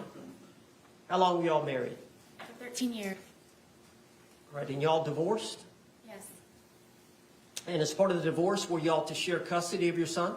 Yes. And so y'all would split days, would that be fair to say? Yes. You had a At custody some time arrangement. after you and Brian split up, did you meet George Torres? Yes. All right, could you tell the jury how you met George Torres? I met George when I decided to buck up, I guess, and was tired of trying to patch things up with my ex-husband. And I decided to go one day for a walk across the street and What? go have a beer by myself and sit and people watch just to get out of my house and a change of scenery. All right, now is this your apartment? No, this is the marital home. Okay. Where is that marital home? Winter Park? You're no longer living in that marital home? No. Who lives in the marital home? No one. It has been sold. Okay. So you met George Torres before you got the apartment? Yes. Okay. And you met him at a bar across the street from the marital home? Yes, we had a mutual friend there. Went to the neighborhood bar. Were you introduced? Yes. All right. How did you and George get along when y'all first met? Very well. It was strange how quickly we hit things off and had so much in common, and I never thought that he would be interested in someone like me, and I What does that mean? just couldn't believe that he was actually interested in me and said a lot of nice things, and 1 hour ended up being 4 hours from when we had first met, and then we would always have something to talk about. Why couldn't you believe that he would be interested in you? He was very handsome. He's Defense very attorney wants the funny. tea like me. He was smart, and I would show up in workout clothes and disheveled hair, and I guess I kind of felt broken from being in the process of the divorce that he knew about. But a lot of then people one can the probably things that we could relate relate to also that. was the fact that he was here in Florida because he had just been divorced from his second wife. So that was another topic that he and I could compare notes on. So Compare eventually, notes. the divorce was settled. Did you get your own place? Yes. Is it fair to say that after you, at first you lived in your parents' home, correct? Yes, until I was married. And then you moved directly in with Brian, Yes. and then y'all lived in the marital home, correct?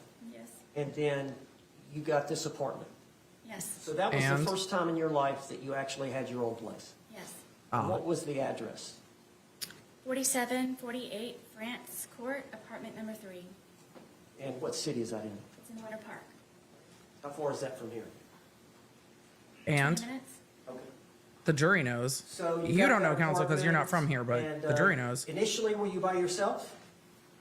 No. All right, tell the jury. In the almost year, about 10 months of separation from Brian, my ex-husband, that is the time when I met George. And my ex-husband was trying to buy me out or force me out of our marital home, and I needed to find somewhere to live. And So did you and George agree to rent the apartment? yes, one of It's the leading. I needed extra income. We could not afford it just on my own. You were receiving some income from the marriage settlement, were you not? Yes. So you did have a consistent monthly income So she coming moved in with from George the, because she couldn't afford marriage the settlement? apartment she wanted. For the most part, yes. But you needed more to live. Could have picked a Yes, less expensive bills apartment. And for rent. So did you and George have some agreement? We did. All right, what was the agreement? The agreement was that if I decided for he and I to live with one another, because it would be under my name, that he would help with the monthly bills and on a regular basis where it wouldn't be something that I would have to argue with him about. It would just be an automatic, make sure that everything's paid first, and then from there, hopefully have some fun with it. Okay. So I understand from that point on, So you couldn't afford the rent, fair so to you started say dating George so he could that y'all pay saw rent each other bills or help pay rent on and bills. off for about the next 3.5 years. No, we were, I would consider us a couple. At some point, he asked me to marry him. Okay. But y'all did have times where he left and went to live with his parents. Yes. Is that fair? Yes. And there were times where there was an understanding that y'all were going to break up. Multiple times. Okay. All right. So, again, on again, off again. Yes. This was actually before we had our apartment. That was, I guess, our dating phase. Okay. So y'all were together for 3.5 years. So you were is that dating fair? him while living at your And ex-husband's y'all house had actually or your agreed marital to house. marry? He had asked me, yes, a couple of times to marry him, and one time I agreed to yes. Okay. Now, I want to get directly to the date of this event so that the jury can hear your testimony. All right? So tell us, I believe the date No is question February the pending. 23rd of 2020. Explain to the jury that whole day, from the time y'all got up, the whole thing. Objection calls for narrative. Approach. Objection calls for narrative. Calls for narrative means he's just like, talk.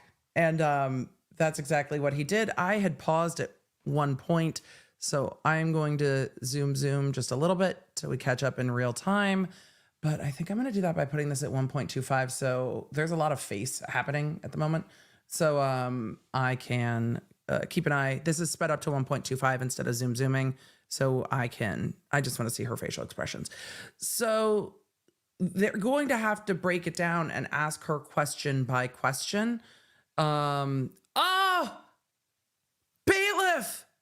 ma'am, you're a hero. Everyone. The bailiff walked to the stand and fixed the microphone. Ma'am, not all heroes wear a cape. Not all heroes wear capes.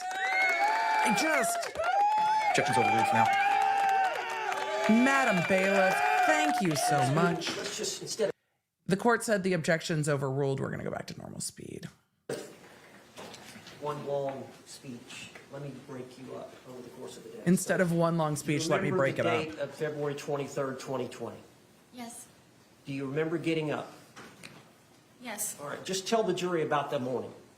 What y'all did that morning. What you and George spent the night together at the apartment. Yes, at that point, he was living there. Yes. So y'all slept in the bed together upstairs, February. So y'all would have gotten up that morning, February 23rd of 2020. Yes. All right, tell the jury what happened when y'all got up. He was already downstairs, and I Now wake went in the downstairs, morning and I and went outside he and wanted I... to start the day off by drinking because it was a day off from his job. And I talked him into, Pause. Job? Because in all of the other interviews, you said that during this time, he was incredibly stressed out because he was unemployed. cleaning and tidying up the house for a sense of accomplishment. So that is what we did for however long that it took. So we did tidy up the house and got everything in order, and it was kind of a reward, I guess, to be able to sit and enjoy ourselves and sit on the back porch. All right, what do you mean by cleaning up the house? What did y'all do? We swept and mopped. We folded some of the laundry. I know that we did the dishes, emptied the dishwasher, just general run-of-the-mill tidying up. And did you have your son coming the next day? Yes, that was one of the reasons why we were able to do that. What was the Reading. arrangement you had in terms of the next day would have been your day to pick up your son from school? Yes. What time would you pick Lucas up from school the next day? I believe his school ended at 3 o'clock. Okay. So you would have been responsible to pick him up, and he would be spending the night with you that night. Leading. Yes. So you wanted to have the house nice and clean. Leading. Yes. How many bedrooms are in the home? 2. And you and George had one bedroom? Yes. And who had the other? Lucas. All right. Is that exclusively his bedroom? Yes. All right. So how long would it have taken y'all that morning to clean? I don't really remember what time we woke up, but maybe a good 2, maybe 3 hours. Okay. She also would said it be fair- nothing about cleaning the house because Lucas was coming over. She said we cleaned the house to have a sense of accomplishment. Nothing about her son until the defense attorney led, but you were cleaning because your son was coming over, right? And she's like, no, that's not what she said. To say that you and George both smoked cigarettes, Yes. and would it be fair to say that you and George both drink alcohol? Yes. All right. So at some point, y'all finished your chores, Yes. right? And then y'all were going to enjoy the day. Yes. All right. What was the plan? It was just kind of, we've got the day to ourselves. Let's just kind of relax and go with the flow. Did y'all make a decision that y'all were going to start drinking? Leading. Yes, we had half of a bottle that was already in the refrigerator, and I did not want to go out afterwards. I, again, had Lucas coming the next day, so we went over to Publix to purchase another bottle of wine so we could not have to go out later on that evening. Now, you were here in court when the state played the video of you two and the Publix purchasing the bottle of wine? Yes. Is that what you're referring to here with the jury right now? Yes. Okay. And that was around noonish? I believe so, yes. Okay. Had y'all started drinking the leftover bottle before going to the Publix? No. Okay. So, y'all bought a bottle of wine? Yes. All right. And how did y'all get to Publix? My car. How far I is thought they walked. Publix from your apartment? 5 minutes. How would you get there from your apartment? What do you mean? Did you have to go Dude, this was across 4 any years major ago. highways, or is it right there? Who You cares? just come out of our apartment complex and you do a little U-turn and then you come up and it's right in that complex. Okay. But it's easier to drive than to walk? Yes. Okay. Now, I know at some times y'all would simply need cigarettes and it was in walking distance. Can you tell the jury about that? That's Yes, leading.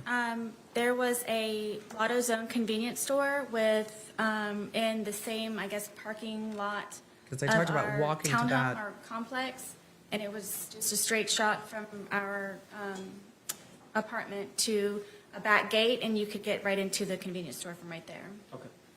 But y'all went over to get that bottle of wine around noonish, and how did you took your car? Conflicting to previous Yes. statements. Did George have a vehicle? We did not, And how did you pay for the wine? with my debit card. And then y'all came back and started drinking? Yes. Okay, tell us what you did when you got back from the Publix.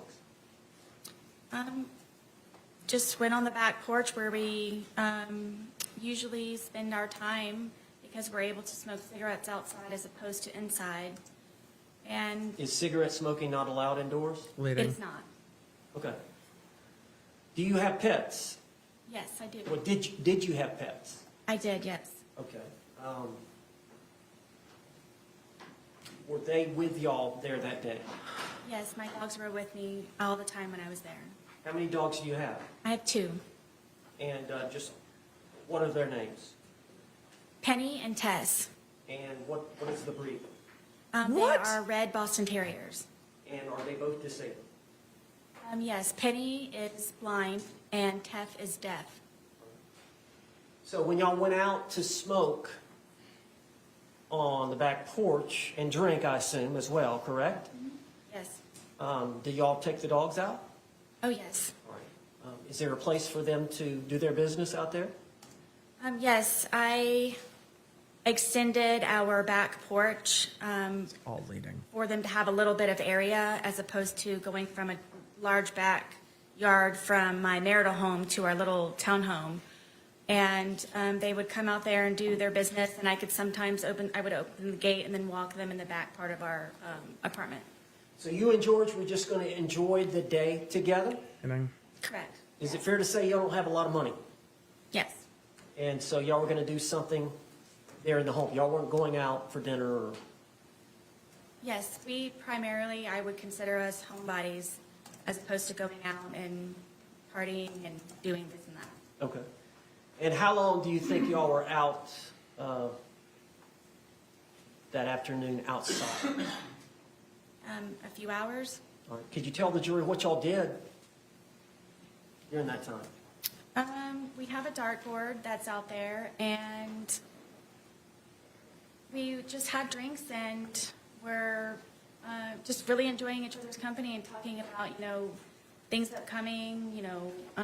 We both were looking for a job and just kind of, I guess, encouraging and supporting and planning. And Well, now you said he had a job. Was he looking for a job, a second job? No. the job that he had was very unstable, and at that, So he was looking for something new. yes, at that time, yes. Okay. You have said a million different things just about the fact that he wasn't working. And him not working was the stress of the world in your other videos. And now it's like, no, he has a job, but the job's not stable. Okay. And so during that 2 or 3 hours, would it be fair to say that y'all drank the bottle? Yes. Okay. So would it be fair to say that y'all were feeling the effects of the alcohol? Yes. Okay. At some point, who made the decision to come in? I did. Okay. Why did you want to come in? I felt that George needed a change of scenery. Okay. So y'all came in. Is George And an then, adult? Yes. Did y'all do anything else before he left again? Were y'all doing anything? I know y'all did some arts and crafts. Leading. What did y'all do? At some point, he went to get another bottle at Publix. Compound. Yes. After, I believe it was after we had, it was right before I believe that we had gone inside. Because he called his daughters. I was trying to encourage him to call his family. Okay, now where are his daughters?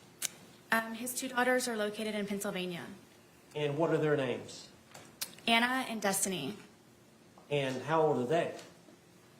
I believe that Anna is in her 30s and Destiny may be in her early 20s. All right. Does he have any more children? Yes, he has a son. And where does his son? He is in Pennsylvania also. Okay. So part of that afternoon is y'all came in to call relatives, call family. No, I had him call outside, just trying to, I guess, boost the mood. You said everything was and, great. Why does the mood need to be boosted? The first daughter didn't answer, and I don't remember the reason I didn't speak to the second one. I believe he did. It was just for a moment. All right. And whose phone were y'all using? My phone. All right. And is that common for y'all to use that, for y'all to share that phone? It was because George said that he didn't have a phone, so it would either be lost or You were living with him. given to him by his mother.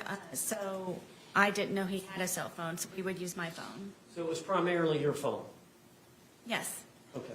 And you took a lot of photographs that were on that phone? Yes. Videotapes? Yes. Such Text an odd messages? Yes. testimony. Phone call?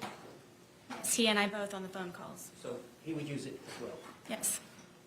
And that phone, is that the one that was seized in this case?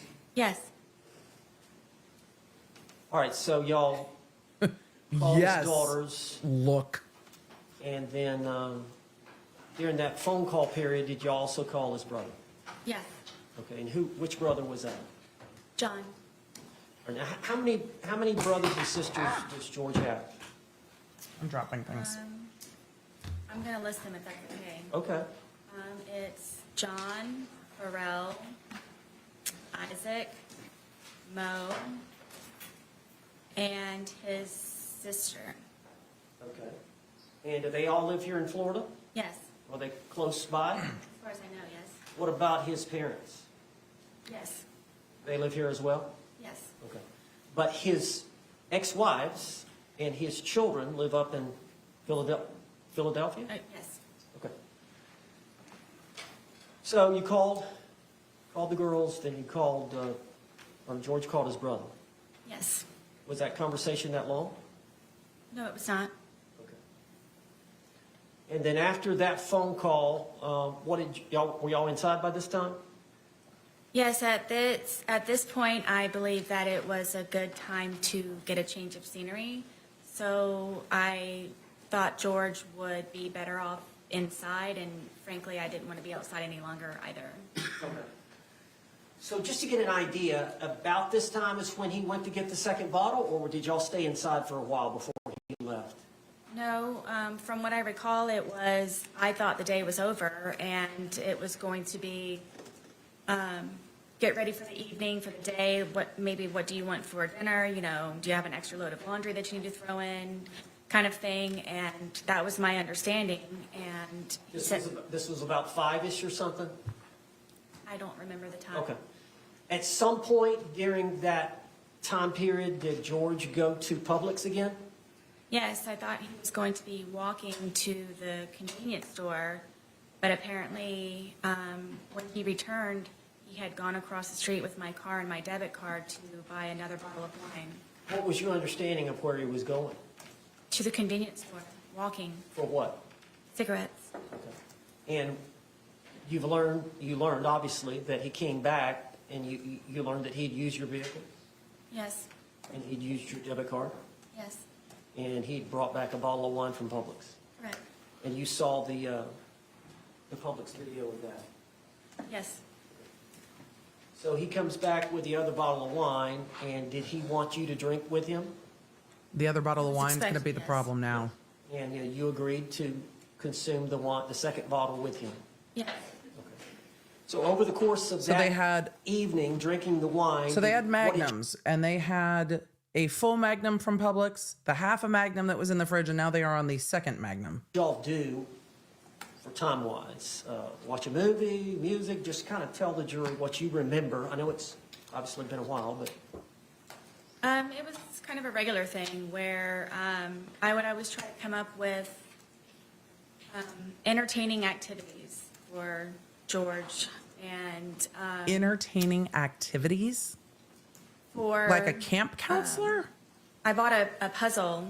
We started off at one point doing a smaller puzzle, and then we did that very quickly. So then I purchased a larger puzzle, and I believe it was 1,000 pieces. So I thought to get his mind off of things and to focus on something, it would be smart for us to do the puzzle. So for however long that took, we finished the puzzle. So that was one. did you every piece was finished, or was it? Every piece was finished. It was strange that we couldn't find one piece, and we thought it was funny that it was like in like the perfect place on there. But yes, every one but one piece. All right, after the puzzle, what did y'all do?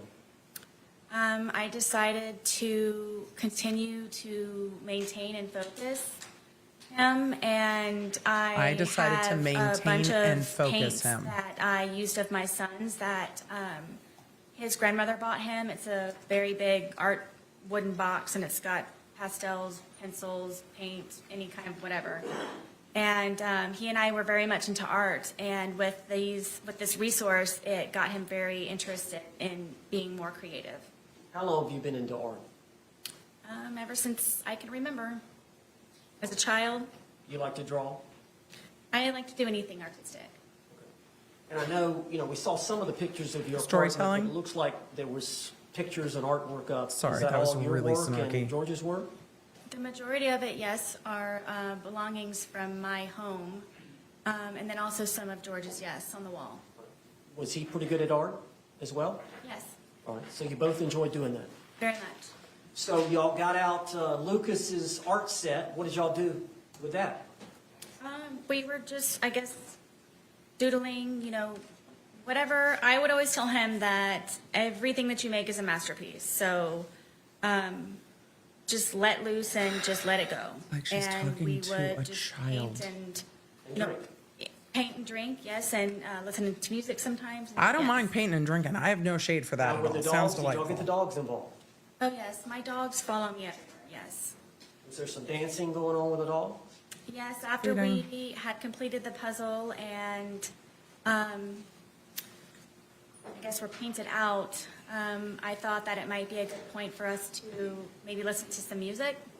And the music that George listens to is it's very fractious to me, and it was definitely not going to lighten the mood, so we ended up finding some channel on the radio. What and, music does George listen to? I must He know. was feeling it, and then we ended up, my one dog gets very active and was dancing with us, and we were just Not the deaf having one a good then. time listening to music.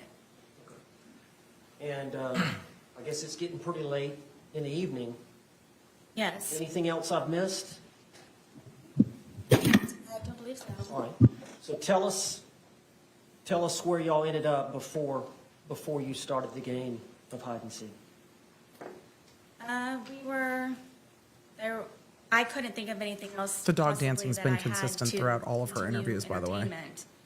But I remember sitting at the end of the couch and him sitting in one of my son's chairs that was in the living room and just kind of doing this. Like, what are we going to do now? Like, I very much would like to go to sleep. Had y'all finished off the that bottle that he had bought? I don't remember it, to be honest with you. Bless you.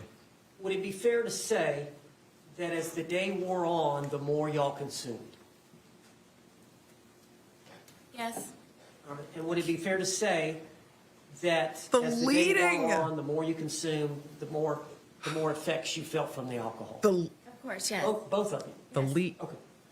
The So you would leading. agree, would you not, that at the time y'all were trying to figure out something to do and you put your head down on the couch, that y'all, would it be fair to say that y'all were? She is trying not to smirk so hard, and I am so distracted because she's just trying really hard not to be delighted by her testimony. Intoxicated? Yes. Tell the jury what happened. What? I don't know where it went. Hold on. I have no idea what happened. Streaming is an adventure. Apologies, chat. Apologies. That happened yesterday too. I don't know. At one point, I guess he knew that I couldn't come up with anything else, tapped me on my knee and said, "You're it." So from there, I ran up the stairs and hid into our shower, just waiting for him to find me so we could hopefully go to sleep soon at some point. And And your shower, is it a tub or just a walk-in? it's a tub, but it's in the master bedroom, and you have to go all the way upstairs, you have to go in the bedroom, and then you have to go into the bathroom part, and then there's the shower part. So did you lay down in? Again, if we had been drinking all day and my husband tapped me on the knee and said, "You're it," I'm like, I'm not making dinner. Like, I'm not running and hiding in the shower. I'm like, I'm not making dinner. Because apparently they have not eaten yet. I know they do at some point because she talks about it, but "You're it." I'm like, I'm not making, you do dinner. I'm not doing dinner. But no, she knew they were playing hide and seek. We are missing some info. In the tub? At one point, yes, I was. So you were hiding? I was trying, Okay. And did you believe that he was going to come try to find you? yes, Did you wait? It's all leading. yes, for quite some time. All right, then what did you decide to do? That I decided that I need to go to sleep. I'm picking my son up the next day, and we need to start wrapping up the evening. And I went downstairs. You should have just gone to bed then. Find where he was. And what, I think the jury has seen pictures of your, would you call it an apartment or It's considered a townhome. a townhome? Don't call it an apartment. So She's you going to walk get down the mad. stairs, right? Mm-hmm. And at the bottom of the stairs is a bookshelf here? Yes, at the very end of it, yes. Okay. So you walk down the stairs and you turn and look in the living room. What did you see? I don't even think I made it all the way down the stairwell because I was just looking for him as soon as I could to hopefully go upstairs as soon as we could. And I looked over and I saw him settling himself in the suitcase. All right, tell us about the suitcase. How long, is it an older suitcase? Yes, Whose suitcase was it? this is George's suitcase. All right, and did he use it for traveling back and forth to Philly? Yes, I had recently taken him on a trip to I go took see him on a his trip. children in Pennsylvania, who he hasn't seen in years, and we took that with us. And because of how dilapidated it was, how broken it was, in the end, after that trip, we decided that we would donate it. Broken, you say? All right, and Like it would be hard to I get out of? understand y'all kept the suitcase upstairs. Yes, How long did y'all keep it upstairs? since we had moved in.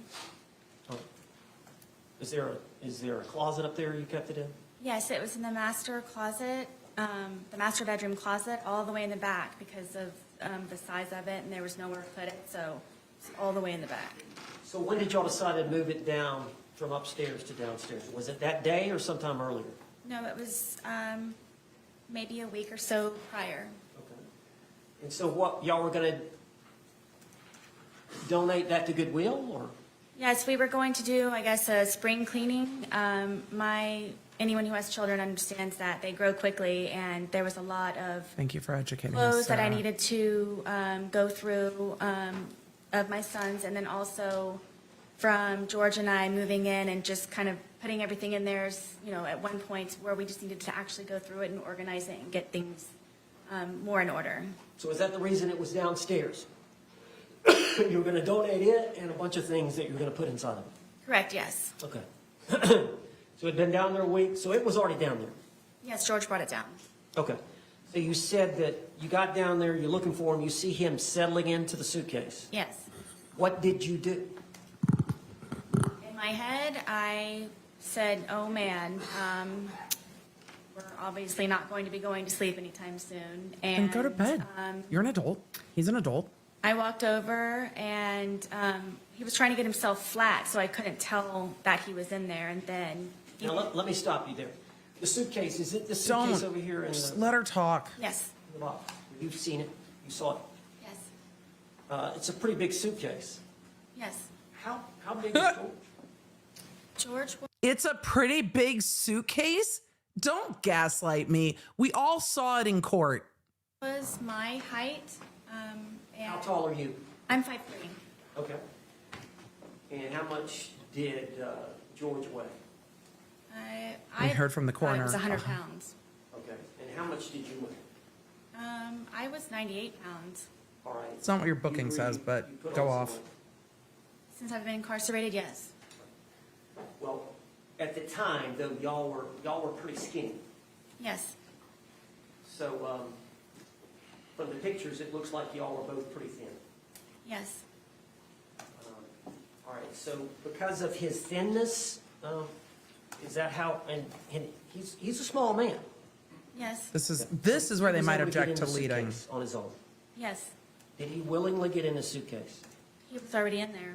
Okay. When you got to him, did he see you? Yes. All right. Tell us what happened. I mean, I zipped him up. We thought it was funny, and we're joking about how he was, I guess, small enough to fit inside of the suitcase. All right. So what happened then?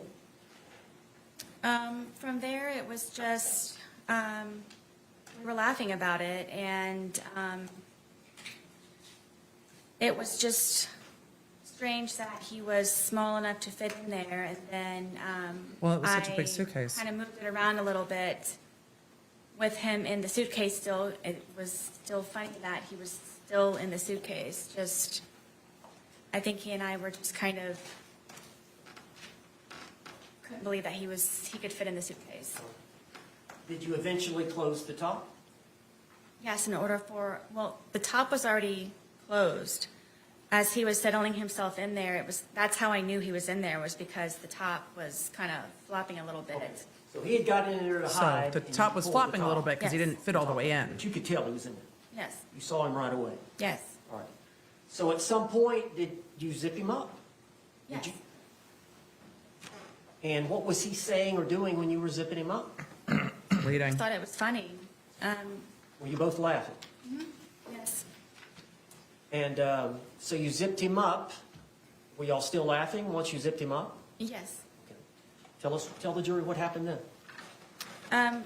From there, I moved the suitcase around a couple of times, just kind of on the wheels, and moved it around. On the wheels? At that point, it was funny. We were joking and laughing about it. All right, now, eventually, did you go sit down on the couch and get your phone? Yes. Apparently. Something? Well, the suitcase had, for me moving it around, was flopped over. So while it was like that, I thought at that point I had a moment to, I guess, take the time to talk to him. While Flopped over. It was I guess on the top, so he couldn't get out. was Trapped. Not able to get out for a moment. So you flipped it. You got it on the top, right? Yeah. He gets in, but at some point you flip it over, so the zipper is on the bottom. Well, it was just kind of how I was moving it around, that it ended up kind of flopping. Not so. intentional. It was upside down. Yes. It fell. So after You pushed did it. that, what did you do? That's when I went over and decided to videotape to just see the, I guess, the gist in it for him to understand that right now I feel safe and right now I have the ability to And you were gonna actually make him speak to see. you in a manner that normally I would not have the ability to do. And you were intoxicated, Yes. and you would agree that you said some things you should not have, Leaning. Yes. right? But you realized he could not get out and get at you. Is that fair? At that moment, yes. So it goes on for about You 10 realized he minutes. could not get out. Did Yes. you heard it here today, did you not? Yes. You heard his voice as he was speaking from the suitcase. Yes. That was his voice on the video and audio. Yes. And you heard your voice on the video and audio. Yes. That was your voice. Yes. All those things said by the man were said by George in that 2-minute video. Correct. All the words said by the female were said by you in that 2-minute video. If this feels like a cross-examination, it's because it's all Were you leaning. intending on showing him the video the next day? The Yes. state's just letting it roll because it's not. At the time or the Gonna next be day, better. is it fair to say you don't even remember videotaping? I do not. So, from what you can tell from watching it, did that refresh your memory about that event? I did. Why did you say all that? This is going to get into prior acts because he's like, why did you say all that? And the state's going to want to narrow it down so we don't get into prior acts. What I am not hearing from her is the overt act that the court's going to be looking for. And what I'm also not hearing from her is that George was in control of this relationship in any way, shape, or form, or of her.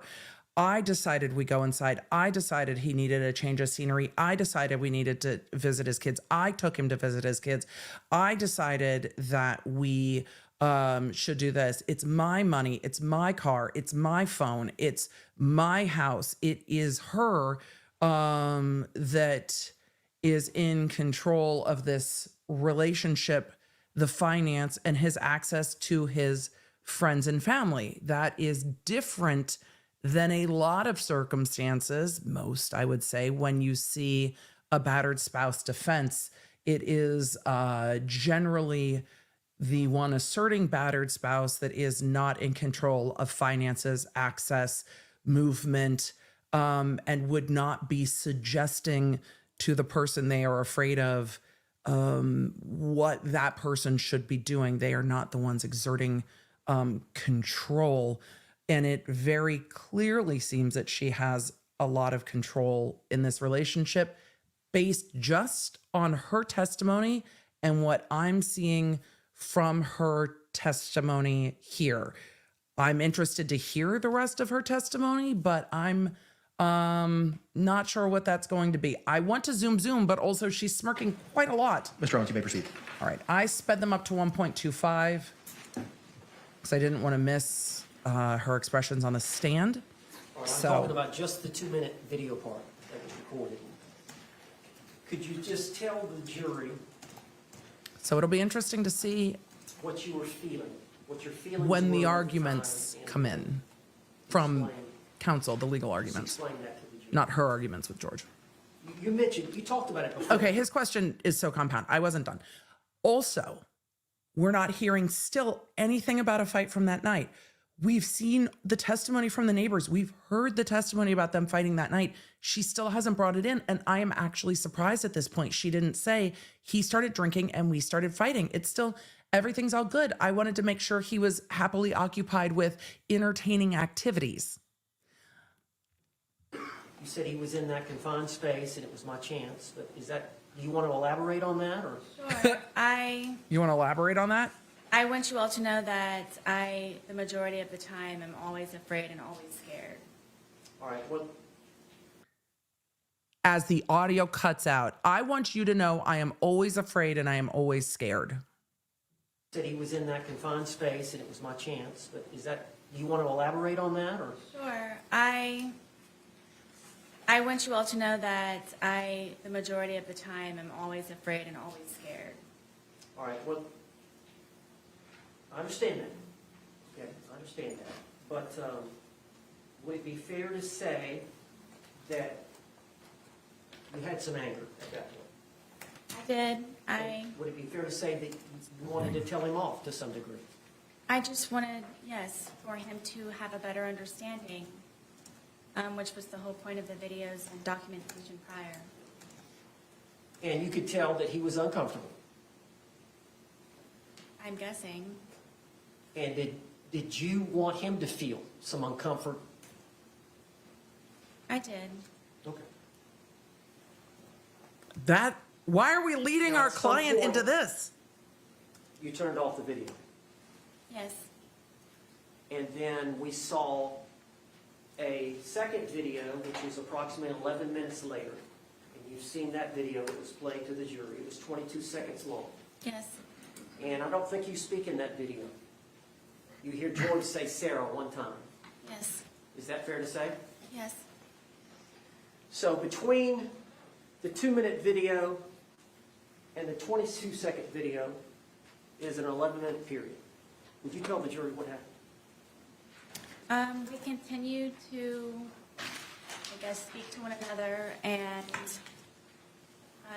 his tone changed, and His tone changed like he was scared? And we ended up, I guess, arguing back and forth with one another, and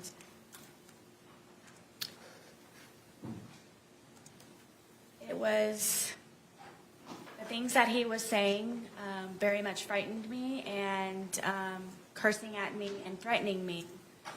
And Did he want you to let him out of the suitcase?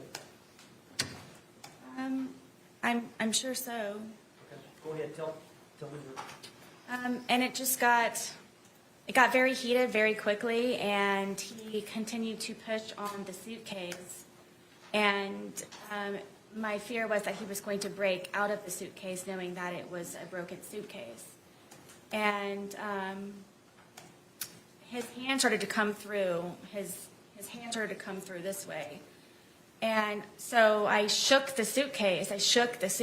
Trying to get his hand to go back in, shaking it, and telling him that, please stop doing this. Please stop doing this to me. Please stop doing this to me.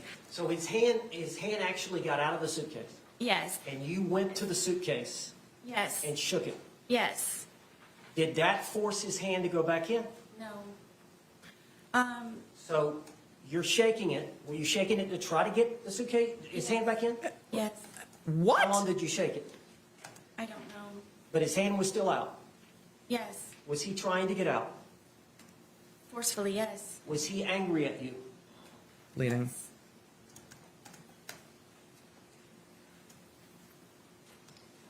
Were you in fear?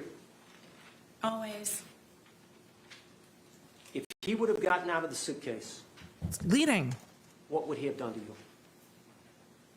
Like he used to tell me, he probably would have made me unrecognizable, or I would have lost my life. Did you lose the grip on the suitcase? Yes. Leading. Where was the bat in relation to the suitcase?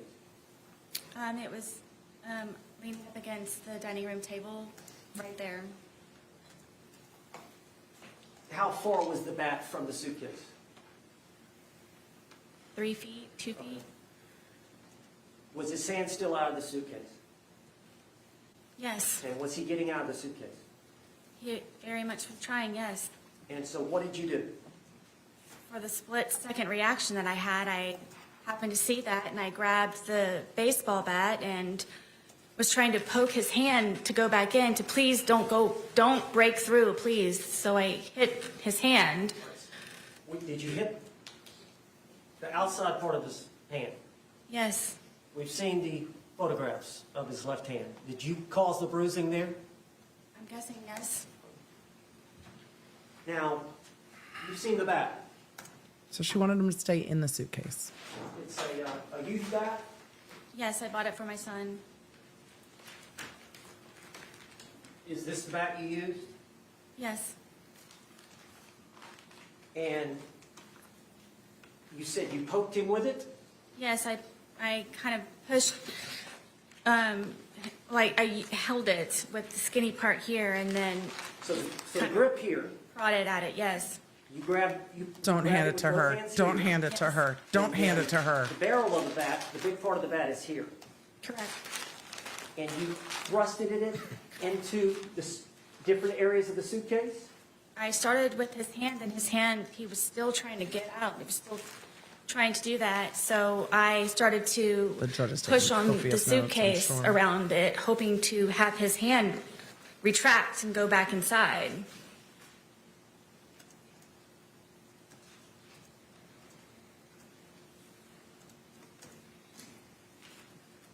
You made those injuries. I did, We've seen the photographs. yes, We see the bruising. Is that from that bat? yes. Eventually, did his hand go back inside from you doing? Yes, finally, he had subsided and retracted his hand. He finally So in subsided. your mind, did you prevent him from attacking you? Absolutely. Split-second decision. Now, once he retracted his hand, do you remember zipping it up some, or what did you do in relation? Because he was upside down, was he not, at that point? He was upside down. Yes. At some point, you flipped him back up. I did. Tell how that happened. I don't want to get him out, but I flipped him back over. He wasn't cursing, he wasn't threatening, his hand was inside. So after you hit him with the There bat, he was no more subdued. of him trying to break through the suitcase. So I felt safe enough to turn it back over. It wasn't happening anymore.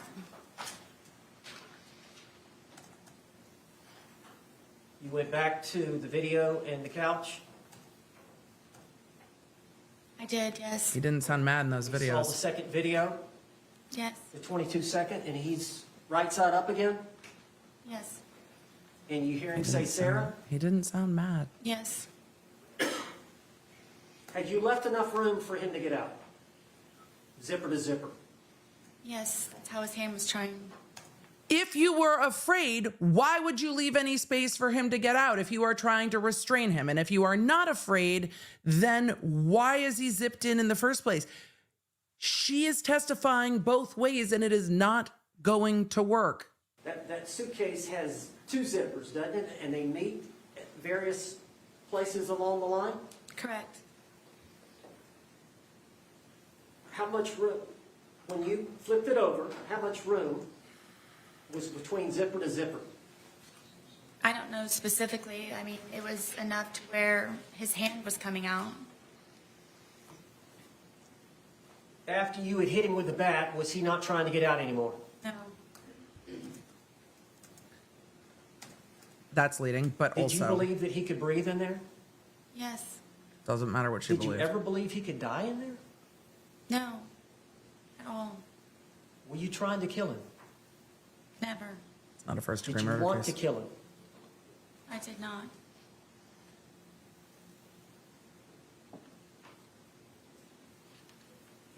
Are they almost done?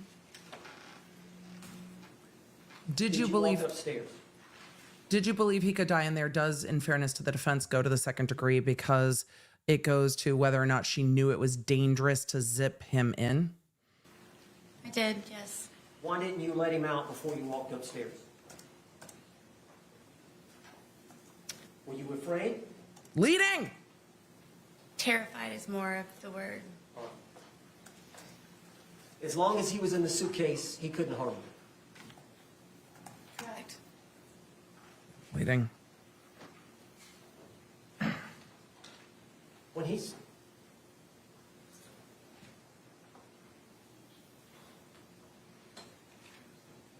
Did you want him to calm down? Yes, I wanted him to stop being angry because I know what it is for him to be angry. You wanted him to. Upstairs. You wanted him to stop being angry that you zipped him into the suitcase. So you left him zipped into the suitcase after you beat him with a bat. Where were the dogs? The dogs ran upstairs with me. And where did they go? On the bed.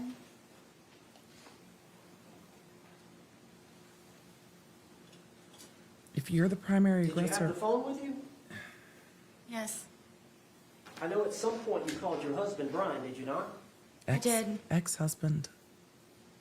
Just Do you for recall how long that conversation clarity. was? Not very long. Can you recall what was said?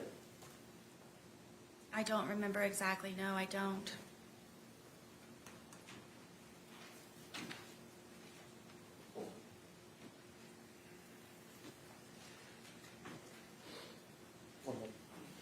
He said, one moment. I'm gonna zoom a little. Her story has changed. When he was in the suitcase, he was threatening her, threatening you. Can you tell the jury what he was saying? It's so leading. I don't know. Am I allowed to curse? Yes. But he was going to fucking end me. And that's what made me ask him please to stop doing what he's doing to me. That he was going to, I'm guessing, try his best that night to probably take my life. Guessing What- probably. The threat you heard was He's going to say the fucking word. end me. Excuse me? Fucking end me. End you? Yes. One more. Yes, sir. That she was like, "Eh."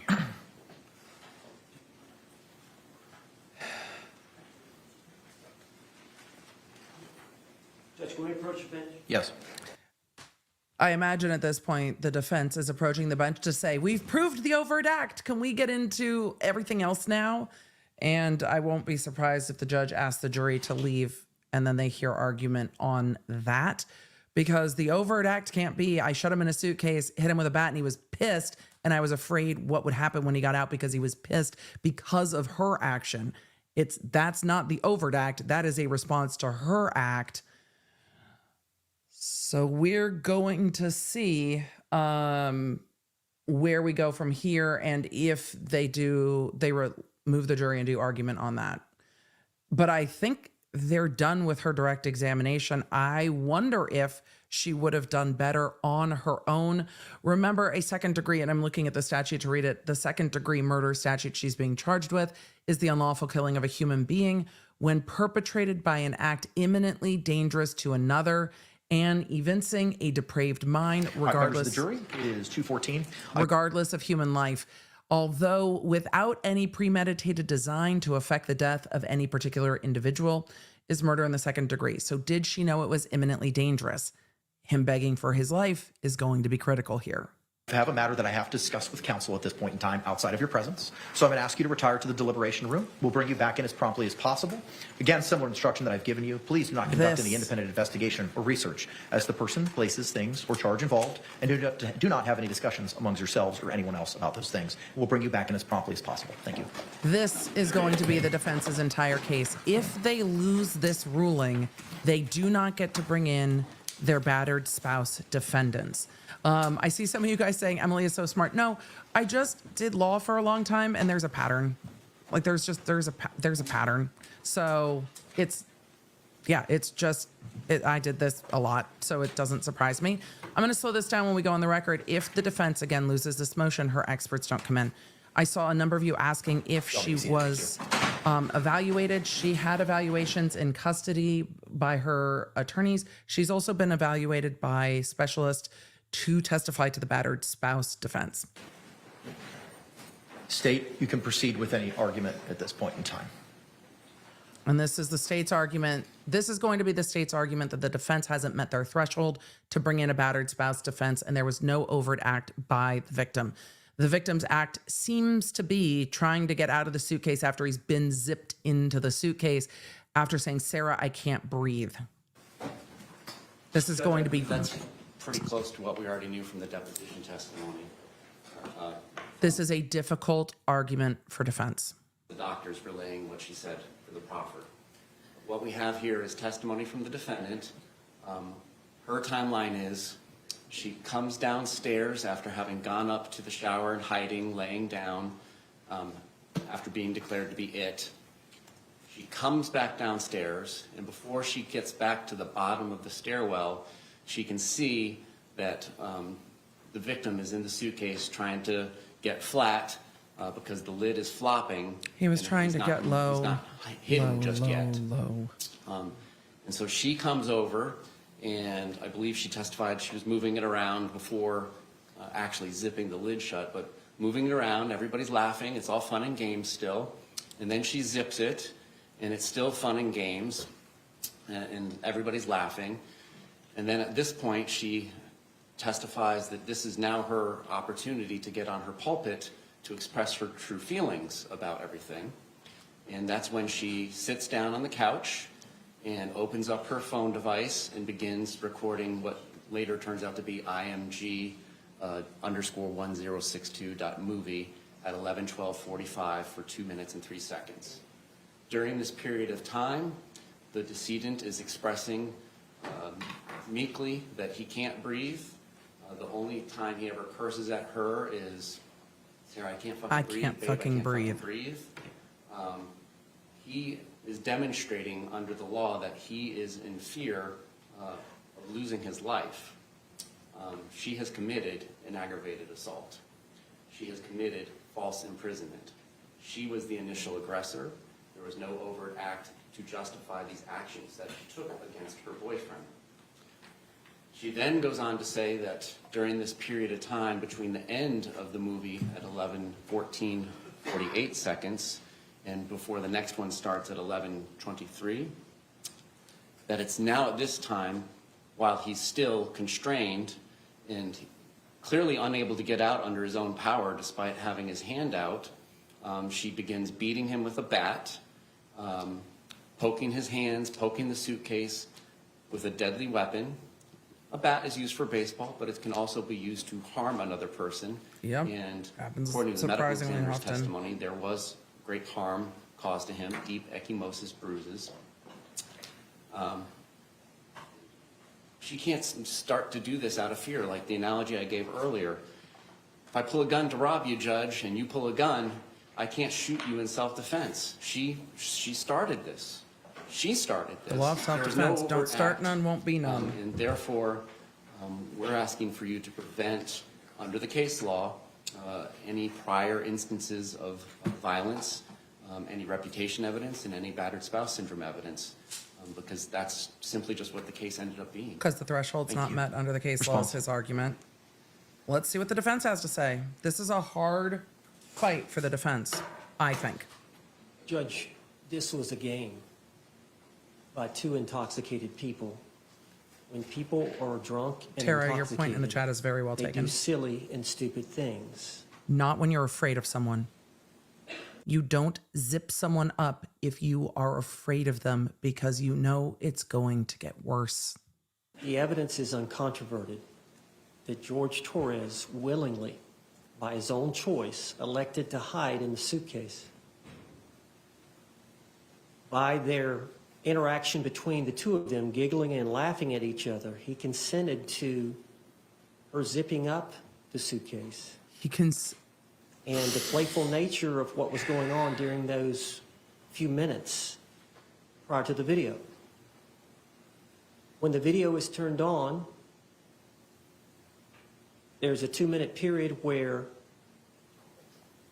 they're talking. He's saying, I need to get out, I can't breathe. She's not taking him seriously. As you've seen from the videos, I thought it was the boy crying wolf.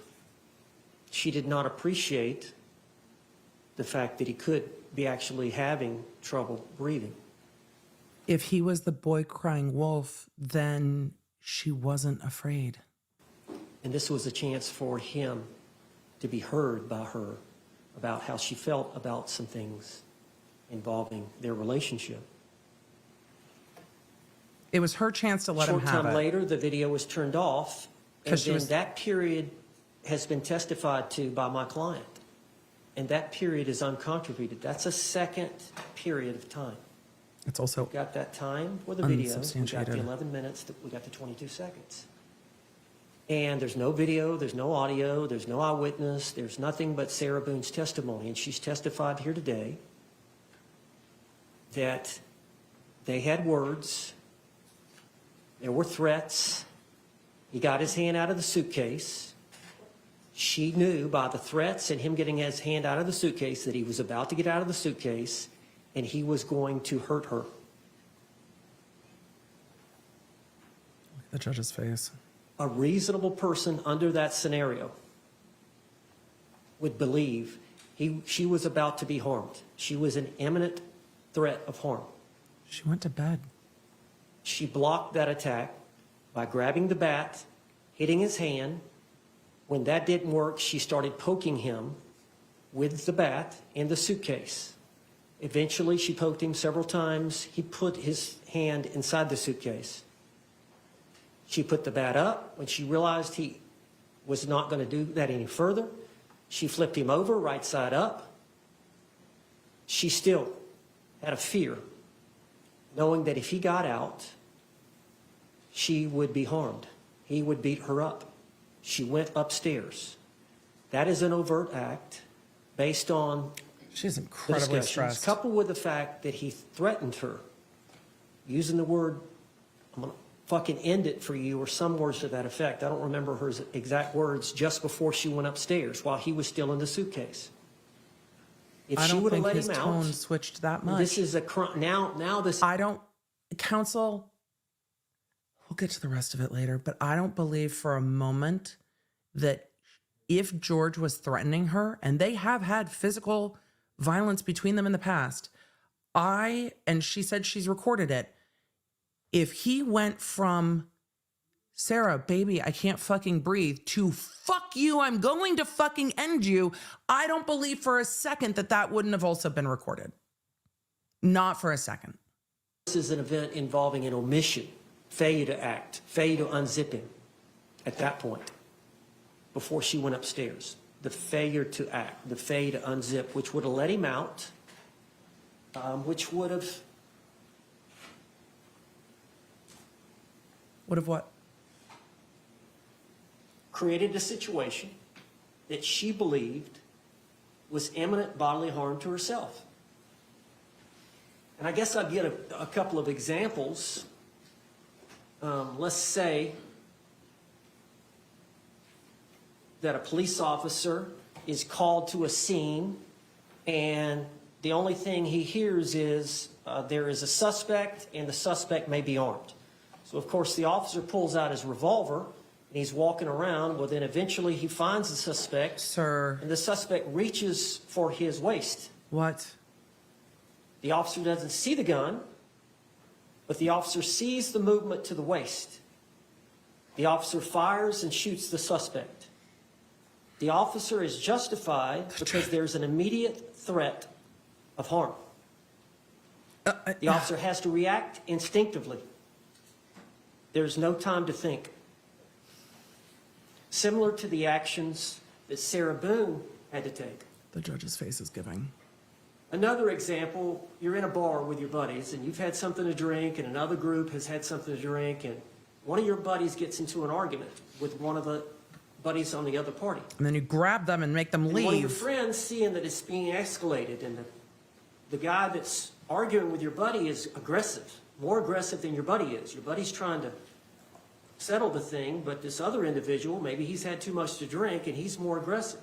So you go around And he's handcuffed to a chair so he can't move. behind this individual, and before he's able to strike your buddy, you grab him. You lock him up. That's physical restraint to block an attack. Or you grab him by the neck.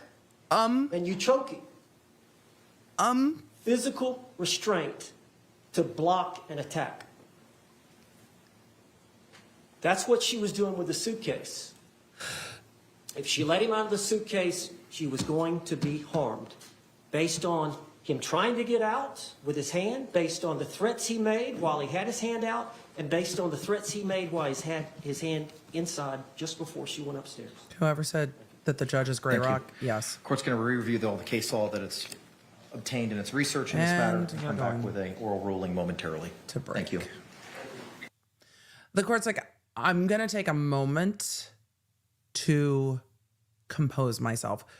What I love is that this judge is a trial ad professor or mock trial professor. And he probably, I don't know if he also does trial advocacy, but a mock trial professor. And that's the thumbnail for tomorrow. Sorry, I just went into YouTuber mode for a second. We switched from lawyer to YouTuber real fucking quick there, didn't we? And the students he has sitting at the bench with him are students on his mock trial team. There is no way to learn more about trial other than doing one than by sitting with a judge in trial. And then the judge is probably going to talk through the case law and might talk through it with them as he's making his ruling. So the judge is going to go review the case law and take a moment. This is a large ruling. It will get appealed if he denies it. So it is a big deal. It doesn't mean it will be wrong. I mean, judges get appealed all the time. Every time there's a conviction, there's an appeal. But he is going to make sure that his thoughts are in order. So as he is walking through that ruling, he is going through that ruling in a very orderly way to make sure that he is citing the case law and his findings if he denies it. And he might well deny it here. The court has said multiple times what the standard is with regard to the overt act required by the Supreme Court of Florida. So the judge is taking a break before his ruling. If you want to go take a break real quick, go for it. I'm going to answer some questions. Let's see. I'm just making notes because, well, I make notes. It's how I remember things. But the examples that defense counsel was giving weren't really on point. The initial aggressor here, if it is Sarah Boone as determined by the court, because the court gets to make this finding, the jury gets to make findings later. But if Sarah Boone created the situation, you can't create the situation and then say, and now I need to rely on self-defense because you created a situation that you did not have to create. But the judge is going to be careful with this because it will be appealed if she's convicted. But remember, if she's acquitted, the state can't appeal. So if the judge gets it wrong the other way and lets it in when it shouldn't come in and she is acquitted, there's no remedy to that. So the judge, I think, is going to be mindful the case law is not on the defendant's side in this circumstance. It doesn't mean it's not largely on the side of defendants. If there's an overt act, those circumstances generally are fairly clear. But he climbed into the suitcase, she zipped him in, and then started recording to let him have it and give him a piece of her mind. But it doesn't seem like she was afraid to direct and control their lives. She's saying, I'm always afraid. I don't know how that testimony fell for you. She definitely talked about George, not even as if he was deceased, but as if he was unable to care for himself. And I just wonder what the jury is thinking, right? After they watch that, the jury's got to be like, A, today has been the least smooth day of trial. And B, they've got to be sitting there going, what in the world is happening?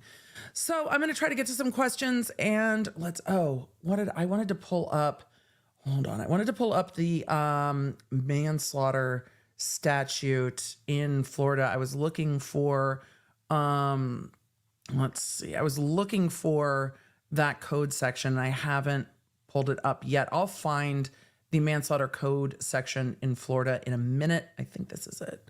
But I will find it and we'll go over the difference between second degree manslaughter again in a little bit. But the prosecution was talking, one of the things I saw questions about as the prosecution was talking was about the false imprisonment. So the prosecution's like, look, the false imprisonment was a dangerous act. She had committed a felony. She had done these things that are going to match with what the jury instructions say that the judge has to find. So let us get to some of your questions because, well, court's on break again. Katrina Bunny said, but we can hear in the video that he is having trouble breathing, yet she says she didn't know it could kill him. Yep. And that's, yep. And, you know, I'm not always going to say people should leave. Leaving is complicated. I think in this circumstance, she had room to get away from him this evening. And the testimony we have is that she would regularly leave the condo and go stay at her ex-husband's if things were heated between her and George, which by everything we've seen in court, they had been in the past. So when I talk about her noping out of the situation this night, she had somewhere to go, and it doesn't seem that he would have stopped her because she had somewhere to go. And that was something that she did regularly. And it seemed to be something that he did regularly until it sounded like in the police interview yesterday, she put down, or his parents put down, an ultimatum that if he was going to keep going to his parents' house to be away from her, that his family did not want him back with her. And his family was putting down, it sounded like a boundary, that him being with her was a boundary for them because he also kept going back to this relationship. So it's a difficult thing. But I think her options that night, she had a lot of options that night, and it was, by all accounts, a good night. They drank wine, they painted, they had puzzles. She wanted to go to bed, he wanted to hide more. And I don't understand her testimony when she came downstairs and was like, well, I saw him getting into the suitcase and I was like, I guess we're not going to bed. Okay, so go, George, I'm done playing hide and go seek. I'm going to go to bed. You do you. But if you get in there, I'm just leaving you down here. And walk back up the stairs. Eventually, he'll climb out of the suitcase because he has climbed in and you have not zipped him in and he is not restrained in any way. So if you're like, I'm going to bed, you do you, it just would have been over. But him aggressively trying to get out of the suitcase seems to have everything to do with the fact that he was telling her he could not breathe. So, Smurfana asked, how are you liking the Remarkable Pro? I don't know yet. Off topic, I know, but I have questions and asking for a friend. Would that friend be me? Yep, definitely me. So some of you know I take notes on the Remarkable. No, not sponsored. Today's sponsor is Factor, which makes sure I have lunch. Remarkable makes sure I have notes. I'll talk about this more in Members Only tomorrow night on our Members Only Live. I don't know how I feel about the Pro yet. It's a little bit bigger and the screen has a little more slip. We're back on the record, state of Florida. I have lots of sensory stuff, so I want it to feel nice. And this one feels a little different. So I'll give you a thorough review when I'm done. Back on the record with court. Let's zoom. I want to hear the court's ruling. He came in hot and he is ready to go. The judge is ready to go. Like, judge is ready to rule. I think he's probably going to deny it. So let's see. Versus Sarah Boone, case number 2020 CF 2603. Appearances for the state. And I keep switching between the two to see how I like the feeling, but Defense. The Pro is heavier. James Olmos from Miss Boone. I don't know if I need it to be in color that much. All right, let's see what happens. Ms. Boone is currently seated at counsel's table, wearing the same clothing from this morning. The court has the opportunity to review the case law, review the arguments provided by both the state. These arguments, remember, these arguments have been made multiple times before this court. He's reviewed this case law multiple times. This is not a novel question to him, and he knew what she was going to say because we've seen it before. And the defense. The court finds that a overt act has been established. Case law is clear that a scintilla of the providing of an overt act is sufficient to provide the self-defense jury instruction. An overt act is not something that's specifically defined in Florida case law. It's something that's from the totality of the circumstances, seemingly under the authorities that the court has reviewed. As such, the court is going to find that under Holland, a overt act has been established and will allow the defense to proceed with evidence of reputation and specific instances of conduct and He's not looking at battered the attorney's spouse phone. evidence, so long as the necessary predicates are established for those It is a items. low bar. Any questions or clarifications with regard to the court's order That is a state? big win for the defense in this case. Defense. I think it would help if we went through my exhibits involving the blow-up photographs and these other photographs, because I think The bar is low, a scintilla of I evidence, don't know if you want to the barest deal amount. with all of them one at a time in front of the jury, or whether we want to just talk about them. I'm ahead of surprised. time so that we Yes, know- it's better for Are appeal. there any objections to those items? So the defense will present their defense, I've shown a lot of different things, including like a rap sheet of and if it is, well, it will absolutely protect it on appeal. we need to, I'm happy to take care of some of this stuff in advance. I'd rather do it now Yes, so that it's not up, down, in and out with the jury. so All right, go ahead, Mr. Owens. What do we got? Well, I had the clerk go ahead and mark everything. Some of it is a composite. Is this it here?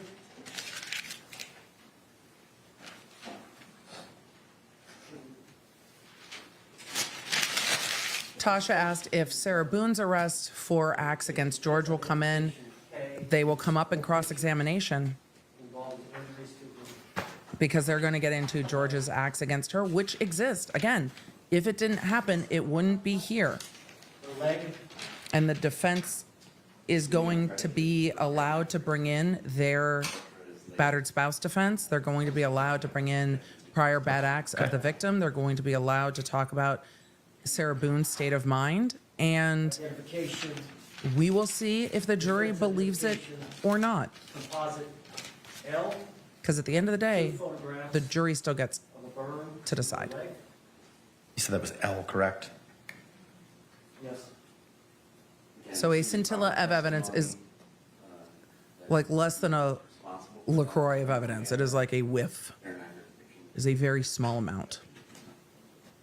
I don't know what they think it is, but this is a huge win for the defense M, and something Sarah Boone could not have accomplished on her own representing two herself. photographs. The first one is a photograph of the back porch. Sarah's on the back porch with her two dogs. The next photograph is a picture of one of her dogs on one of the outdoor couches. There's relevance is that he would threaten the dogs with harm if she didn't comply with his directives, and he actually harmed the dogs. kicked the She dogs. doesn't talk about George as if he was directing anything, though. So, in order to do what So, he used the dogs, she was in fear for their safety, so she will testify about this threat. Relevancy objection is overruled.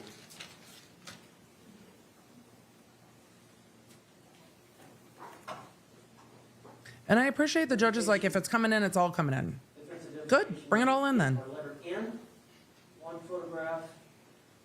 It's a photograph of the living area, but also the stairs, and it shows that one of the allegations by the state is that the defendant. Okay, no objection.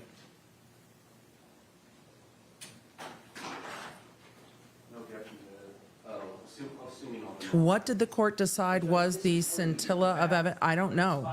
I don't know if it was him trying to get out of the case. I don't know if it was his words against her, My understanding, is this O? which is, This is still O, correct? I don't know what the court My decided. understanding from the state is there's no objection so long as the foundation's established. Thank you. So I am We also intend to surprised. introduce the video. There's a short video on It's on the Sarah. state's exhibit too, we're not objecting to that. Okay. As long as the foundation. No objection so long as foundation is established. However, the jury will get the full picture and then get to decide. And the jury might see the full picture and go, yeah, but no, that's not what was happening this day. Of an incident in which No objection. There won't be any questions left for the jury. No And objection so long as appropriate. juries predicate is having the established. entire picture is not always a bad thing. these next ones are individual Different jurisdictions do it differently, different countries do it differently. composites, but Q for identification is one photograph. Is that part of the, like, stuff that we already done? This, I was told this was separate from the burn. So this was, I think, a slap or something. Judge Abby was live chatting on my text messages. Hi, Your Honor. I hope you're having a good lunch. With regard to Q, no objection, so long as the appropriate foundation. So they are is now laid. going through the photos taken from Sarah Boone's phone, and No objection to R. this so will long as probably be the foundation is rest laid. of the day. S, Same for S. identification. So I see a number of With you regard to asking S, about no Sarah objection, so Boone's long as prior foundation is arrests. laid. They can ask about the facts of it, but not the conviction of it. No objection by the state, so long as appropriate foundation is laid. The state can bring up her change in Objection story from the and state, will, So long as appropriate foundation both is in laid for E. cross-examination and in Same for V, Same for W. and in W. closing. Same for X. X, Same for Y. Y. So Casey Katz, will her rap sheet come in? No. The facts of the events will, but they were not felonies. So the misdemeanor convictions will not come in. If Sarah denies that those things happened, then maybe. But some of the facts can come in. So we will see. I'm interested what the judge decided, how the judge decided here.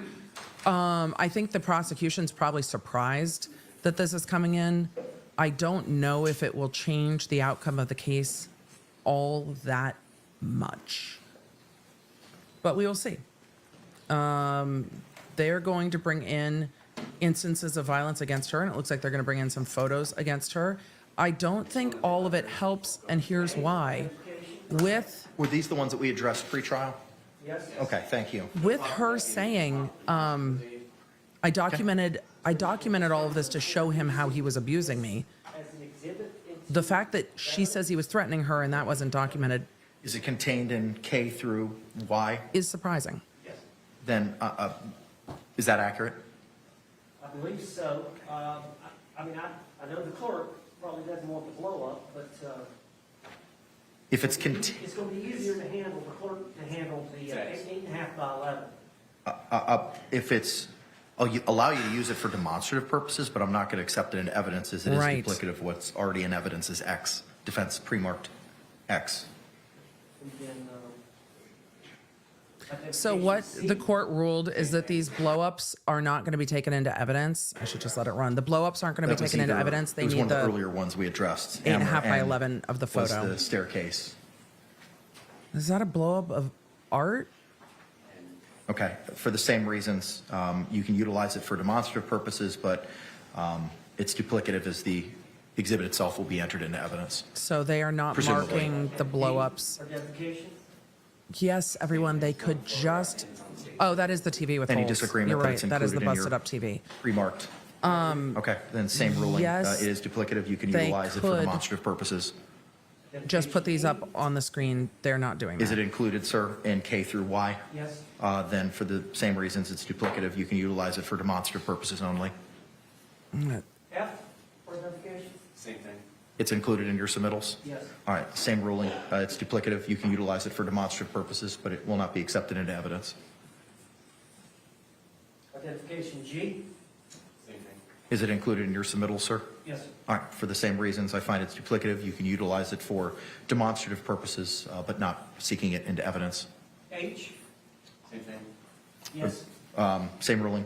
You can use it for demonstrative purposes, but it will not be received into evidence by virtue of it being duplicative. Identification I. Same as T. Any disagreement with that, sir? No, sir. All right, same ruling. Court finds it's duplicative. No, some of these you can injuries utilize against it for Sarah are demonstrative going to purposes. be rough. Absolutely. Identification. She was stabbed in the leg. We'd heard about the black eye previously. Hang on, We is that the saw it house? as they're going through it. I think that's Bravo. Is it the defendant on the porch with the two dogs? Bravo, Bravo. That was pre-marked before Fucking trial Bravo. as Bravo. Wrong Bravo. It's marked as Exhibit Bravo. Same. Same. It was as defense Lauren, M. yes, he's Relevancy objection been is overruled, arrested but I'm not going to allow the and enlargement has as it's previous duplicative, domestic violence as the cases native photo against- is in evidence. But you with can use her it as for the victim. demonstrative Yeah, I purposes. probably want to use She has this cases closing. with him as the Just victim. Use this, use that for the. However you see fit, sir. Okay, This is not. Brittany Phillips is asking when I can't when speak she to was that. I don't stabbed know in that the anybody leg. today has utilized it. It was, I But think, that's not within the connected year to and the a half overhead. That's prior to separate this apart from the incident. overhead. Okay, okay.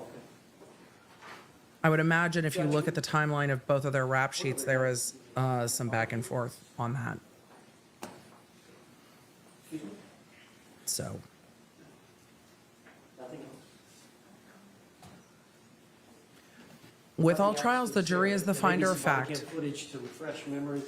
We've got 2 deputies out there. Here, the defense is going to get to bring in a lot Any more other facts. exhibits with regard to? However, the body cam footage and all of the prior facts about prior instances of violence between the defendant and the victim is going to come in. The prosecution's turned all that over. So if Sarah tries to change what those events looked like, there is body cam footage of the police showing up and arresting her at occasions, arresting him at occasions, and we will see how it shakes out. Ms. Boone, at this point in time, Mr. Owens, No, sir? state any reason why we cannot ask Ms. Owens or Mr. Owens to continue his inquiry of Ms. Boone and have her return to the witness stand. No? All right. Mr. Owens, anything else we need to discuss, sir? It's a good Sure. day in court for the defense. That motion was critical to their case, and they are going to bring in a lot more information. And Sarah Boone's testimony will continue about the prior instances of violence between her and the victim.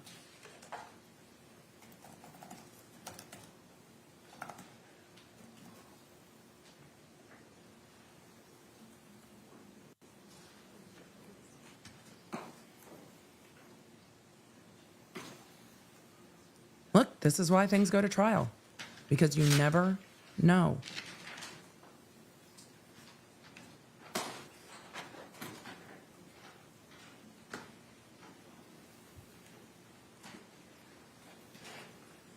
Judge, I think we're ready. Okay. If we can bring Ms. Boone back up to the witness stand. Once she is seated, we can bring back in our panel. Okay, the jury is coming back in.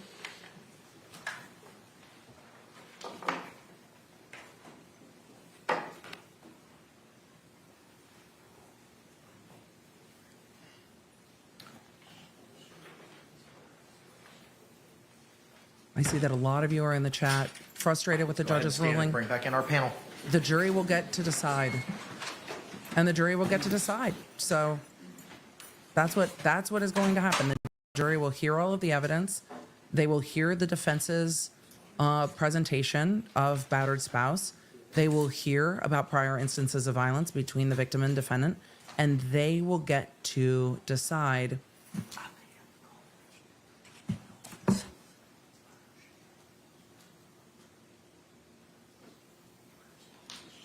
I also saw someone asking about Nightbot. Nightbot automatically removes caps because I am dyslexic and I cannot read them well in the chat. That is Nightbot. It is automatically programmed so that I can read the chat. So it is not the moderators. It is Nightbot, and I have programmed that so that I can read my chat when there are over 30,000 people in here. Do the YouTubey things. Jury is back in. And this case just got a few days longer with the experts that are going to come and testify. So we are going to see experts from the state and experts from the defense. Forever State, you Wanderer recognize asked, the how do jury. I stay so calm it feels unfair? Defense, you recognize our jury. Because the judge is Thank the you all. judge, Be not seated. me. Members of the jury, again, you could, once seated, raise your hands to confirm that you complied with the court's instructions during our I last always- break. Record reflect all hands have been I raised. have the benefit of being an attorney for almost 20 years and seeing a lot of juries, and there have been very few juries at the end of the day that I have not understood. Most of the time, Mr. Owens, you may. I have seen juries get it right. So I believe with all the facts at hand, the jury will not feel like down the road, if they learn there was something they didn't know, they won't feel like they were blindsided. And at the end of the day, if the jury, whatever way the jury decides, they have everything that is possible to be presented to them, and they're going to decide. So the judge is the judge, and he gets to make the ruling, not me. So how do I stay calm? Because I don't have to make these decisions. I just get to try to explain with you all. So most of the time, I trust what a jury is going to do, And all we get to do is watch and understand the law. So, and see how the evidence comes in and see what the jury decides. Because at the end of the day, they might be like, yeah, all those things did happen in your past. And then you zipped them in a suitcase. And that is uncontroverted. Continue with your inquiry, sir. The jury might very well still go, 2 wrongs don't make a right. Just because all this happened in the past doesn't mean on that day you should zip him in. So.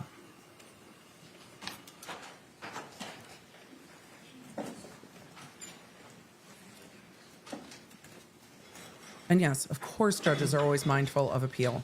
Scintilla is a low standard. So I think we left off. You had called, Also, all of her statements to ex-husband? police undermine this entire defense. all right, after you called your ex-husband, what happened after that? I ended up falling asleep. Wait, she called her ex-husband that night? Really? Do you remember waking up the next morning? Oh, Yes. Chat is reminding Chat, but I will also remind Chat, the prosecution also has a rebuttal. This case is turned into the defense case in chief, and then there will be a prosecution rebuttal. So when I say this trial got longer, this trial got longer. Look, there's times I feel all kinds of way in trial, but we're just going to, Cheryl, I appreciate this. Cheryl said, Emily, thank you. You're making me feel better. I'll keep an open mind. It's just, the clock is not run down. We have to just see what is going to happen. They will probably recall her ex-husband. They might bring in his police interview. There is a lot more case, but I want to see how this case happens. So we're going to watch and we're going to see the rebuttal. And there's a lot more that's going to come in now. Did you sleep in? Not intentionally.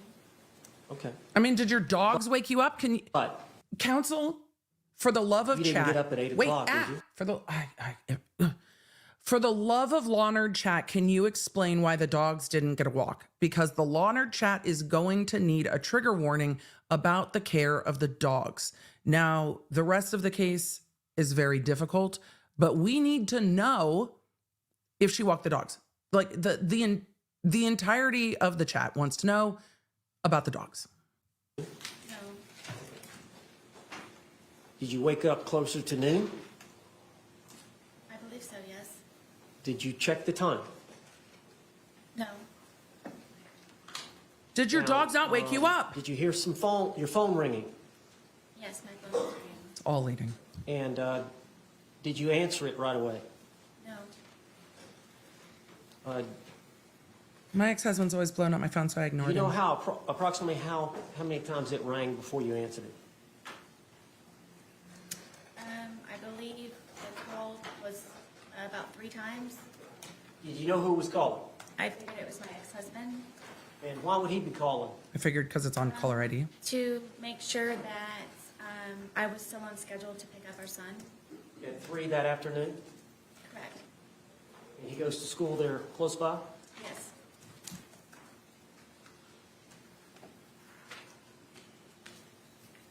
All right.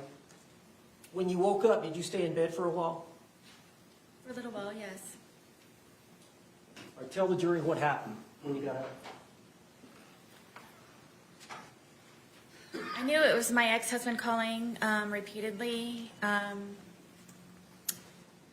I didn't answer right away because one of our problems is that he doesn't understand that I'm doing things around the apartment and looking for jobs and so on and so forth. So I inevitably just let it ring, and I laid in the bed, and I figured that George was downstairs either drinking or When they call the ex-husband back to the stand, I imagine this is going to be a different conversation. looking for jobs, or may have just left. And so eventually I decided to get out of the bed and start moving to go downstairs. I was motivated enough to go downstairs. And when I went downstairs, it was very quiet. She also didn't say she was apprehensive.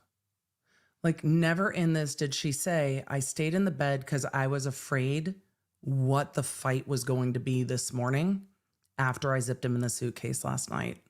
I was afraid that we were going to get into it because of the suitcase. She never said.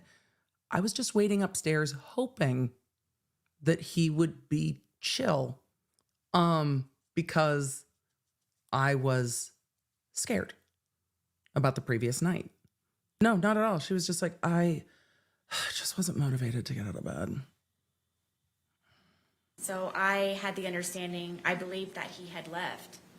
And Did you check to see if he was, where would he be looking for a job? I did a lot of cases as a prosecutor. It's coming through at the moment. It is just prosecutor coming through at the moment. What else she didn't say is I was waiting to hear the door close that he had left. I was waiting to hear the door. I was waiting to know he was gone. I heard him leave and then I went downstairs. Because if she was afraid, she would be listening for those things. She would 100% be listening to hear him leave. usually on the couch, he would have my son's laptop and he and I, which we would share. Y'all only have the son's laptop? Correct. And the TV was not working at this time? The TV was not there. So you thought he would be in the living room on the laptop? Yes. He was not there? Sorry, chat. I hope I didn't else did trigger you any look of you for? that have had to wait to hear the I looked door. on the back porch. but it's just what I'm I thinking. went through the front door to see if my car was there, thinking maybe he had taken my car. I checked the bathroom, and when I was checking the bathroom, I saw the suitcase, and I remember Didn't listen for the car starting up and leaving. about the night prior, and I unzipped the suitcase Let me and stop you there. I was thinking about the night prior.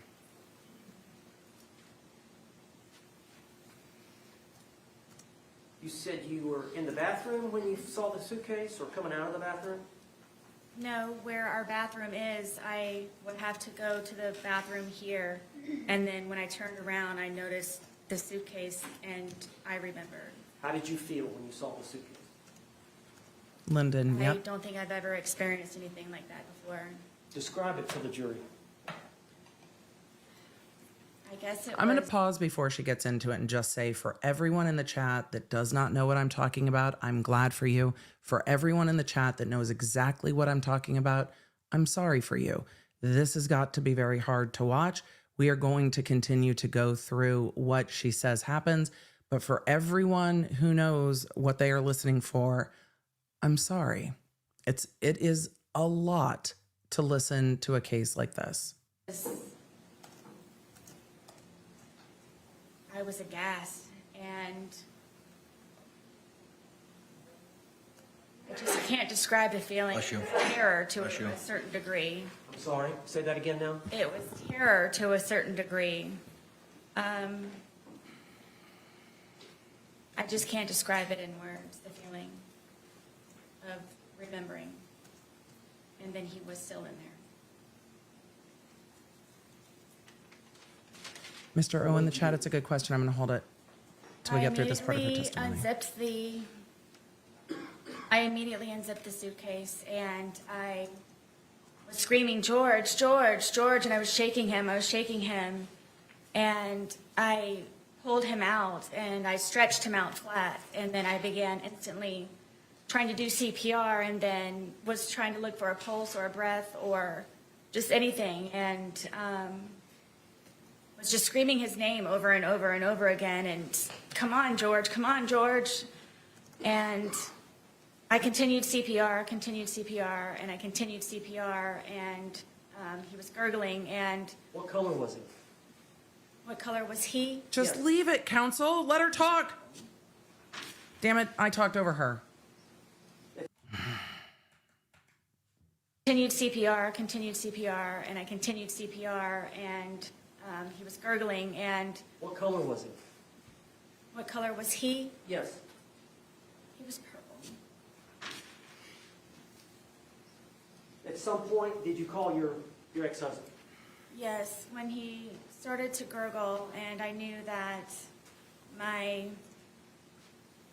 ex-husband is notorious for bringing my son over in very inopportune times when George is possibly drunk or doing things not appropriate for my son to see. And I just didn't know what to do. It was just a quick knee-jerk reaction. Ryan was kind of my go-to person because of my family being deceased, and I don't have anyone else that I can call. But you knew And I you were just wanted picking to your son ensure up that at he would school. not bring my son over in He the was at process school. of all of this at some point. However, So you called him.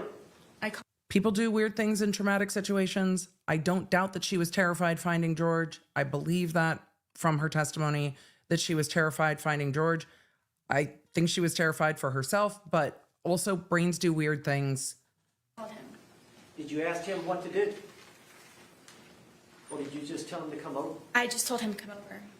Did you tell him that you felt like George was dead? Yes, I did. The leading is And how kind of far- killing me. You said it's 5 minutes from house to house? Yes. Did you call him back? Yes, because he was taking so long. It felt seconds were hours. Yes. I'm still doing CPR at the same time in the process of it. I'm doing CPR I don't know how many times. Did he Challenge. get there? Yes. Did he walk in? Yes. Did he walk out? Yes. Yep. What did he tell you to do? Call 911. What did you do? I called 911. Is that the recording we've heard here in this trial? Yes.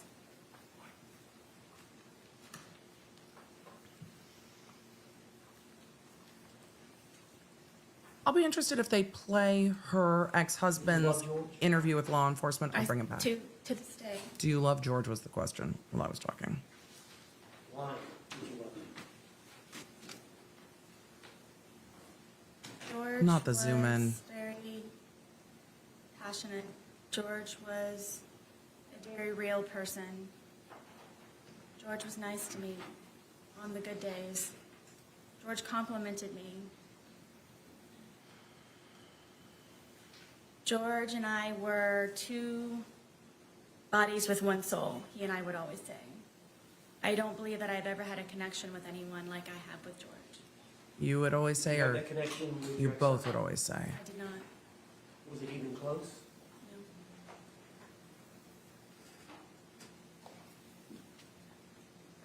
George has some good traits, doesn't he?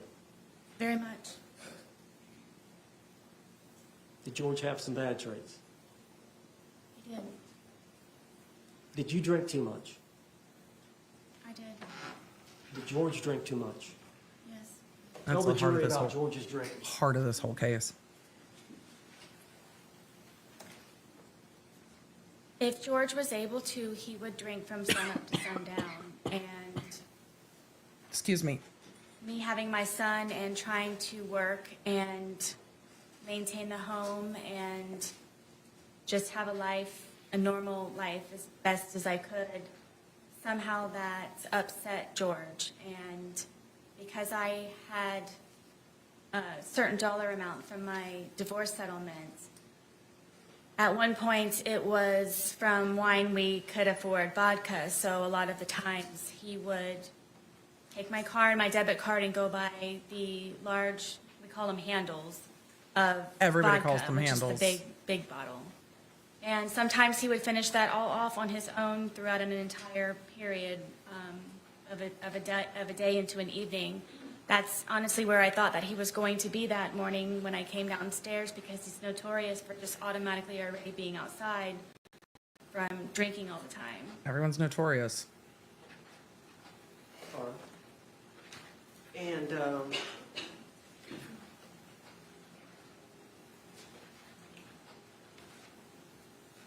you said you have an alcohol problem. George has an alcohol problem. Yes, She didn't answer about her.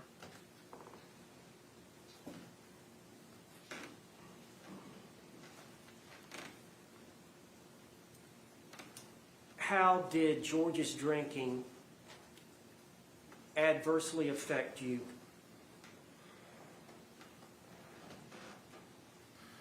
it would debilitate my ability to help him the way that I was always trying to help him, because it would be one good day, a day of survival, and then it would be another day where I'm having to peel him off of me and call 911. Why would he get that way? Tell us his pattern as it relates to drinking and then. Object. Approach. So there was an objection as to just the open-ended question, tell him about his pattern. For those of you saying, well, we get to cross today, they've got about 2 hours left. But look, addiction is not an excuse for murder. It gives context to the jury, and they're going to get into a lot of context about the victim. It is the heart of her defense. So I know that that feels awkward. Court is an adversarial process. So her attorneys are here to make sure the jury understands why she thinks this was warranted or required or necessary for her own safety. So that's what we are going to get into. I saw someone in the chat just ask, Catherine asked, as a former prosecutor, how would your strategy be for cross-examination? Let her talk and then confront her with the differences. But I would let her talk. Just like they started to in the interview with law enforcement. And then they started to confront her with the things she said. And then she started getting mad, saying it's just not fair to me. So I would let her talk at first, and then I would start confronting her with her words. And that would probably make her really pissed. And then I would let her get mad. You already got the 3.5 years?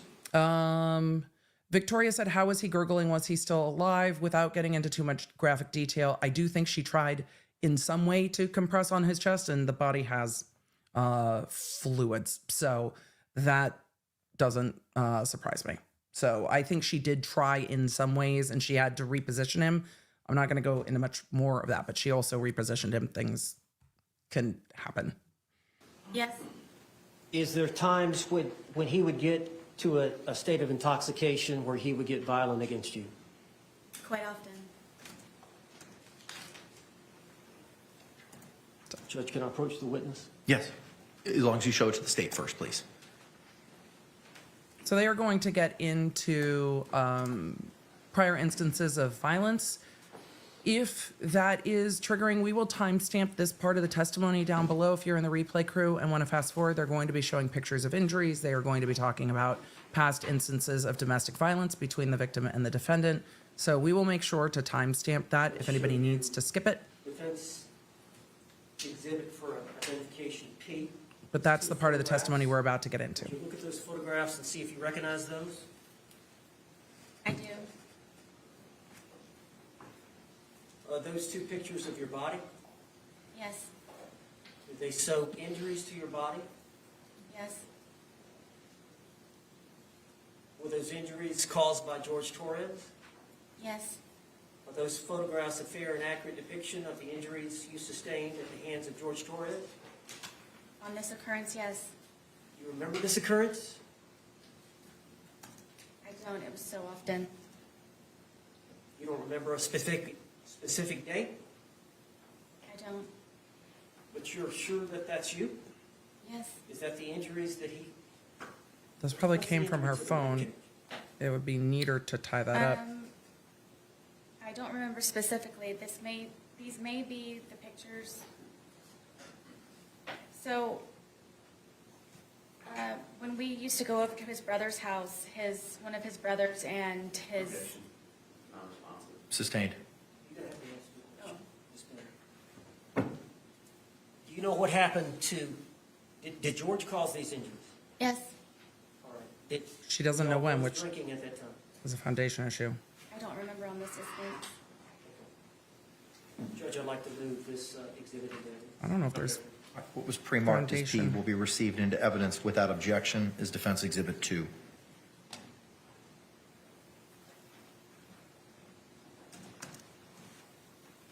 I'm not sure I know how to approve this. Mr. Owens, may I give you just a number, please?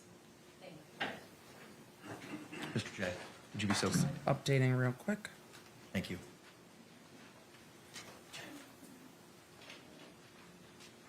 So they are going to get the, it looks like they're going to either get the tech going Ask permission to publish it. Yes, sir. and then publish those photos You to may the do so. jury. All right,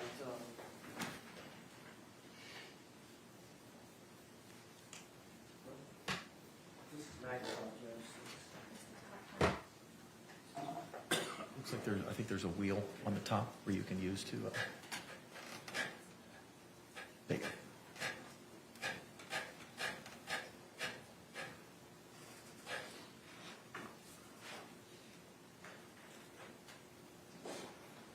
Ms. Boone, is that you? I saw a few of you, I'm going to pause real quick. I saw a few of you in the chat asking if I will send an app notification when this part of the testimony is over. Yes, we will when they move on.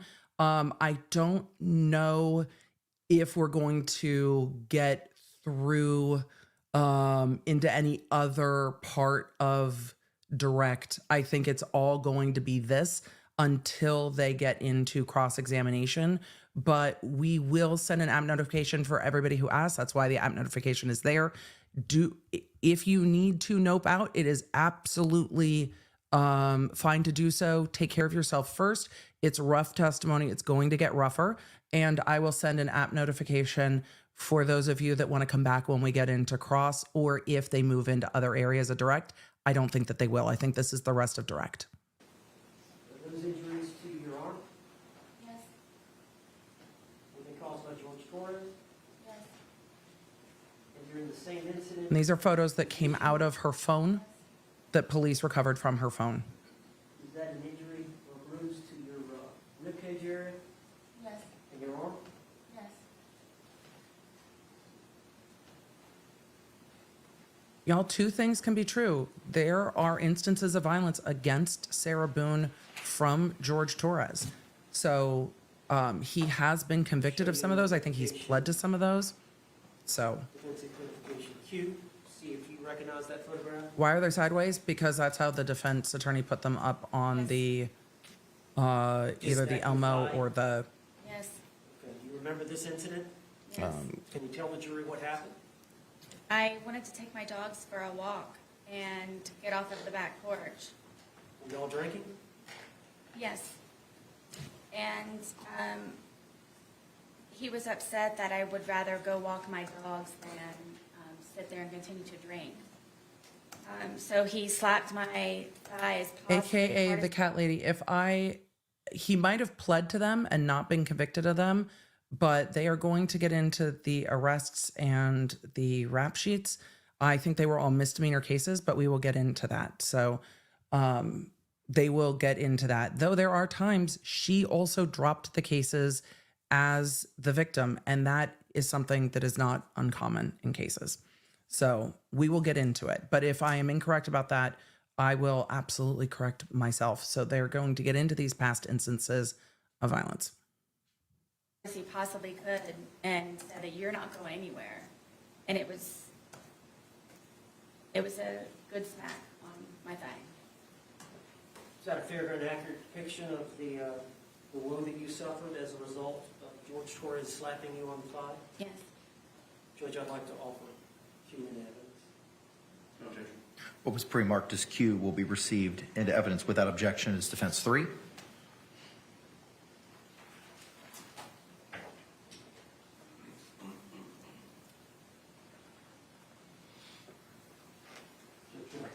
You may, sir. And for the jury's sake, is this the photograph you just mentioned? Yes. Defense counsel keeps putting them up sideways on the Elmo. The jury will have these. They'll be able to see, I'm going to show you. and they'll be able to Identification, determine identification S. what the facts See if are. you recognize that photograph? I do. Is that your hand? Yes. Is that your blood on your hand? Yes, it is. Is that you standing, looks like in a room with flip-flops? This is in the kitchen at Brian's house. Okay, what happened there?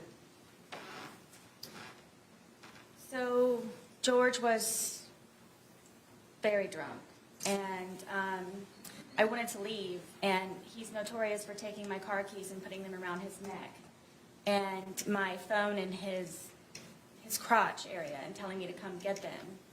And I really wanted to leave because of how drunk, and I knew the escalation of his anger. I didn't want to be there when it was at its peak. So I tried to take my keys from around him because he kept taunting me to take my keys, come get your keys. And so I attempted to go and get my keys. And so he ended up getting a butcher knife. And I had an opportunity to call Brian to come and help me, to please come pick me up, to come get me. And of course, he brings my son with him. And so I'm in the parking lot asking Brian to please help me get my car keys away from him. And there's neighbors, and it's a scene at this point. And George comes to the doorway of my townhome wielding the butcher knife, saying that, With his, do I curse?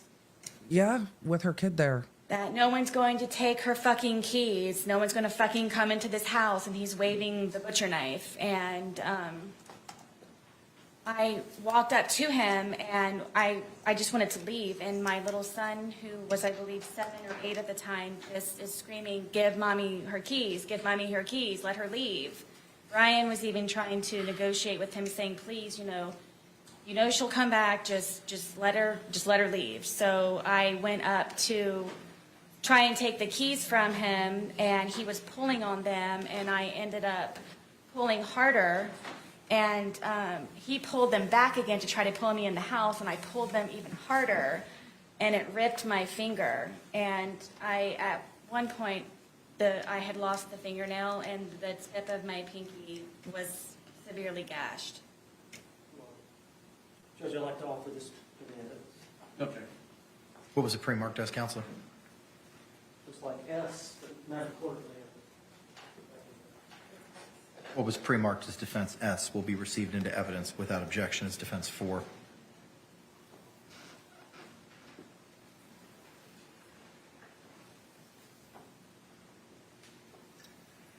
And that is the picture of her finger. Picture you referring to. Is that the nail? Was it on? Still on? I believe so, yes.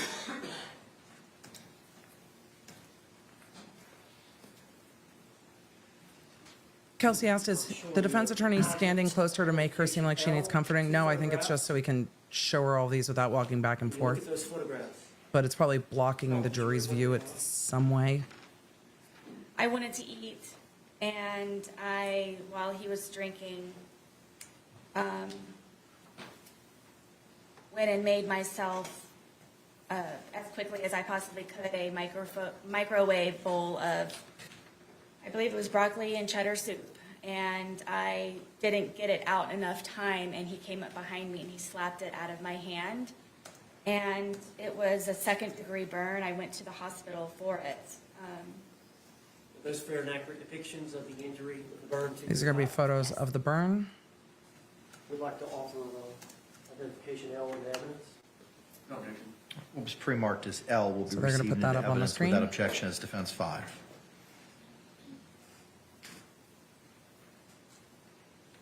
Permission. Yes, sir. You had to go to the hospital as a result of these injuries to your thigh? Yes, it was extremely painful. It is probably easier to see in court. Yes. That's probably a good thing for all of us.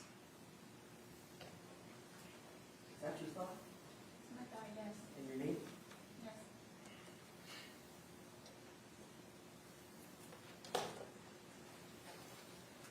They're going to go through all the pictures that the defense wants to enter. Natalie V said Brian didn't testify to this. Did he know? Because it was not clear when Brian, the ex-husband, testified that any of this would be coming in.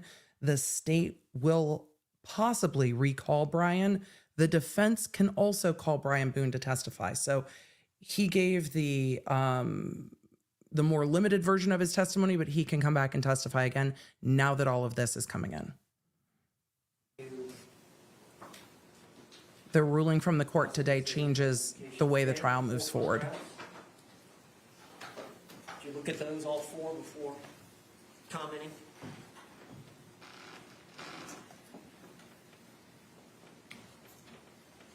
This is a longer story, isn't it?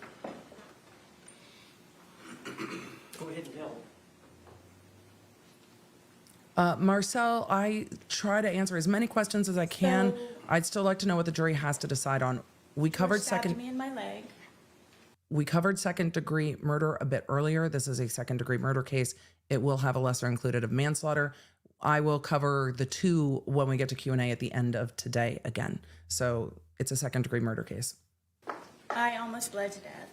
All right, well, let's go back and explain what led up. I was not expecting that when she said I got stabbed. Thought it would be nice to cook a nice steak dinner. We don't have 2 nickels to rub together, so I thought it would be special to make a steak dinner and make potato and go above the normal whatever's left over in the refrigerator. And Oh, she sounds pissed. so I about spent a lot this. of time doing that, and George was drinking the entire time, and on the back porch. You were drinking as well, were you not? I was drinking. He was on the back porch while I was in the house and I was cooking. And it was one of those where maybe if I start making dinner now, it will be over at a particular time and we can go to bed at a reasonable time. And I even put it in the bedroom and had a movie set up for us to watch. So it would just kind of be dinner in bed. And then he came upstairs and saw that I had made the steak dinner, and That's speculative. I don't know how to describe how drunk he was, but it definitely was not George. And had him come lay on the bed, sit on the bed, and, you know, put the, I got the dogs out, and I presented him with the steak dinner, and sat down and was getting ready to start playing the movie. And he starts being very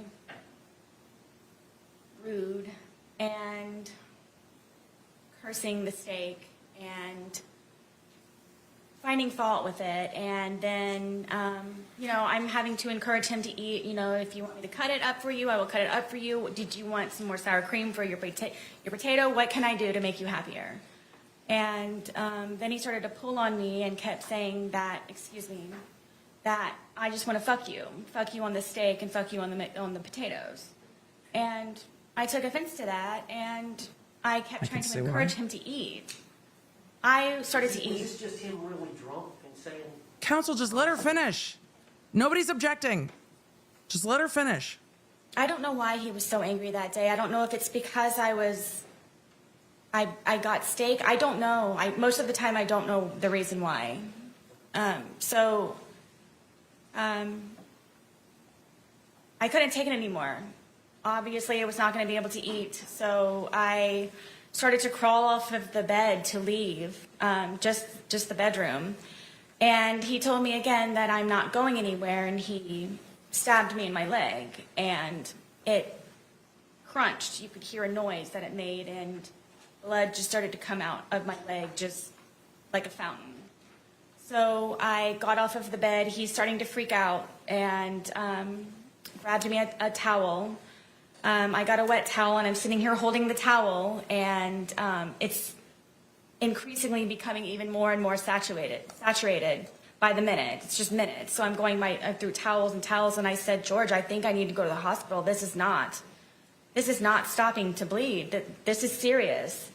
And he got on his knees and begged me, please don't call the police. Please don't call the police. Please don't call the police. And inevitably, he went and got my car keys and put them around his neck again, and my cell phone. So I was not able to call anyone, and I wasn't able to leave in my car. So I figured I would just go downstairs, and I'm just going to go downstairs. And I had propped my foot up on the glass table that we had, and blood is just everywhere. Blood is everywhere. I can't keep up with the amount of blood, and I'm starting to feel very weak and really weird. And he comes downstairs, and he's still begging me, please don't call 911, please don't call 911. I kept telling him, there's something, this is serious, this is something. Because he knew that he would probably get arrested or something bad would happen to him. So I couldn't take him anymore. He was just all over me, and just, I'm bleeding. I'm bleeding very badly, and he's having me try to console him. And I kept telling him, please, I need to call 911, please. And I said, okay, just give me a moment. And I crawled upstairs to my son's bathroom, which is the furthest bathroom away from everything. And I remember holding onto the sink And I looked into the mirror and my lips were blue. And I knew I needed help. I needed help. And he came upstairs looking frantic for me, calling my name. And then I turned to him and I said, please, I'm going to die. I've lost a lot of blood. There's something wrong. My lips are blue. Please, please, we don't have to call an ambulance. If you could just take me, I'll drive whatever I can do, please, to go to the hospital for this.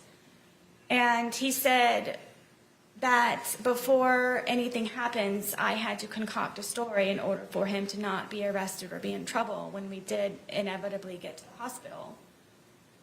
So I'm sitting there with this blood-soaked towel with blue lips, trying to come up with a story of what I can tell them when I go down there so he's not in trouble, and telling him that it's okay. And I came up with the story of that we were sword fighting silly after drinking with our steak knives, and he accidentally punctured my leg. And from there...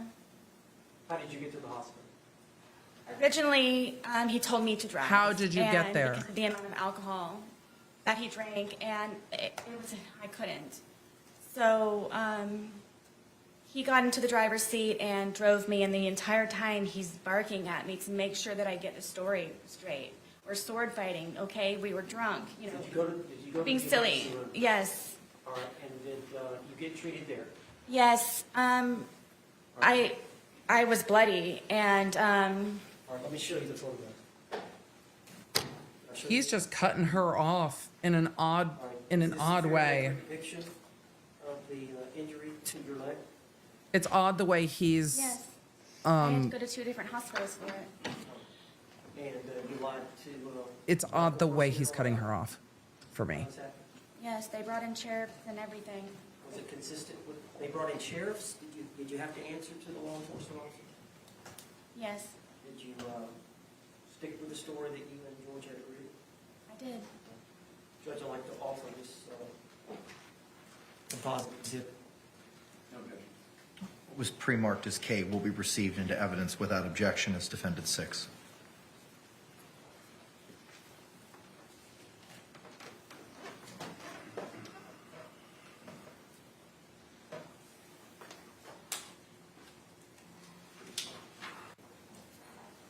I'm going to zoom while they're...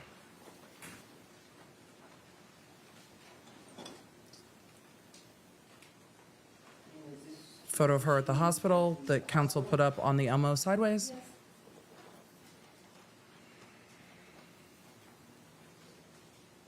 And a photo of her leg with sutures. Is this the stab wound to your leg? Yes.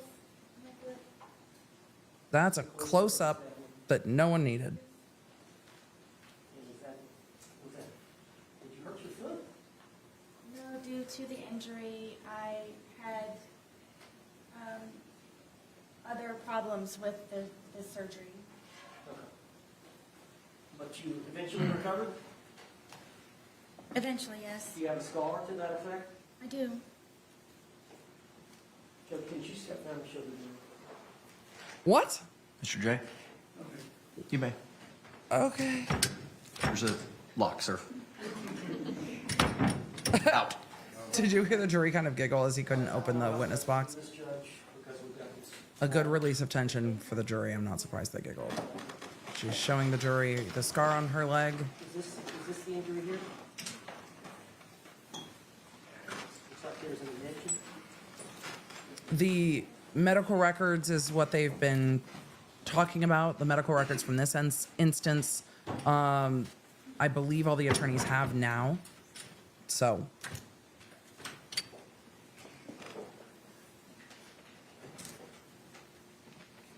All right, I'm showing you identification. T? You recognize that photograph? I do. Yes. All right. Looks like you've got an injury to your lip and to your face. Do you recall this event? I was trying to sleep, and Have y'all been drinking?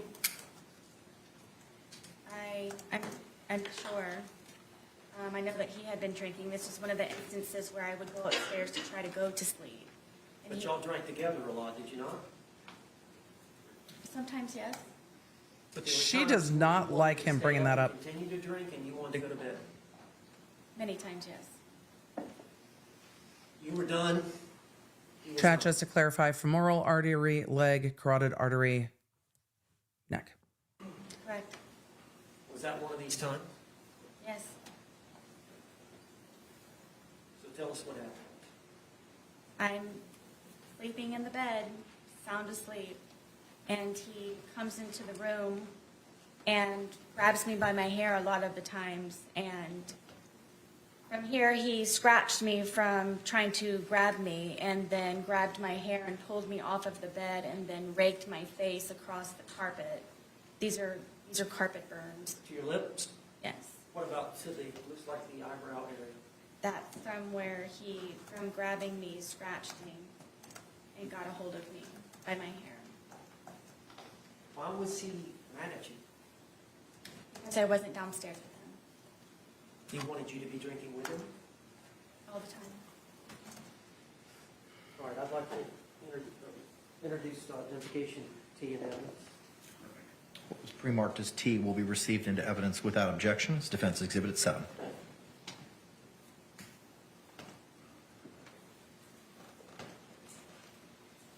Oh, permission, Paul. You may, sir. He keeps putting them up sideways. All right, you see the injury between the eyes and the injury to the lip, And bleeding. Yes. as you described? Yes, and then the blood going down my eye, yes.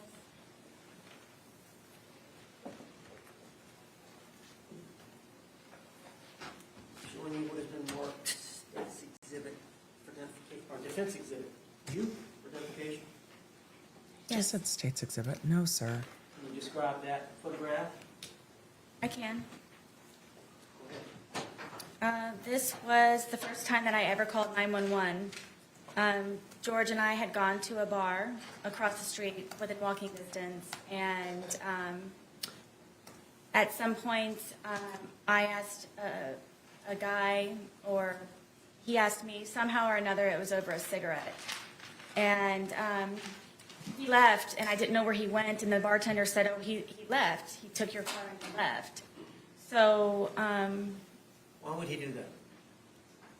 You said it was well, I within found walking out distance. When I got home, it was because I spoke to another man. And so I paid the tab, and I walked home, and he's sitting on the back porch with the handle of vodka, and I was walking on eggshells and terrified and kind of treaded lightly when I came in, and he acted all natural and fine. So I didn't know the reason why that he had just gotten up and left with my car. So then he calls me a whore, and then he calls me a slut, and then he calls me a cunt, and gets up and pushes me. And he pushed me with both of his hands so hard that we have this little area where our washer and dryer is, and there are metal doors that are on it. And he pushed me into the metal door.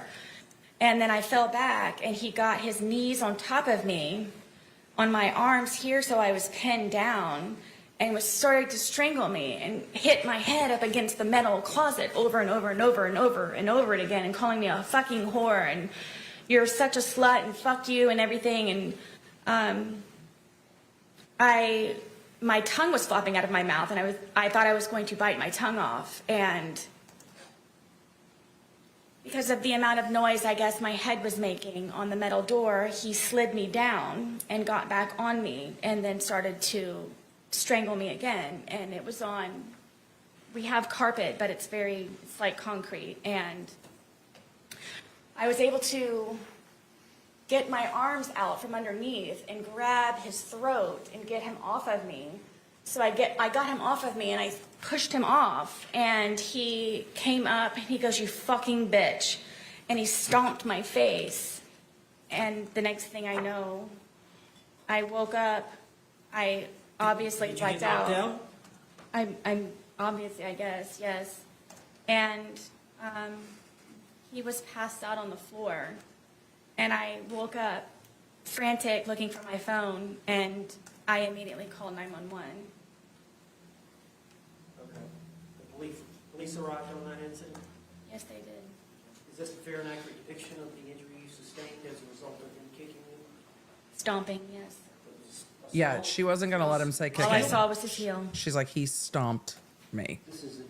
We ask that this be identification you be admitted into evidence. What was pre-marked as you will be received without objection is defense 8.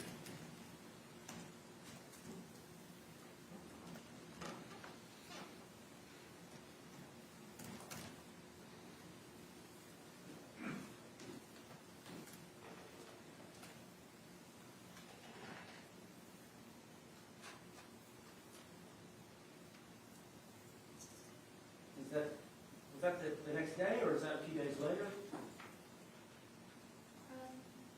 That's a couple of days later. Yeah, I would. And that's the bruising from the... It's not swollen anymore. I would suspect it was a few days later. Now, the police were called, and we'll talk about that in a minute. I'm going to go through the report.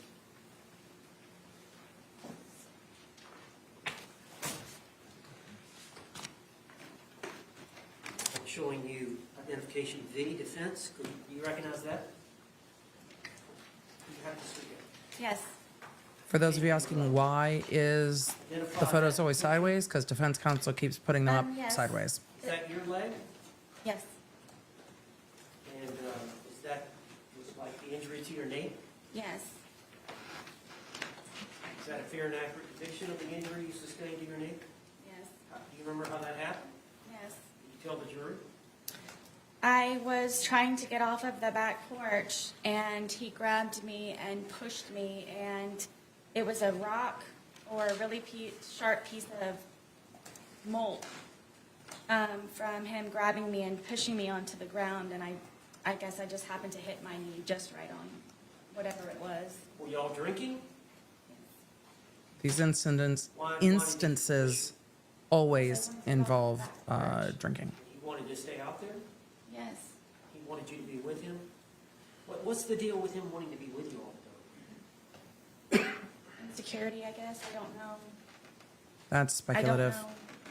Did you do your best to please him? And then some, yes. Counsel, I hate that question. Introduced in evidence identification. What was pre-marked as V will be received into evidence without objection is defense 9. Now, Ms. Boone, were you treated for this, or did you self-treat? Really? Show the jury now. No, that was just, I got the first aid kit that I have for my son, and I just cleaned it up. What? I said I got the first aid kit that I had for my son, and I just cleaned it up and put a Band-Aid on it.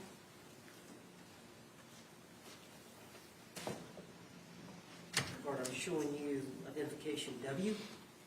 Defense identification. You recognize that photograph? Yes. What is that a photograph of? This is a photograph of my arm. And is that a fair and accurate depiction of the arm with some type of injury? Yes. Do you remember this event? Multiple times, yes. Well, I'm talking What? about this isolated event where this photograph was taken, the injury you sustained. Yep. Who injured your arm? Jorge Torres. Do you remember this event? Yes. Did you tell the jury about it? This was one of the instances where I would try to pull away from him, and I don't know how my arm started to do this, but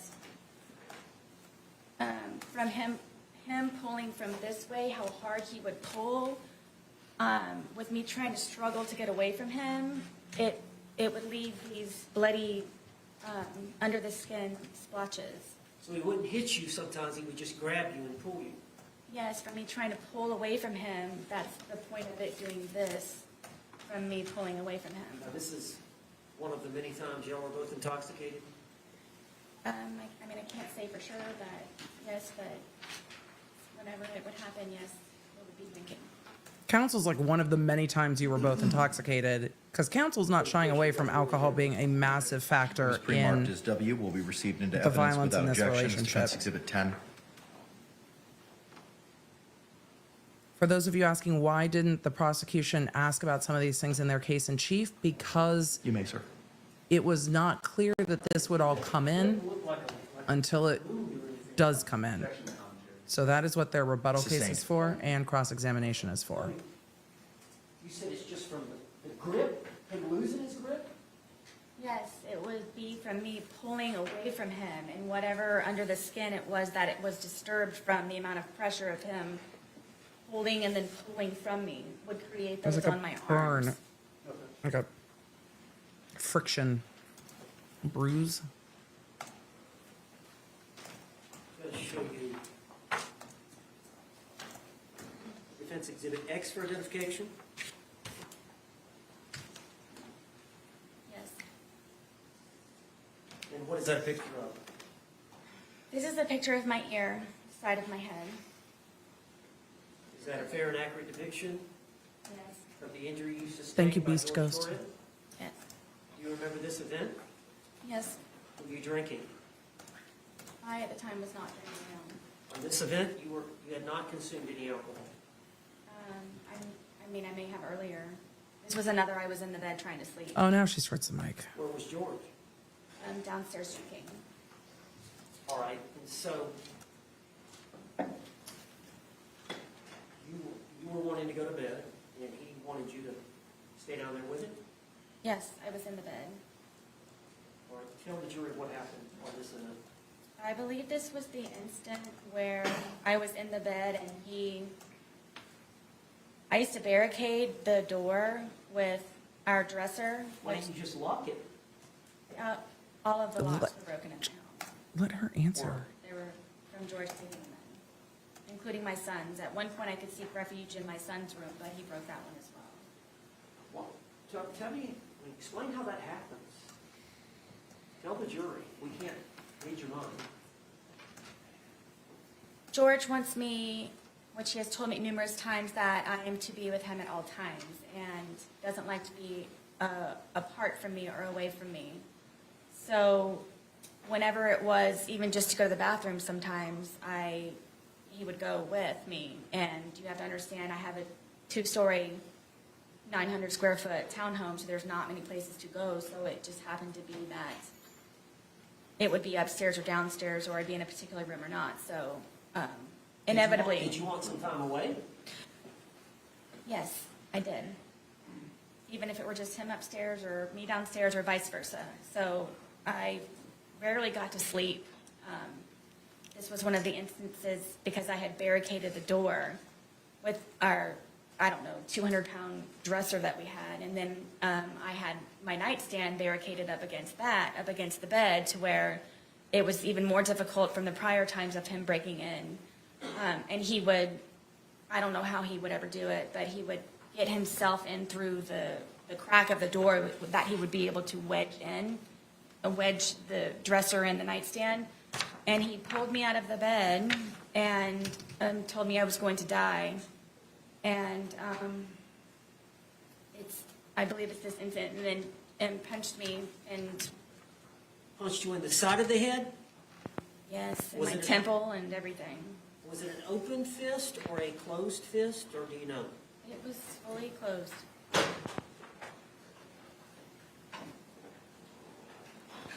Chad, I just asked to keep an open mind. Identification X. There is trauma Was here pre-marked on as X will be all received parties. Yes, without objection as Defense Exhibit 11. it is a murder case. The victim is not here to speak for himself. There will be things introduced in evidence in cross and in rebuttal about the violence from this defendant towards the victim, but it doesn't change the fact that things happened to her as well. There is a lot of gray in a lot of criminal cases. She is telling you what is happening in her relationship, but it doesn't discount what she did. And it might not be a defense to what she did, but it is context. I don't disbelieve that a lot of this went on. So it is going to be up to the jury to decide, but both things can be true. So try to keep an open mind, because she can be both the victim and the defendant in this scenario. There are things that happened to her. It might not negate what she did to George. The judge is allowing her to bring in context. We are going to go all the way through the prosecution's case.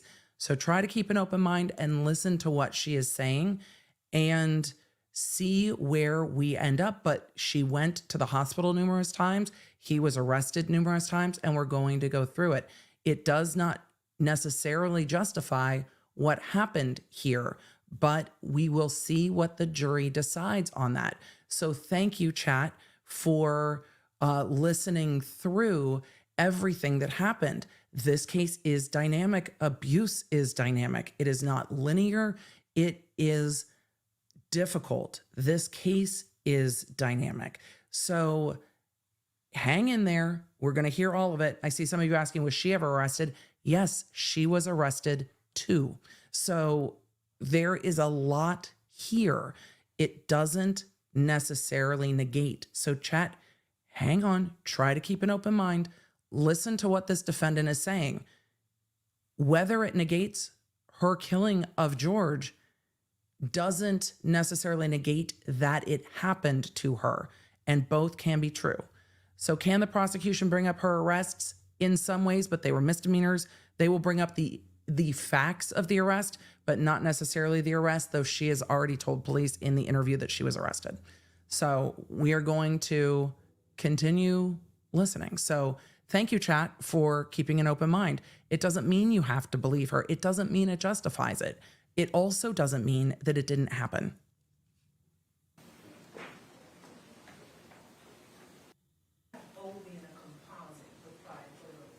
But the fact that he keeps interrupting her is We're just... moving in O, okay. All right, what was pre-marked as O will be received into evidence without objection as defense 14.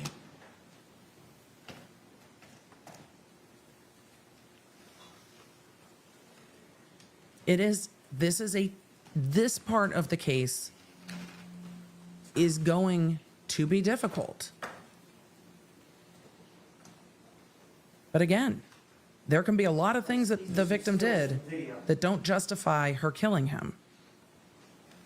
This was George, that particular day, holding her back. Yes, telling me that I'm going to take the television out once he destroys it. She videotaped that incident. I was going to help him, but either way, I was taking it apart and removing it.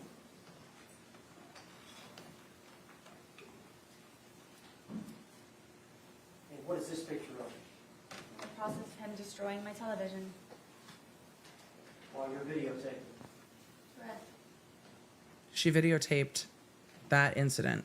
But again, her videotaping him bashing the TV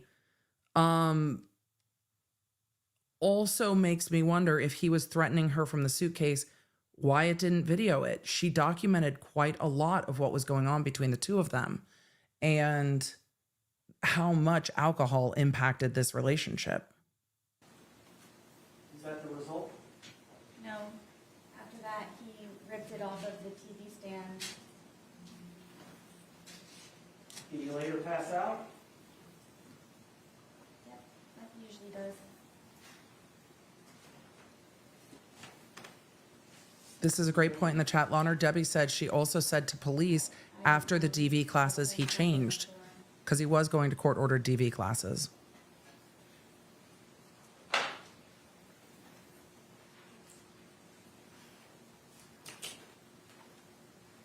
That's the same bat that is in evidence.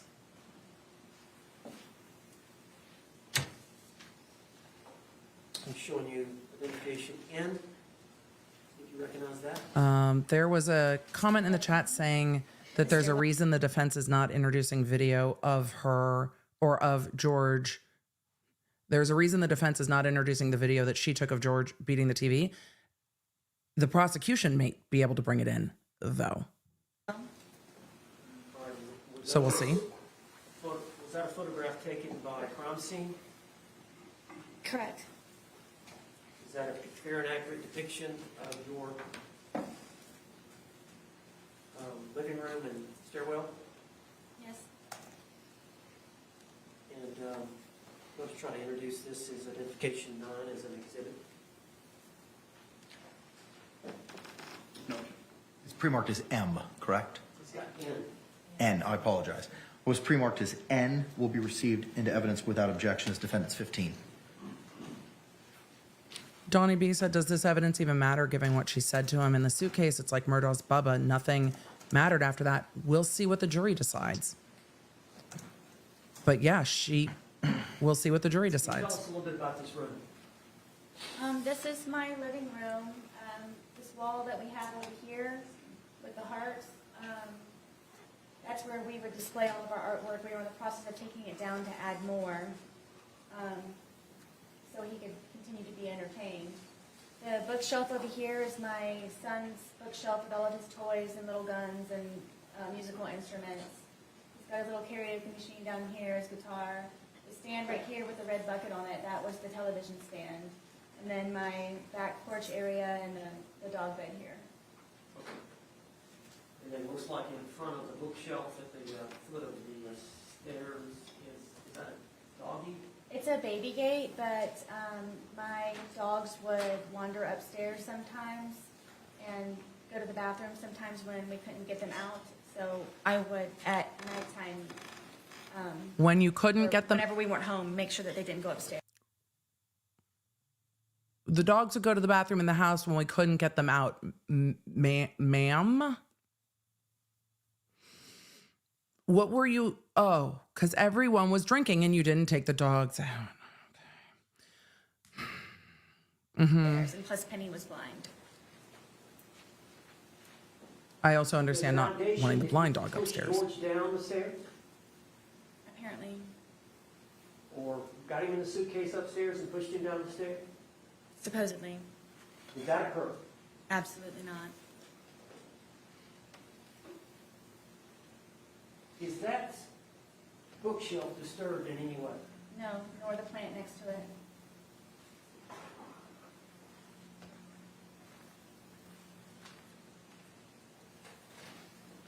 It is a fair point about the suitcase not going down the staircase, that nothing at the bottom of the stairs was Closet, disturbed. 2 photographs, identification M. Did you look at those two and see if you recognize them? Yes, this is me sitting on the back porch with my dogs. And as you can see that we are both drinking. All right, who's taking the picture?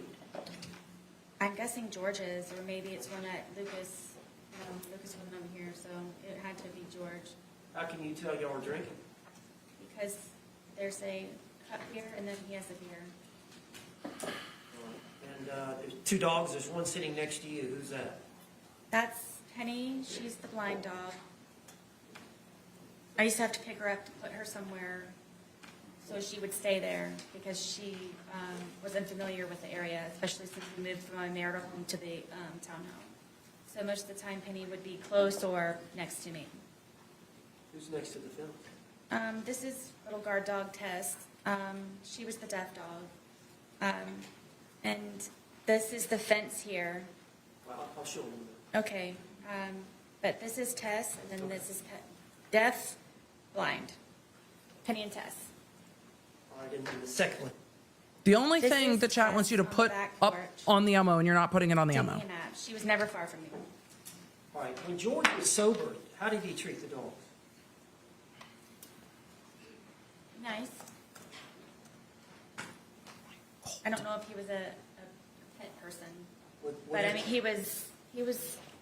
He knew you had dogs when he moved in. He would feed them. Were there times when George was drinking where he would threaten to harm the dog? We're not going to get any leading the time. objections. We're going to have to tell the jury. One of the didn't- worst. That's not on her. Her defense attorney being like, well, you've got to tell the jury. You're asking leading questions, so she's answering in a yes or no fashion because that's the way you're asking the questions. That's not on her, counsel. That's on you for asking terrible questions. One of the worst threats was Penny being blind. He would actually leave the gate open in the back. He wouldn't threaten me to do it. He would actually do it on nights that I had to go up to sleep or I fled the night before or something. And would tell me that he hoped that I would come back and find her bloated body dead in the pond across the way from our townhome. And Tess was notorious if I wasn't there to go look for me, and would say that he would hope that I would have to scrape up her dead body from the street that was out in front of our apartment complex. Why was George upset with you? Why would he threaten to harm the dog? I mean, that calls for Anything that he speculation. could get to try to have some type of hold over me. Control? And he knew I loved my dogs very much, especially that they were handicapped. Were they afraid of him? Yes. Penny would hear his voice and instantly go underneath the dining room table that we had. Tess was always fractious and very, very quick with his movements, but she was never. She likes the very word far fractious. away. They never showed their teeth. They never growled. Tess would occasionally bark, but it was very rare. And he used to kick them and just. For what reason would he kick them? Penny would try to find me because she's This is all speculation. she's blind. Speculating in the mind of the dog. Sustained. Yup. Counsel, good morning. Identification M and the other. Good to see you. Was pre-marked as M will be received into The evidence without prosecutor objection as objected defense 16. to speculation.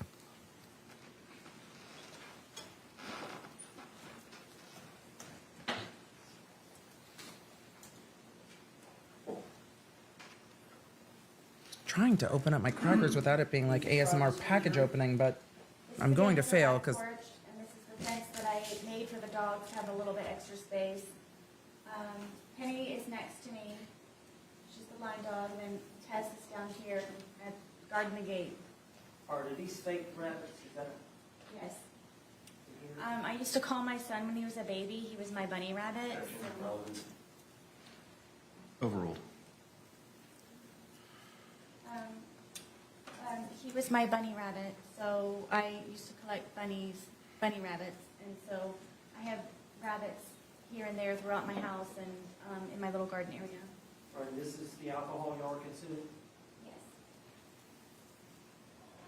And this is a close-up of which one? This is Tess, she's the deaf dog. How old were these dogs at that time, 2020? Gosh, maybe 9, maybe 10.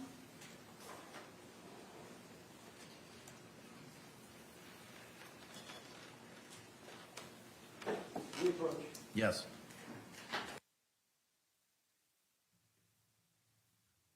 all right, they are approaching about something. And we will see what it is. I'm going to zoom to real time as we get, what time is it? It's 4 o'clock. I don't think we're going to get to cross today. I think that's going to be tomorrow because it is 4 o'clock local time. They went an hour late yesterday. So you guys are asking, why are the dogs relevant? It's part of her fear. All right, members of the jury, it's 4:03. By show of hands, would you like to take an afternoon break at this point in time? Okay, court sees no hands. The jury's like, let's roll. We may have to work also a little bit past 5 o'clock, maybe No! going between 5:45 and 6 this No! evening. I know juror third from the right, you may have to make a phone call as to that. Does anyone have any concerns about working a little bit later today till 6 o'clock? Yes! If you have those concerns, please raise your hand at this time. All right, court sees no hands.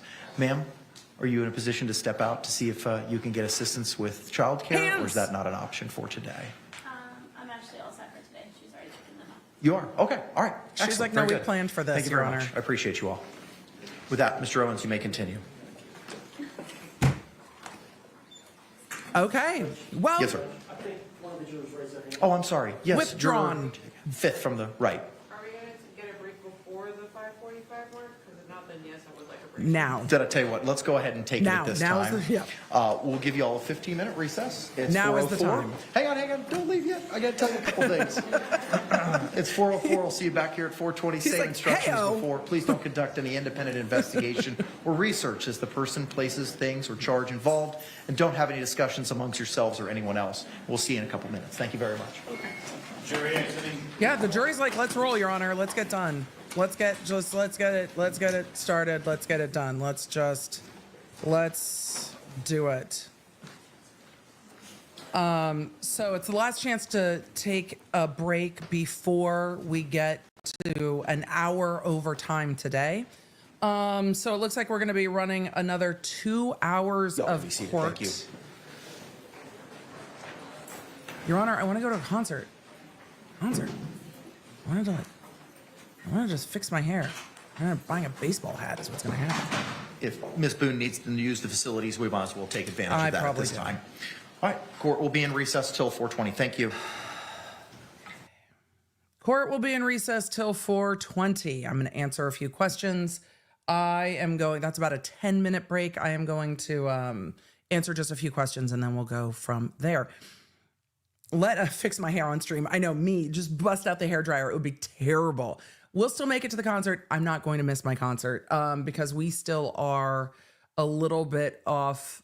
We're an hour behind on Central Time. So it's all right. It'll be fun. It will be fine. I will have fun. It's live music, not a fashion show. Your Honor, Emily wants to go to a concert. Live music makes her less cranky. We're going to do a quick summary of the case or a quick summary of where we're at, and then we'll go from there. So let's see. I'm going to answer some questions, and we are going to, I'll do a summary in a minute. Let's see. Richard said, in all caps, you tell him, Emily, drag that mofo. There are times this attorney, I don't know if he's trying to redirect her, but I just wish he would let her finish saying what she's saying. She's going to testify how she's going to testify. She's going to say what she's going to say. I wish he would just let it go and let her finish. So Megan says, I stan Judge K. Absolutely love him. He's got a great demeanor with the jury, and he's been very firm in how he's run the courtroom. All right, we are now officially on break. I wanted to answer this question from Forever Wanda real quick. Can the prosecutor talk about George's injuries too? It will come up, but remember, we've got to get through the defense case in chief and their experts, and then the prosecution will bring in rebuttal. So not everything will be answered at once. It's why they tell the jury to keep an open mind till the end of the case. It's all going to come in, and the jury will get to see and decide what the facts are here, and decide that even though these instances, a lot of them happened to Sarah Boone. I don't know about all of them. I have heard about the medical records from some of them. I don't disbelieve that the injuries she's showing in court happened, but she also told police that after he was arrested and after he started doing court-ordered classes, that their relationship had gotten better and that there was nothing going on that day. And I don't disbelieve that there was nothing going on that day except them drinking. And then her being like, I'm going to let you hear what I have to say, and zipping him in the suitcase and being like, and now I'm going to go upstairs. It's what she says immediately when law enforcement is on scene. I zipped him in and I thought I'd let him, I think she said sweat. I think I'd let him sweat a little bit or stress a little bit. It was something to those words. Like, I'm going to let him struggle in the suitcase a little bit. And then she left him there. So we will see what happened. But the detectives in her interview kept asking her, sometimes people snap. And she's like, no, things were going really well. Things were better after classes. So squirm. Thank you, chat. Squirm. Let them stew. Let them squirm a little bit. I think squirm is the right word. This is why we live stream, because chat is bae. Y'all are so smart. Squirm. So Shannon, that might be on YouTube's end. I would go ahead and refresh if it is out of sync. As streams get long, that can happen a little bit. So let them stew a little while, let them squirm a little while, something like that. But the jury's going to have to consider all of it. And then the prosecution has to make that clear in their closing. We'll see if this is compelling to them or not. But again, it's a dynamic situation, and the courts allowed it all in, so it's going to come all in. All right, let's see if we can do a summary real quick, and then I'm also going to take a second to use the restroom. We are at the lunch break on day 3. Sarah Boone is still on the stand. She took the stand after lunch, and the court allowed in her defense. It was a very big win for the defense, and it's going to extend this case a little bit because we're going to have more experts and more witnesses coming in for the defense. with regard to the self-defense and the battered spouse claim that we weren't sure would be allowed in. The court found that there was a scintilla, which is like the littlest of little bit of evidence that there was an overt act. The court did not say which overt act there was, but Sarah Boone testified in direct that he was saying that he would fucking end her from the suitcase, and that is what she heard, and that is what she acted on. I'm sure when the prosecution gets up, they are going to ask if she's ever said that to anyone before in all of the statements she's given, because it seems that perhaps she has not said that in any of the conversations she has had about this case, including with her domestic violence experts. With that, the prosecution will be cross-examining her probably later today into tomorrow, and then we will get into the defense medical experts with regard to battered spouse and the self-defense claim here. Then the prosecution will be able to bring rebuttal witnesses when the defense rests their case. So yes, this case is going to go on a few more days than it would have had the court kept that defense out. The jury will get to decide ultimately what the facts of this case are and whether what she says in court now holds more water or whether what she said in her interviews with law enforcement saying things have been better, things have been good, and we were just messing around. It was a good day and we were playing around. And at the end of the day, was this a second-degree murder where she knew he was begging to be released, zipped him in and said, I'm going to bed, get out, good luck getting out? The jury will also be allowed to consider the lesser included of a manslaughter, which really goes to negligence.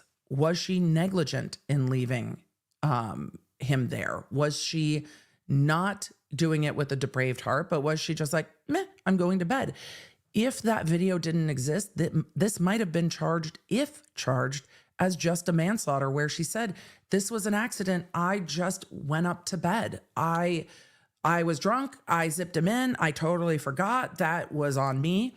This might have just been charged as a manslaughter, but the video of her mocking him is why the prosecution, I think, brought the depraved heart here. So with all of that, the court is on break. I've answered a few questions. I'm going to take the 5 minutes now to run to the restroom. So with that, chat amongst yourselves, rules of the chat. We always try to keep an open mind. I know a lot of you are not thrilled with Sarah Boone. I think there's some pretty strong feelings against her. It doesn't mean the things that happened to her did not happen, but it doesn't mean that this killing is justified. We are going to have to wait till the end of the case, which is why I didn't dive into this case a ton before. I wanted to see how this played out in court. So, chat, I'm keeping an open mind. We'll see. There are things in her statements that don't make sense to me, but this is how cases go. This has been a pretty smooth case, and we will hear from both sides. So with all of that, don't forget to take a break for yourself. Court days are long days, and don't forget to run to the restroom. So let's put on a little bit of background music. Let's see. We're going to, maybe this one. How are we feeling? Maybe? I think so. So we're gonna roll to break real quick. Court will be back in just a few minutes, and I will see you in just a few minutes. So let me go ahead and add this in. Nope, that's not what I was looking for. Wait, where is it? This one. Be right back, chat.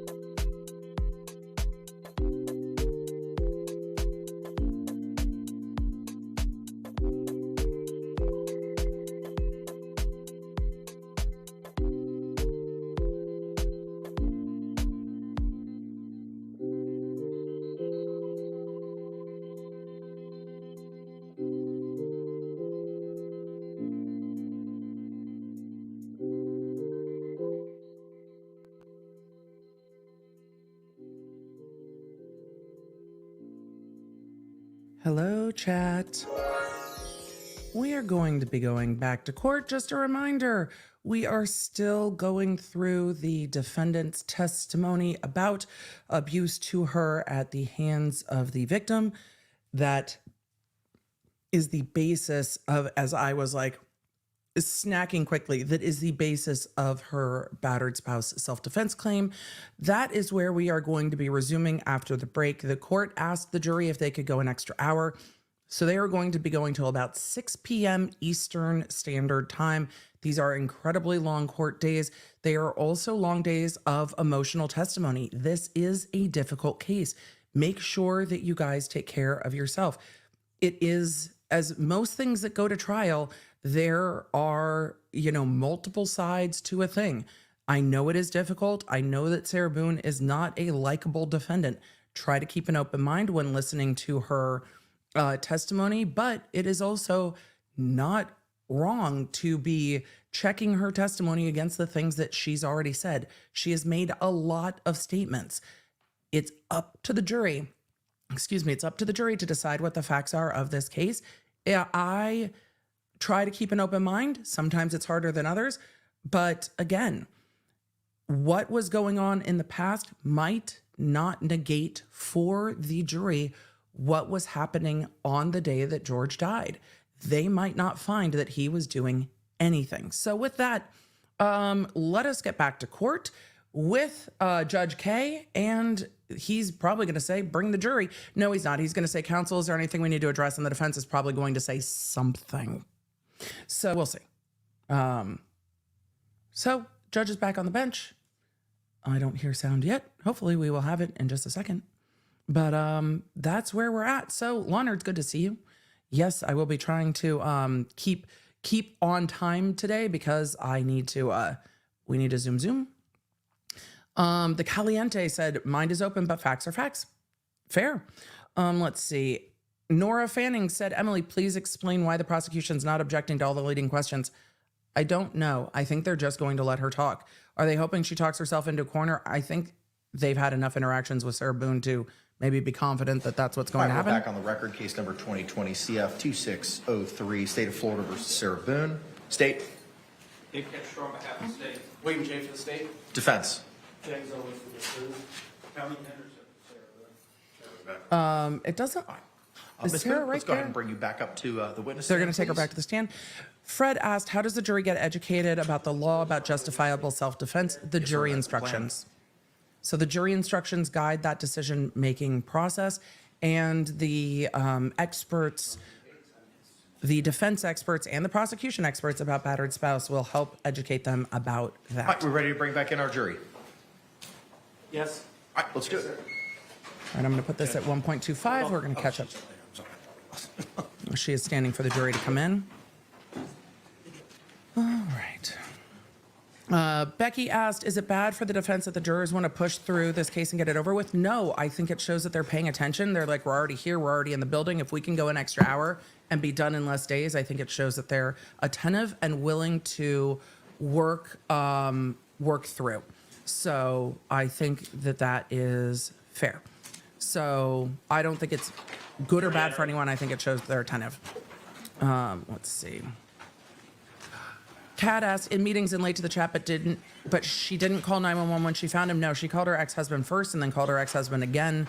She called a lot before calling 911. It'll be interesting to hear if she explains that more, given her past interactions with 911. She has been arrested in the past for DV. All right, y'all can be seated. Thank you. I don't think Again, we're done members with the of the domestic jury, violence testimony yet. Small Fry asked a good question. Why didn't the prosecution bring evidence of her history of violence against him during their case? Because it wasn't yet relevant, because this... Can the parties approach for a moment? The bailiff approached the judge, and then the judge asked the parties to approach something. I wonder if it has to do with the jury. Something has happened. Why didn't the prosecution bring evidence of her history of violence against him during their case? Because it wasn't clear that this was going to come in. And if this doesn't come in, then that does not come in. So they kept their case. All right, members of the jury, again, if you could just narrow. raise your hands to confirm that you complied to the court's instructions during the last break. I wonder if the Record bailiffs were just like, hey, Your Honor, remember, we have to transport her and everything. So we need to not keep going to 6. Like, in Los Angeles, the court is done at 4:30. And the sheriffs are like, we need to put people in transportation. It is 4:30. It is a big county. There is no running late. So it's interesting. Like all hands have been raised. All right, with that, Mr. Owens, you may continue your inquiry, sir. We're not going to know what that was. Based on the court statements, identification A, I'd like to, this is one of the photographs that we introduced. Is this the? Why are we injury to going your through ear? these again? He's like, oh, I forgot I had these. Green Bagel 13 said, are the jurors sequestered? No, not in a case like this. See the blow up. It's rare these days that jurors are sequestered. And it's expensive. Candace said, is it strange that I feel she's telling the truth? No. I would not be surprised. There are things in here that are true. There are things that are not. There are things that are embellished. Identification D, Anna said, no doubt there was abuse, but I don't buy that it was the fear that made her not let him out. And that's fair.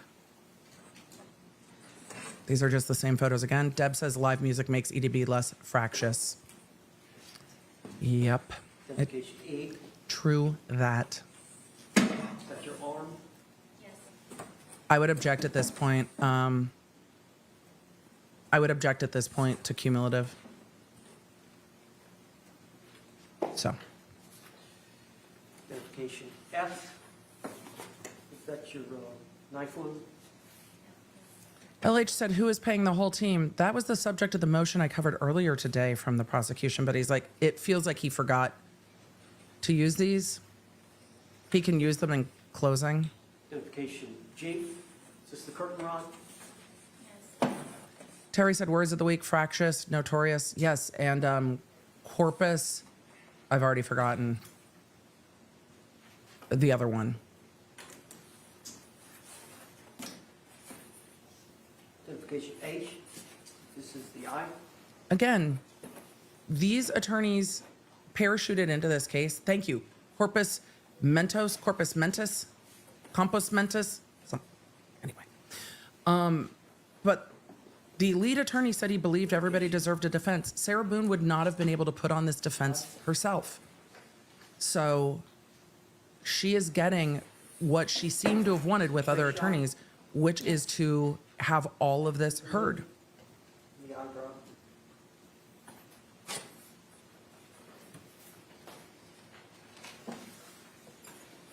eyebrow. Chasing Endel said, did we see the suitcase yet again? No, we didn't, actually. Identification B. I'm going to go with this. Rebuttal. Arliss said Coke and Mentos. Yes. Just don't do it in the house. Coke and Mentos is exactly how I'm going with that from now on. That's exactly where I'm going with that. It was time for hydration, by the way. That's what Bounce a little bit. It's been told me to stay salty, and I'm going to today. My desk is drudgery. It looks like I'm preparing my own trial. I've got like 5 different tonight. cups, snacks. Earlier in the evening, when Snacks. I think y'all may have been out on the back patio, and you had suggested to George to call the children, but then I think, did he call his brother, or his brother called George? Do you remember? George called his brother. Okay. London said we need the vampires back. And you made a statement about There will be some energy vampiring today. tell him something. Explain that to the jury. I told him to tell his brother about you choking me the other day. This is a separate choking incident.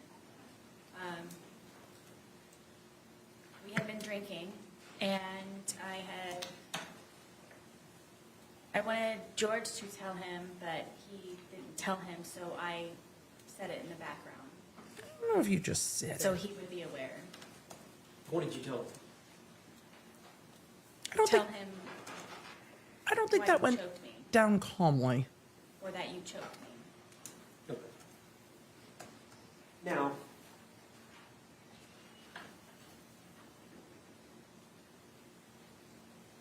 you heard the testimony of the 2 neighbors, the boys that lived next to you.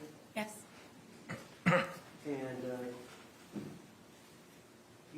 they were actually questioned. I think Sir.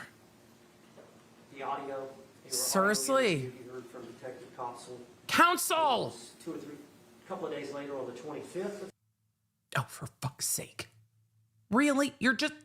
Sir?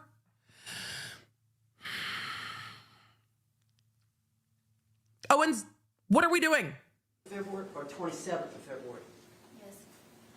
And you heard Good. their testimony earlier this week, Yes. where they hear a kind of a thumping sound starting at the top of the steps, ending at the bottom. The poor camera operator is They like, got the night roll. help. Yes. I'm trying not to make light. I really do want to hear her testimony and see her face when she tries to explain the loud banging down the stairs. I really want to know. Inquiring minds, I have questions. But I would like to see how she says it. Yes, we need the bailiff who saved us before. Yes. So explain to the jury that. So it was the night before. Again, I was sleeping, and in the middle of the night with the door barricaded, he came in and ripped me out of the bed. And first got me with one hand, and then got both hands and pulled me completely off of the bed. And then, like a caveman, had my hair like this and was going down the stairwell, taking me with him to come downstairs so I could sit and drink with him. Do you believe that's the noise Leading. that the two neighbor boys heard, I absolutely do. and it was just the night before? Correct. I don't disbelieve the neighbors. And when the neighbors said, no, this was this same night, I don't think her trying to rephrase it to the night before helps. And I don't think her saying that they had a encounter where he dragged her down the stairs the night before helps. But it might also be something the state argues into the depraved heart. See, you were pissed about what happened the night before, but also she was in fairly short shorts and a fairly short sleeve top when she was photographed. So, of all of the things we've talked about, that one I'm having trouble with. Now, some of the time when this abuse occurred, you called the police, Yes. and other times the police were not called. Correct. I want to refer to you the first time, I believe, you mentioned the 911 call. I believe that was July 25th of 2018. Yes. And that was the incident in which Georgia kicked you in the eye, Stomped me, yes. stomped you in the eye. And you had grabbed his neck. Yes, I was able to get my arms out from him pinning me down with his knees. I wonder if that's when she was arrested. So law enforcement came and investigated, Yes. and both of you were arrested. Correct.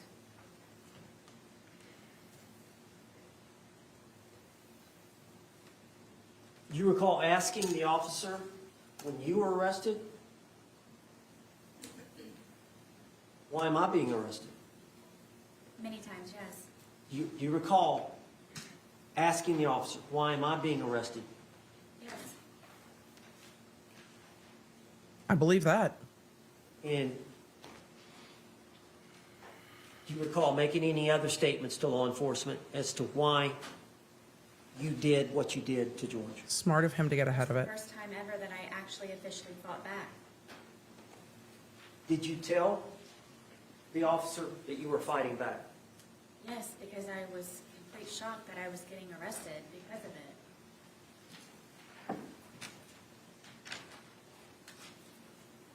I believe that too. She looked indignant saying that. Why are you arresting me? That's how she looked when they arrested her on this.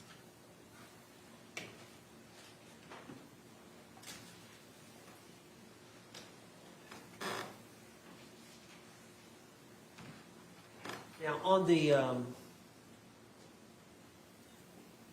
2-minute video, the suitcase video,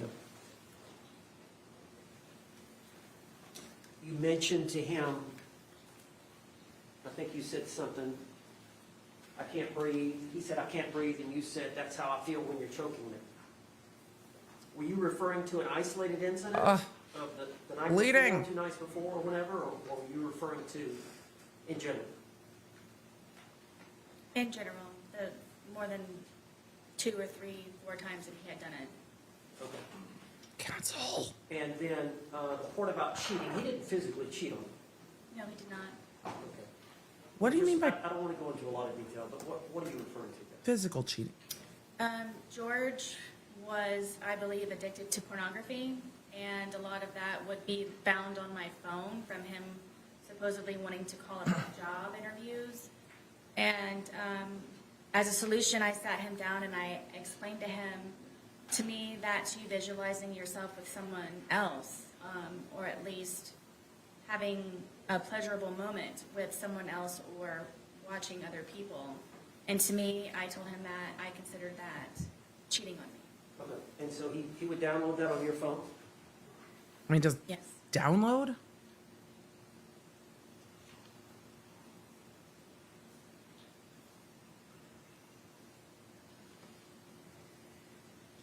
Why did you stay with him? You got to tell the jury. As anyone who has ever been in love, or when you love someone, or primarily someone or something, you go above and beyond, and you tolerate and you endure and you persevere, and Is she comparing him to her dogs? you try to make that person as spectacular as you possibly can, no matter the sacrifice that you may have to go through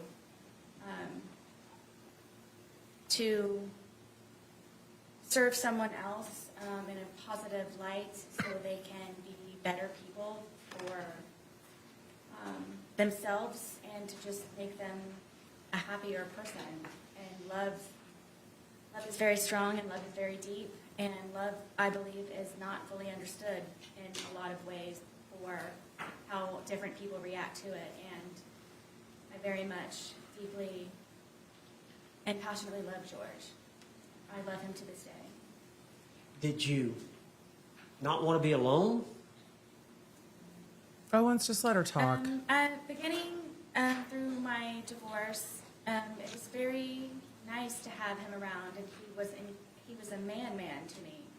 And Is that a dig at her ex? protected, and he's very nice. And as lame as it sounds, he used to compliment me, and it made my day. So, yes. During that period of time, when you first started seeing George, would it be fair to say that you had low self-esteem? Yes.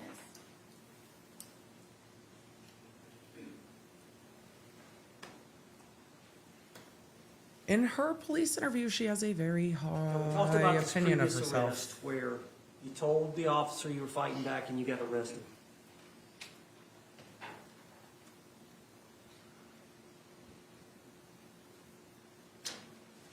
Now, I want to talk about your conversations with law enforcement, but first I want to ask you, why did you go to the police station that day when you were interrogated there and saw the 2 hours? Codependency Tell me and more. addiction in this is so overwhelming. The day of the incident, the detective Koepsell gave me her business card with her personal cell phone number on it, and said if I happened to remember anything or anything that I would like to add to the day, for me to not hesitate to give her a call. So throughout the rest of It's interesting because I get the sense that she feels very special. Like, she gave me her personal cell phone number. Ma'am, that is her work cell phone. But you can see it's just, anyway. She's going to try to say again she was somehow tricked to going to the police station. of the evening, something was off. I didn't feel comfortable with what she told me and how she told it to me. How long were you at the scene? Gosh, all day, from the moment that they were there to the moment that the coroner's van drove off. It was her house. When it ended, did you stay in your home? No, I raced inside and collected some pajamas and a toothbrush, and I went over to where my son was at my ex-husband's house. Did you take the dogs? I didn't even feed them. It was so fast. But did you take them? All right, and then once you got over to your That's a no. ex-husband's, what happened? Didn't feed the dogs, left them at Was it released home. to Detective Koepsell? That's a no. Koepsell. Something just wasn't sitting right with me, and I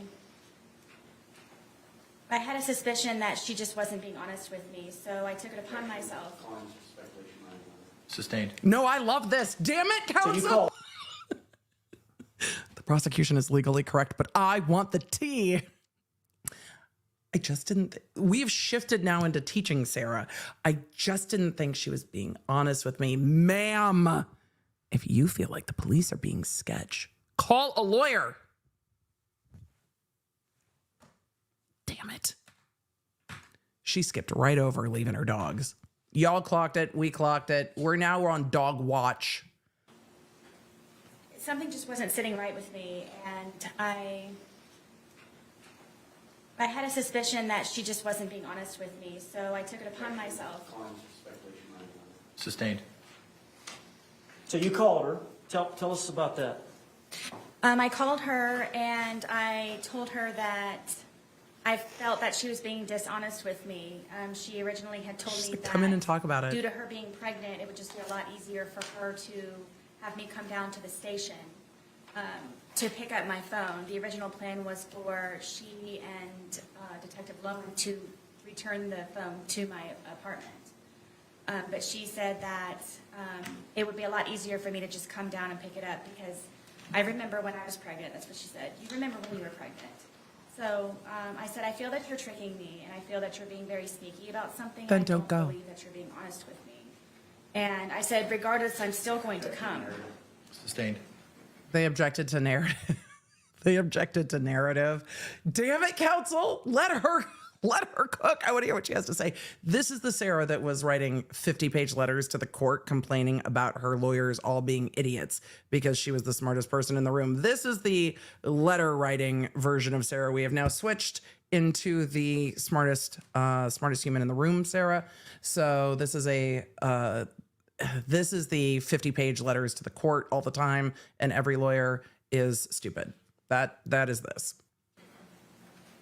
So you agreed to come, but you understood it was to get your phone? Correct. All right, you came that afternoon to the station? I did.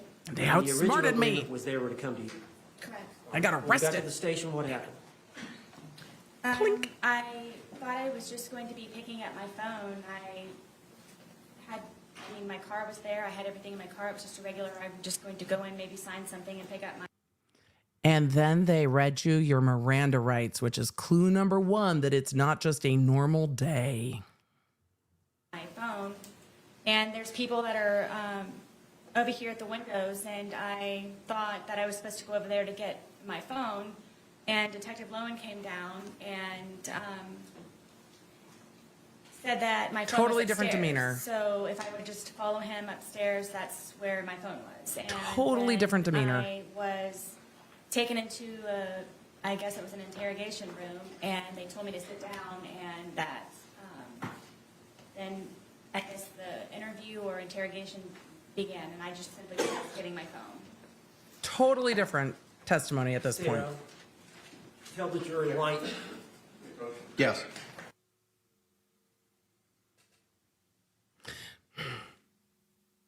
All right. We're going to zoom. You may proceed. They approached about something. Miss Boone? Miss Boone? Tell the jury why you lied to the police. Wait, what? I lied to the police. That we shifted where we were in questioning real fast, and now he's just cross-examining her. Why'd you lie to the police? Okay. Basically everyone, because I was extremely fearful of being arrested. I made the first attempt of me calling 911 by telling them what happened, and I thought they were going to help me, but instead I was arrested for calling 911. So you made the decision to lie. I did. Did you stay with that lie? I did. Leading. Tell them the truth today. I am. Now, let me take you back to the,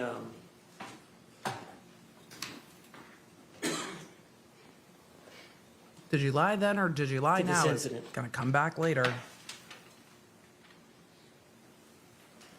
This direct is so not linear. is it fair to say that when George Torres is sober, he commits no Leading. violence against you? No. Is that fair to say? Yes. Is it fair to say that every time that he's intoxicated or every time that you're hit by him or harmed by him, it's when he's intoxicated? Yes. As a result, when he's drinking, does it change your outlook? Yes. Could you explain that to the jury? I'm always fearful, paranoia. Why? Because I try to protect and defend myself for fear something happens at the last ultimate second. But you're always that way, fearful. Is it because of these prior incidences? Absolutely. Do you try to placate him? All the time. What do you mean? With the puzzles and the painting and feeding the ducks across the way at the pond, listening to music, trying to go for a walk on the trail, anything that I possibly can. I told you I was running out of things to entertain him with. Why do you think George, what bothers him? Speculation. Sustained. Does he tell you? Yep. Sustained.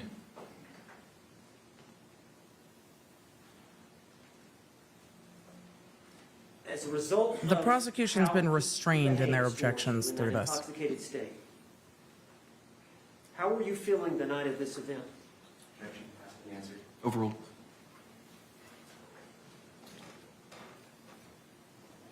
Extremely nervous, anxiety galore, I can never relax. When he's drinking. Yes. And the state of intoxication that he was at the You time were of this also event, quite drunk. is that the state that scares you the most? It's the tone, yes. There's a lot of alarms and red flags that go on throughout the day or night or whenever it is that we are drinking. Objection, non-responsive. Sustained. Tell us about that. How that does that heighten your sense of safety? At all times. It's a terrible Especially when question, he's drinking? counsel. Oh, yes, all the time. And then his mood? Yes, it depends on what mood he's in that day. Or do you have like a sixth sense of how Just- he's doing? Counsel, do you not understand counsel? You've been a defense attorney a really long time, counsel. Can you just ask her to describe her hypervigilance? Like, what? Ugh, these questions. Yes, I knew George very well. Objection, non-responsive. Yes or no? Sustained. Yeah, it's leading Can you questions. tell us what you mean by that? Sixth sense, or knew him very well? I guess you can say that I was trained by fear with him. It wasn't fun anymore when we would drink and we would hang out on the back porch. It wasn't fun anymore because I knew inevitably that something was going to happen to me, one way or another. woman.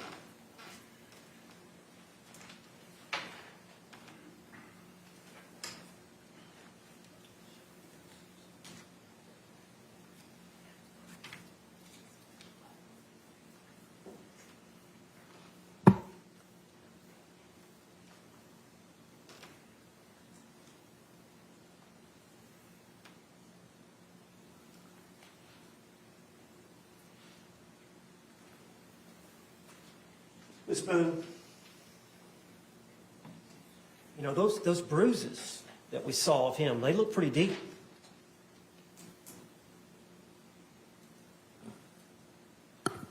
Tell the jury what you were thinking.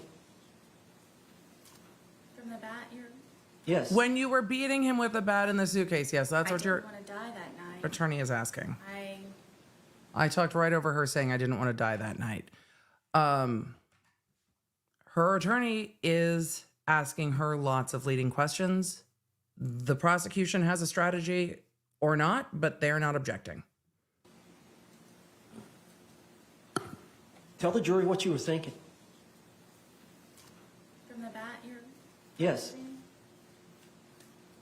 I didn't want to die that night. I can't describe it to you. It's terrifying love to a certain degree, where Demeanor is very different talking my about plan was to this. show him the next day, and just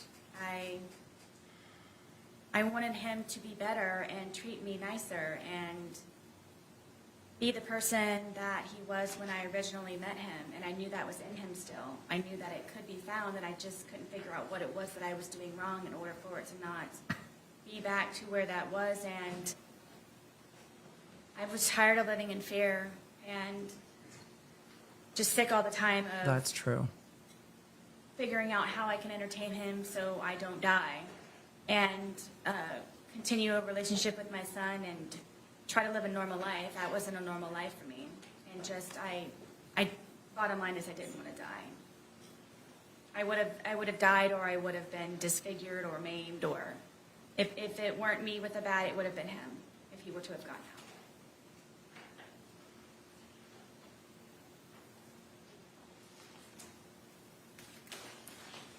That's all. That's all. Any cross-examination? Yep. Miguelina, if you'll let the chat know we are moving on to, or the text know, the app know we are moving on to cross-examination. Did George know somebody named Crystal? Did you ever mention Crystal in your text messages about being one of his bitches? That's coming in hot. No, I don't remember. How about Christine? Did George know a Christine? He's trying to piss her off first. How about a Pamela Erickson?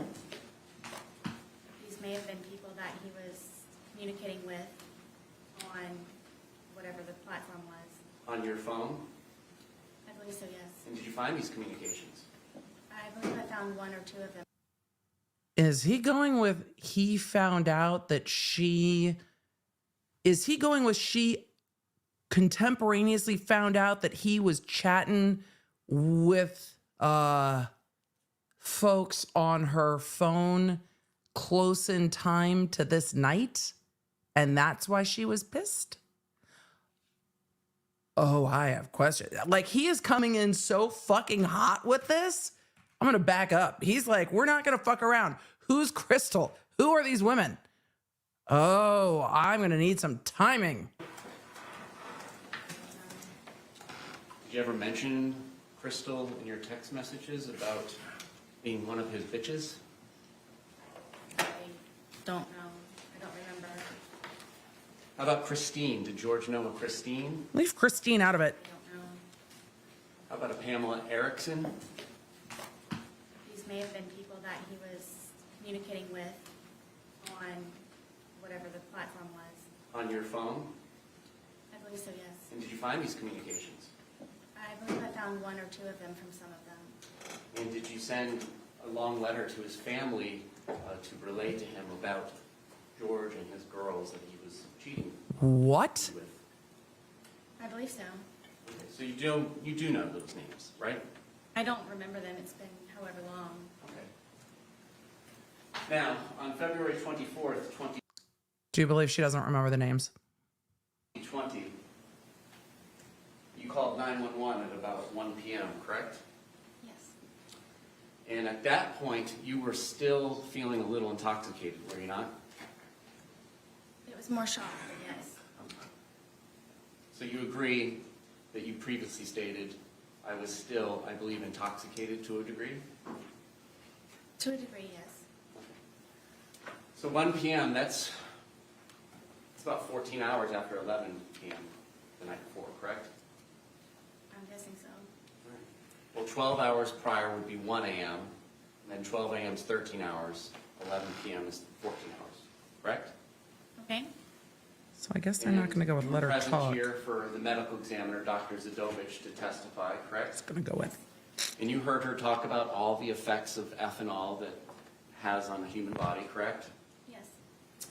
And she also mentioned something that it, on average, dissipates at about 0.015 an hour. Do you recall that? I believe so. Okay. So,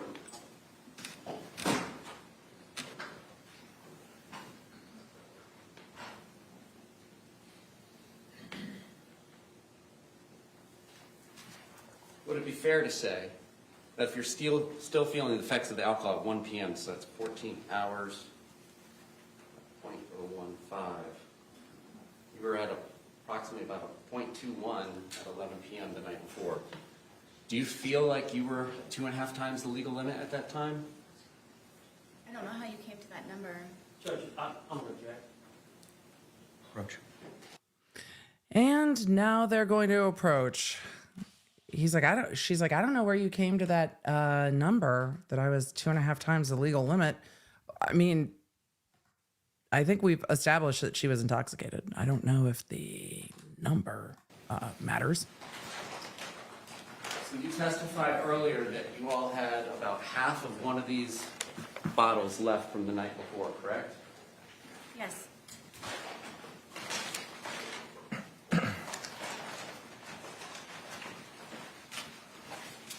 Oh, he's going to pull out the mega bottles, the mega pints of wine, if you will.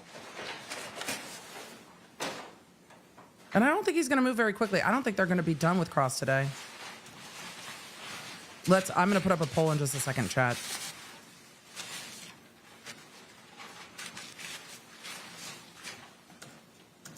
And so would you agree that this is one of the 3 bottles that was purchased between February 22nd and the 2 that were purchased on February 23rd of 2020?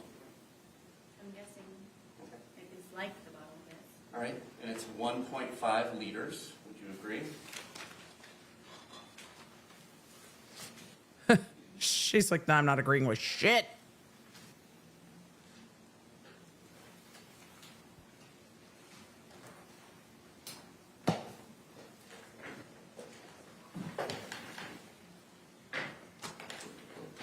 And when you say half, are we talking about to the top of the label was left from the day before? Oh, goodness, no. All right, a little less, halfway through the label? It's right about. Okay, about halfway through the label. So in addition to halfway through the label, which you began consuming after going to public at about 12:15, correct? So you all would have began consuming around 12:30, is it fair to say, when you got back? I can't tell exactly. Okay. And after finishing what you all had left over from Saturday, the 2 of you consumed 2 1.5-liter bottles, correct? I'm not sure about the second bottle that he purchased, if it was empty or not at the time. Well, you did mention that It was in the police trash. would find 2 empty bottles in the top of your trash, correct? But And we did all see that one of those could have been the half bottles from before. in the photographs, correct?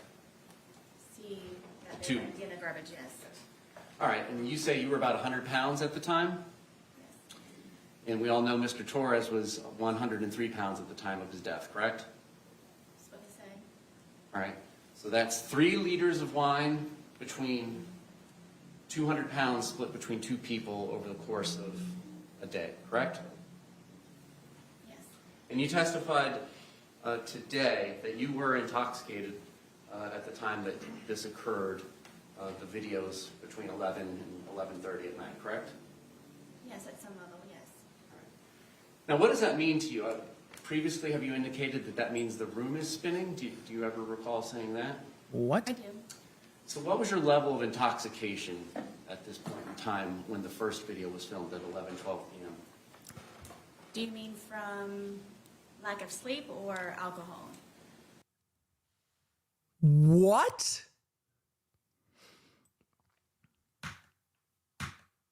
What? At this point in time when the first video was What filmed was your at level of 11:12? intoxication? Do you mean from lack of sleep or alcohol? From the alcohol. The What's my wine. level? What were you feeling? Did you have trouble with your balance? What do you mean by intoxicated? I'm sorry, can you define wine? This is going to be a very long cross-examination. I was more tired than anything. Did you have trouble with your balance? I don't believe so. So you were able to flip a suitcase over with a 100-pound man in it, right? I mean, yes, it happened, Okay. How about your speech? Do you feel like your speech was slurred? clearly. How about your inhibitions? Do you feel like you were doing things that you wouldn't do when you were sober? I wasn't thinking about that. Well, Wow. on reflection, do you feel like this is something you would have done when you were sober? It's a good question. I didn't know me and George.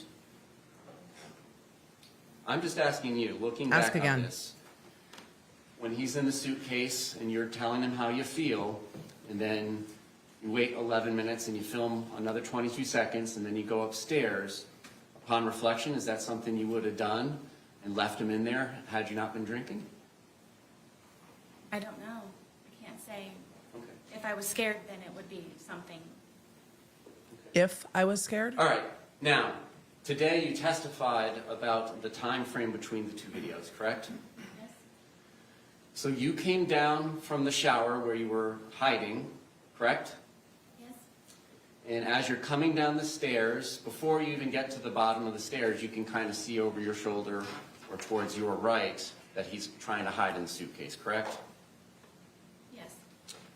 And the lid is down, but it's not closed, and you can tell he's hiding in there. It's not a great hiding spot just yet, right? Correct. And so you come over to him, and you're laughing, right? Yes. And you move the suitcase around some before zipping it shut, right? No. No? You immediately zip it shut? Yes. Okay. And Really? you're both still laughing about it, correct? Correct. All right.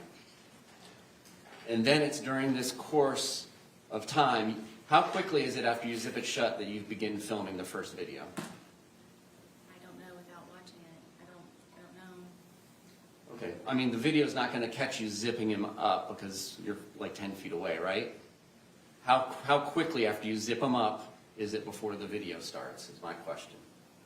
I don't know. Okay. And then during that 9 minutes and 14 seconds is when he begins to get angry, correct? What, 9 minutes? Between the two videos, there's 9 minutes and 14 seconds between the end of 1061 and the beginning of 1062 and 1063. So you Kinda got like the the 2 minute, cross-examination of 3-second Murdaugh. video that starts at 11:12:45, correct? I guess. Permission to use state 17? You may.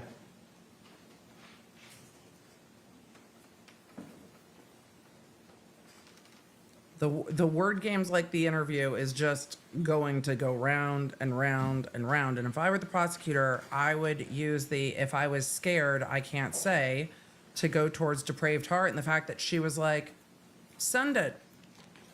But she's also trying to make sure that what she testifies to doesn't negate her defense. I think she is trying to outsmart the prosecutor instead of just answering the questions. When we saw the two next door neighbors who I liked quite a lot, you could tell they were just answering the questions. They weren't trying to figure out what the angle was. They weren't trying to figure out what their story needed to be. They were just like, you ask me a question, I tell you the answer. She's trying to figure out Mr. J, and it is probably not going to go super well for her because this is a something he is probably well familiar with. So it will be interesting, I think. All right, so we're looking at entry 31107. That indicates, according to the phone extraction, 2/23/2020, 11/12:45 p.m. Image _ 1062 movie begins being captured. And we have seen that that is These are about the 2 movies? minutes and 3 seconds. Entry 31113 indicates that image _ 1063.move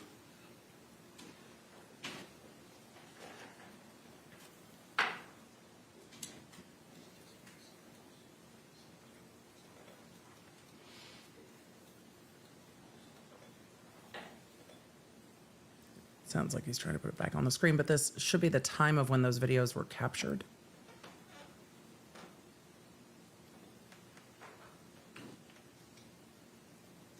I was disconnected. Technology's been like that. I get it, counsel. Oh, we have a little Zoom room. Great.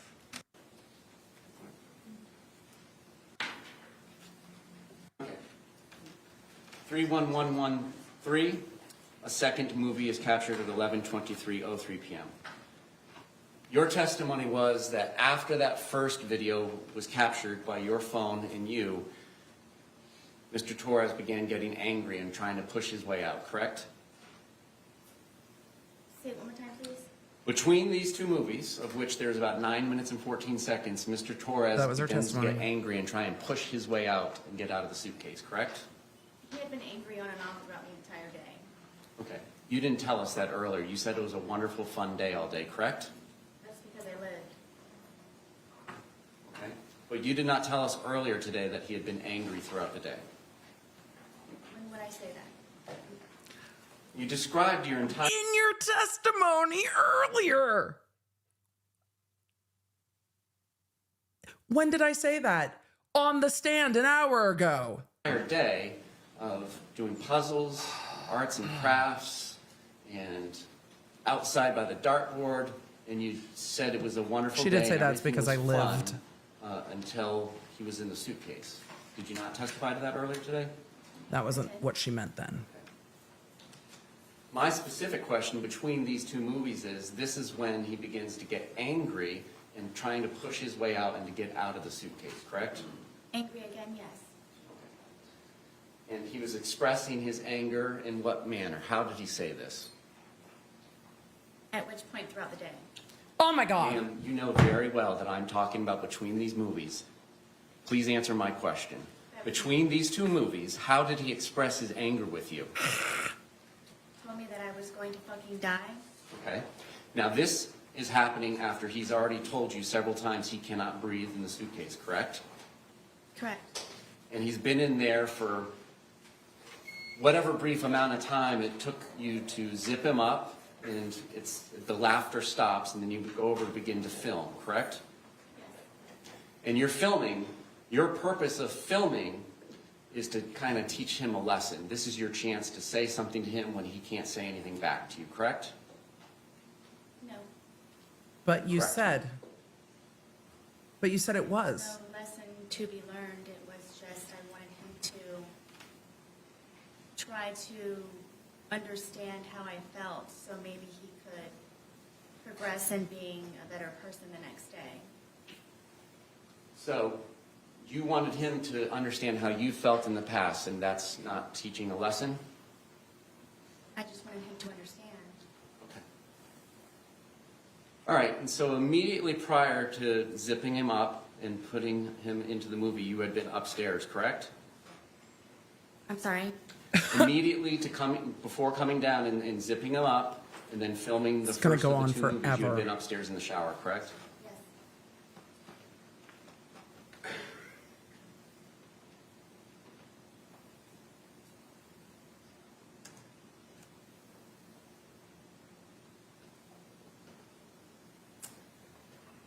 I'm going to publish what has been labeled as image _1061, which according to the timeline was captured at 11:03 p.m. 31 seconds with her device.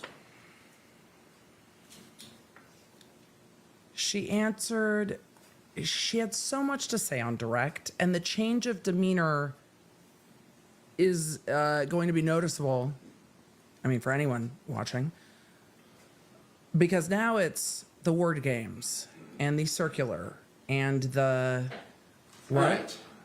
Does this appear to be the suitcase that's in question in the two movies that are filmed at 11:12 and 11:23 p.m.? No, it appears to be a spreadsheet. Huh? Mr. J.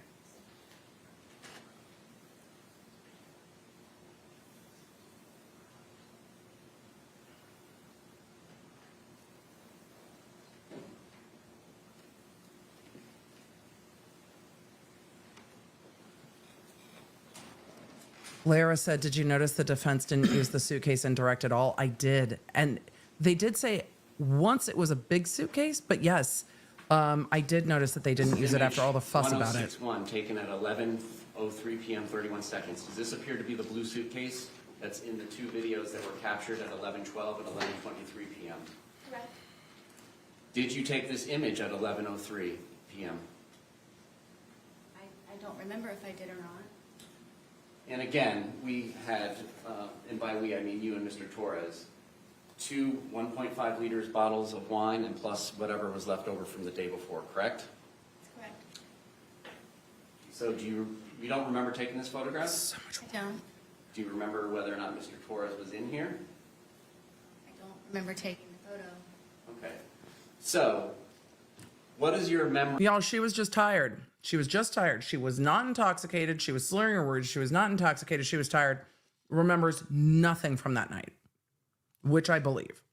Of what happens between 11:03 p.m. and 31 seconds when that image is captured, and then when the movie starts at 11:12:45. What do you remember? I don't. Okay. Do you remember anything from that night? I do.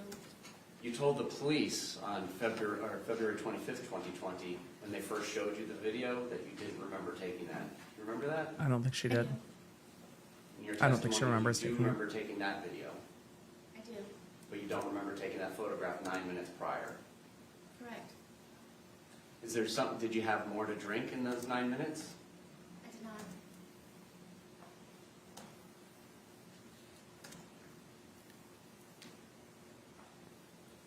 Was Mr. Torres in that suitcase the When you entire time between 11:03 when that image was taken and then when the second video was taken at 11:23 p.m.? He would have been per her So, yes. testimony, yeah. So for 20 minutes? Yes? However long the time frame is. Did he begin telling you that he couldn't breathe before the video, or do you not remember? I don't remember.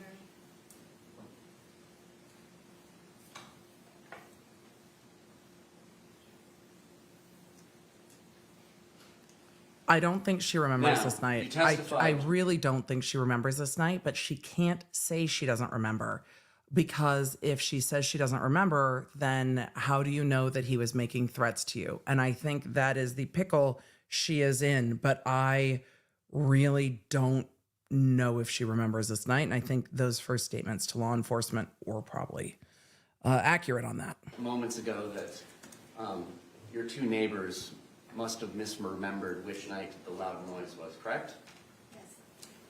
And now you're telling us that you don't remember taking the photograph at 11:03 p.m., correct? Correct. Did the police come out to your townhouse on Sunday, February 23rd, 2020? Yes. I'm talking about Sunday. This is the Sunday fun day when we're going to Publix twice. Were the police out of your residence?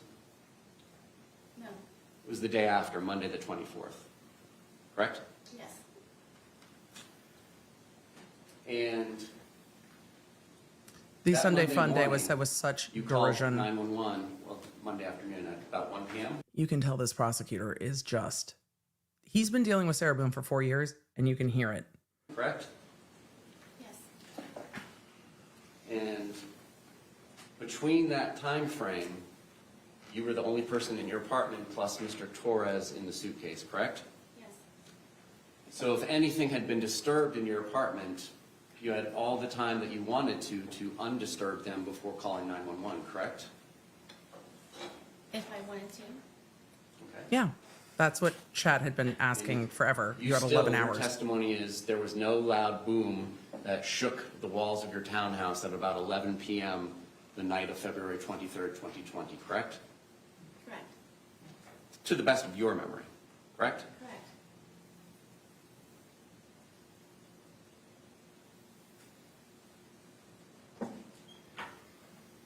Now, that second video is 22 seconds where you just hear him say Sarah and you don't say anything, or you're familiar with that video, correct? Yes. It's after that that you go upstairs, correct? Yes. How quickly is it that you go upstairs after that? It was pretty quick. Can you grab the dogs? No, the dogs were upstairs already. Okay. Did you call 911 and let the police know that you had zipped somebody shut in a suitcase and they had not been able to get out for 20 minutes? I did not. Did you go to Brian's house and tell him, I had to zip Mr. Torres up in a suitcase shut? We need to do something about that before he passes. I believe that's what the phone call was. Okay. Well, what do you remember now about the phone call with Brian? I know that I called him. I don't know specifically what it was about. Did he answer that night? Now, your testimony, it seems like you spend day after day finding things to entertain Mr. Torres to do, correct? Yes. Almost like having a child. You have your own child, correct? I do. What you described sounded like having a small child. Would you agree? That's your interpretation. Well, you take him from doing arts and crafts to doing puzzles, so on and so forth, correct? When he's been drinking, yes.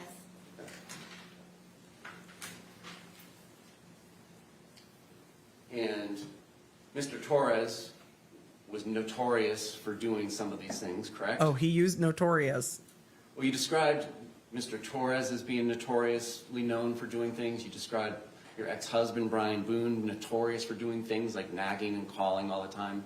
You remember your testimony calling people notorious for doing things? Notorious. Yes. What would you say people would say you're notorious for? I don't know.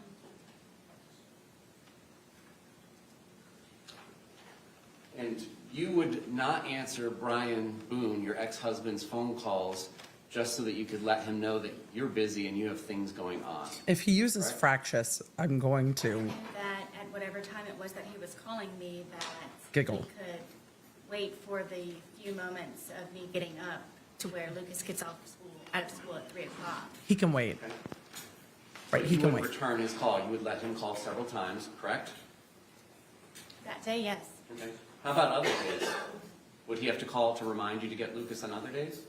He wasn't reminding me, he was just making sure that You were gonna do it? Lucas was covered for a pickup or drop off. All right.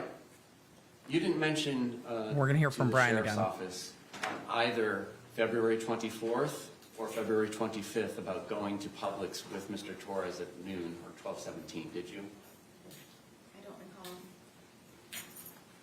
So the best evidence of that would be the reporting of those interviews? We watched the videos. No, you didn't.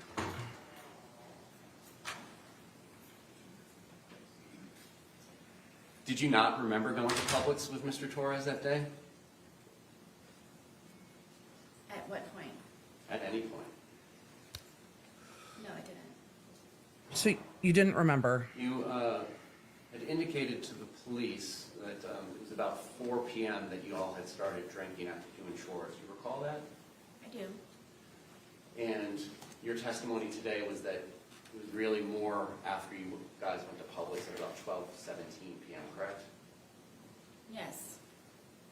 And you did not tell the truth to the police, correct? I'm sorry, I didn't hear the question. You did not tell the truth to the police about that, correct? I did not. And when they were asking you about Mr. Torres's injuries, you told them that you had nothing to do with it, correct? Yes. And that was not the truth. Correct.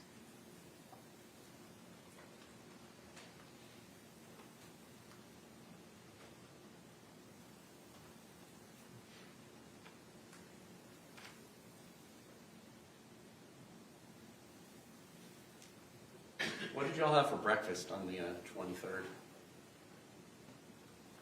don't remember. Did y'all have lunch? I believe we had leftovers from, I think, something that we had in the fridge. And do you recall what those were? Not at this point, no.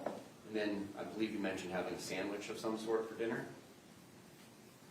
No, I believe it was for, I'm guessing he and I ate at the same time. Share AG in the chat said magic grits, and we all come back to my cousin Vinny.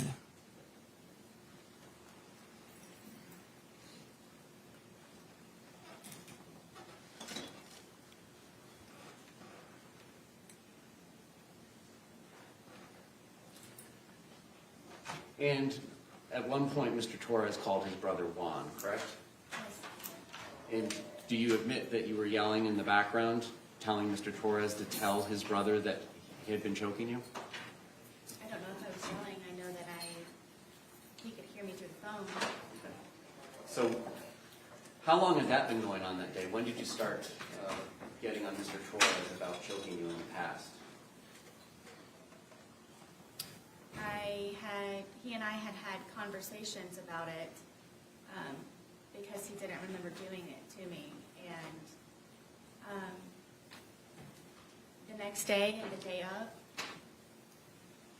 of. Is it fair to say that there are just points in time where you don't remember what you do either, correct?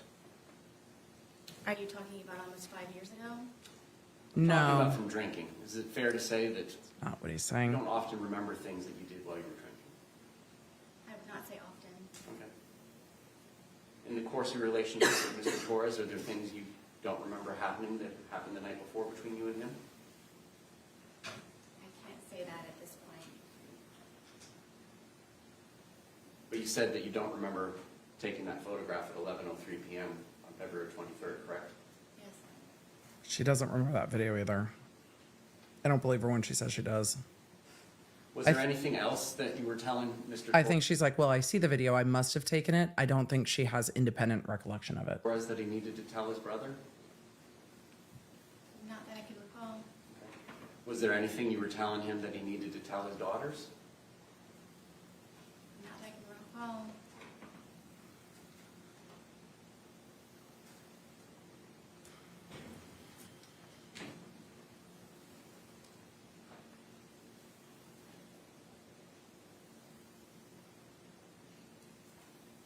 Yeah, she had the mic positioned when she was turned to look at the jury. And now that she's turned to look at the prosecutor, it's to the side of her face. So she's not speaking into it. Now, you indicated that Mr. Torres would use your phone to look at pornography. She said that. Were there ever any points in times when it was you that was used looking at pornography? If I was, it was to go back and look to see. She's like, sir, don't check my Audible account. You don't need to know that.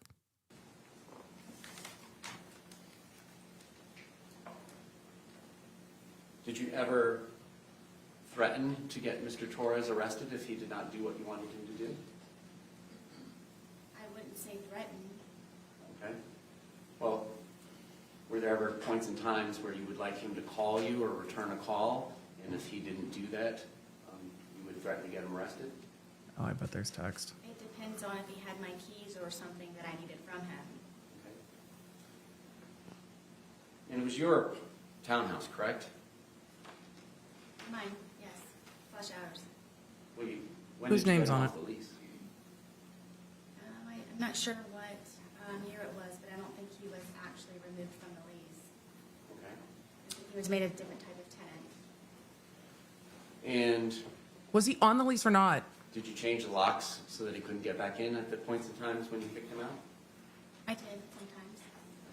And then would you leave the key in the hiding spot that he was aware of? There were multiple hiding places. Okay. On any of the 911 calls, did you ever mention that Mr. Torres was aware of where you kept your keys and that's how he got back into the house? I didn't know I needed to. What? He would never break into my home.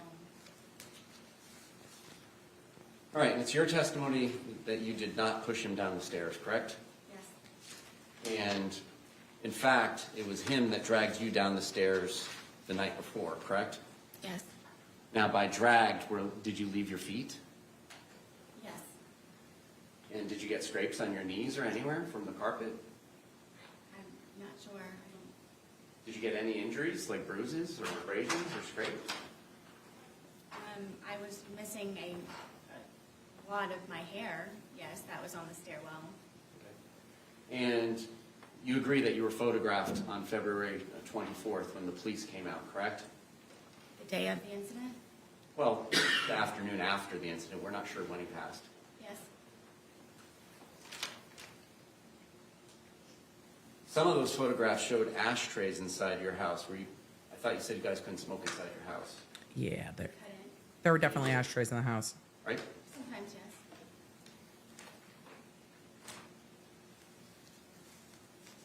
And you agree you would go to the hospital and tell them things that were not true, correct? Yes. There were times where you would go to the hospital and leave without getting treatment, correct? Yes. And is it fair to say that you often had alcohol in your system when you were going to the hospital, correct? Sometimes.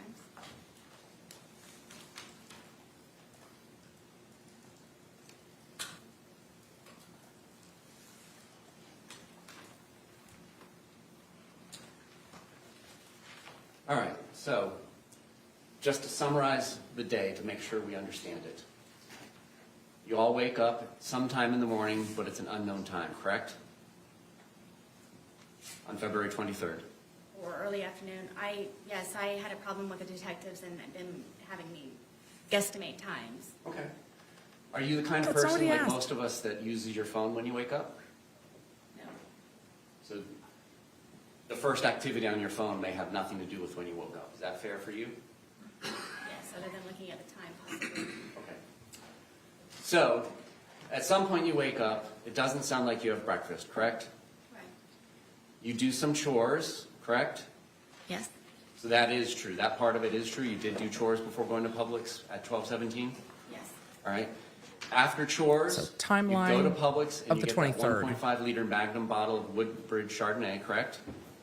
I'm not sure what Magnum is. 1.5 liters. Instead of the 750s, it's I don't the double believe size. that. It's like 2 bottles of wine. I don't know what Magnum is. We call them handles. Ma'am? Okay, yes. So you got a 1.5 liter, right? Yes, it is the larger bottle. And you got home, and you at 100 pounds and Mr. Torres at 103 pounds began drinking this wine, correct? I'm guessing so. I'm not going to guess times. Well, don't guess. I mean, you got home from Publix. When was your first drink? I'm not sure. I mean, we could have continued to do whatever was left over from what we didn't do before we went to Publix. Okay. Word games. He's not asking which bottle you cracked open. He's asking if when you got back from Publix, you started drinking. So you may have started drinking even later, correct? Then 12:30 when you get back from Publix? I don't know. Okay. Was it 1:30 or 2:30 when you began drinking? I don't know. All right. Was it before any of the phone calls to the brothers and his daughters? Yes. And so you drink what's left in the bottle of wine from the day before that's halfway labeled, correct? At some point. And then you drink 1.5 liters of wine, and he goes out and gets another one on his own without your permission or suggestion about 5:30, correct? Correct. And then you all consume that one as well, and it ends up in the trash can at the end of the night, correct? Apparently. Okay. At what point in the night does your memory tape stop? Because you described that it wasn't on at 11:03 p.m. when that photograph was taken. What's the last thing you actually do remember prior to these videos being made? I don't recall it at this point. I don't remember. I don't remember what I don't All remember. right, and so it ends in hide and seek after arts and puzzles, correct? He says, tag, you're it, but you run and go upstairs and hide, right? Yes. So does that mean he's it and he's supposed to come find you? No. Okay. So you both hide. No. Okay. How does this work? I don't know how to tell you. Okay. I was it, and I went and hid. I mean, my understanding of the rules of hide and seek is one person will be Hide, it, and one cover person his or will her eyes and count to like 20 and then seek. go find the person that's hiding. Is that your familiarity with the rules too, or Jesus, do you guys rules. have house rules? Did he just say, do you guys have house rules? The fuck? Are we stacking plus twos or not? Is it house? This whole trial, and we're getting to, how do you play hide and seek in your house? My understanding of the rules of hide and seek is one person will be it, cover his or her eyes and count to like 20 and then go find the person that's hiding. Is that your familiarity with the rules too, or do you guys have house rules? I understand how the Okay. hide and seek. So explain to me, what was your expectation? You go up to the shower, were you expecting him to come find you? I was. Were you expecting him to come find you? I was. Here's the thing, though. If the jury has empathy for Sarah Boone, and they very well might have a lot of empathy, they very well might be annoyed with the circular conversation, but his snark can come across heavy-handed, and it may at some point. We will see, but his snark may come across too heavy-handed for what they've seen in this case. So we will see where you're at with that, but sometimes snark that might work for a defense attorney does not play as well when it is the prosecutor, but we'll see how it plays. Okay. And after a while, he did not come find you. Yes. And that's when you returned downstairs. Correct. And because of the way your townhouse is set up, you can kind of see over where the suitcase is and that he's trying to hide in there, but it's not successfully hidden just yet. I mean, yes, you have to come down a good ways in order to be able to Right. do that. Right. But you testified that was before you left the bottom. Yes. All right. And then you come over there and thinking that it's funny, you zip him shut, correct? Yes, we both thought it was funny. Okay. And the defendant, stand You've down. said that a lot. We both thought it was funny. We Entering both the thought it well? was funny. We both thought it was funny. Yes. He asked if he could approach.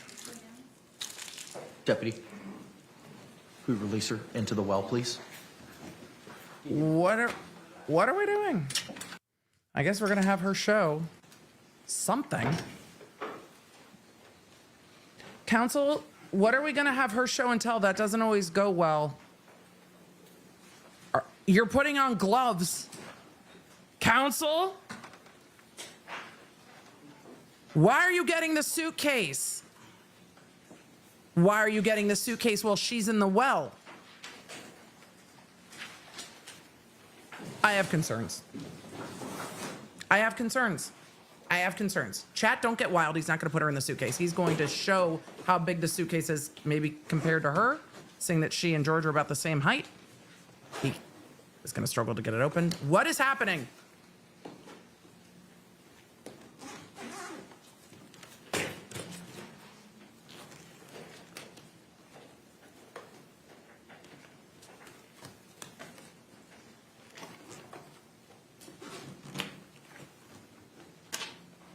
Counsel. I'm okay. All right. Ms. Boone, can you demonstrate for the jury No. where Mr. Torres' head was and how his body was positioned in the suitcase? Can you just point? Just point. His back was this way and his head was here. Okay. All right, and then is it fair to say his feet are kind of down here, which would be the front left corner from their perspective in the jury box? Yes. And then his knees are kind of tucked up towards his face. If I remember correctly, yes, that's the position. Okay. All right. Can you help me understand how it was that you zipped it shut?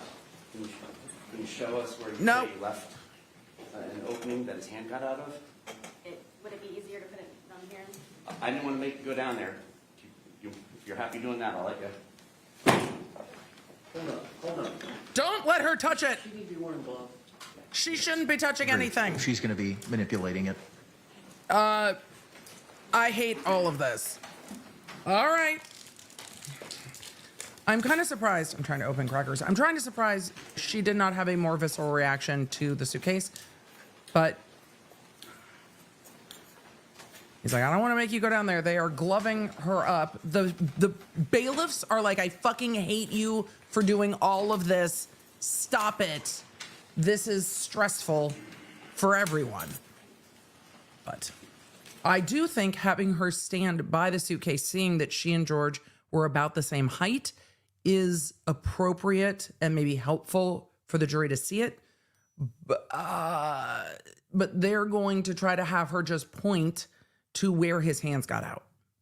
What do you want her to do? Just demonstrate how she zipped it shut. Okay, well, where's the paperclip? Where's the paper clip is what she said. Which one it was in? Where's the paper clip? She's gonna be like, it's easier with the paper clip. Looks like the paper clip's in the envelope. This side.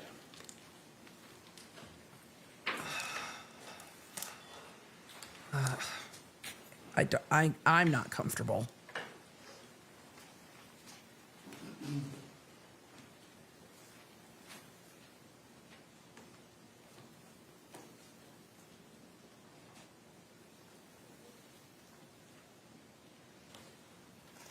Handing people things in court often does not go well. Though, Chad, I appreciate how quick you are with the quips. Also, it is uncomfortable. Judge, the paperclip was on when this event occurred. When we pulled the suitcase out earlier, the paperclip was not attached. So now the prosecutor has attached the paperclip. We don't know if that's the way it was attached. We don't know if that's the proper way Your it was Honor, attached. it's not the right He's asking her paperclip. now to pull. Is there an objection? The judge is like, Yes? and is there an objection? Oh. Okay. Is there an objection about the paperclip? Look, the suitcase should be the way it was, or you shouldn't ask her to zip it. That's fair. I don't think she needs to zip it. I think she should just say the spot for his hand to come out was here and just point. But apparently that's not what's happening. The prosecutor is determined to have a moment. Those moments don't go well. I'm going to zoom past this sidebar as best I can since we can't see Sarah Boone's face. And Mr. Torres, how it was. Madam Court Reporter, you ready? Can we see how it was that the two zipper parts were positioned when you say that Mr. Torres was able to get his hand out? the jury's got to be like, what is If you want happening? me to do it, I'm fine to take your direction. From what I remember, From what I remember, this is how the suitcase was.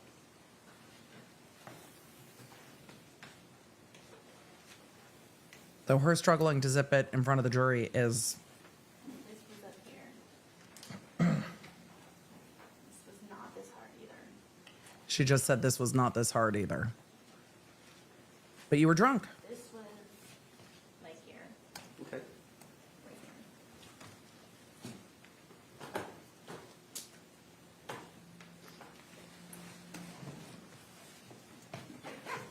About right there, ma'am? Sure. Sure, she said. This one was much closer. The defense, Over there? Where did you leave? You asked me where I zipped it. When you say that it was zipped shut, show us. Are you talking about how I zipped it, or? When you're done zipping it shut and he's inside of it, where I'm is so it? uncomfortable with all of this.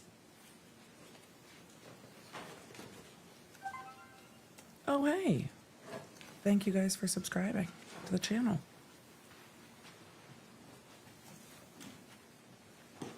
Welcome to Courtcasting with Emily. Tell me what it's at. Sitting here going, I mean, it was. I hate all of this. I mean, the corner was cut open.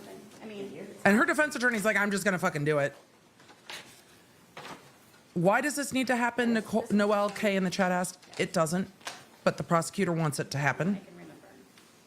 That's the prosecutor wants her to show how open it was to his hand coming out. I don't think that's what we can see in the video.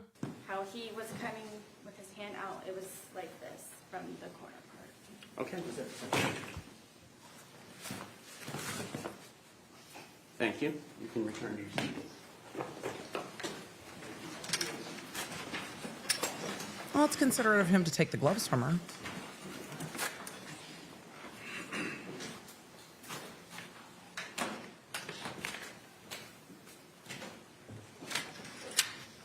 But Did you ever change the position of those zippers once you put it in that position? I did not. do we have the pictures though? She's like, that's how much space there was.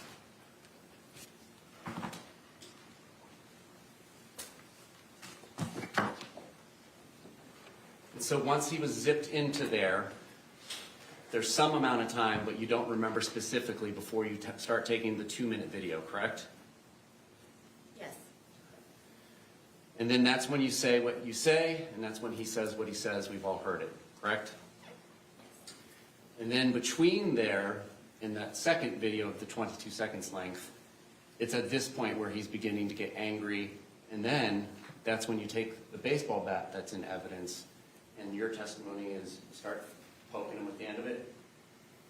Did you say this was the second video? Between the two videos, that's when you started hitting him with the bat because he was getting angry and trying to escape, correct? That's Right, I was not hitting him, I was, yes. Okay. what you said. Did you ever hit him with the bat while he was outside of the suitcase? No. So each time that he is hit with the bat, it's through this suitcase. And that's what leaves the marks on him because you didn't hit him with the bat outside the suitcase, correct? Yes, if you'd like me to demonstrate.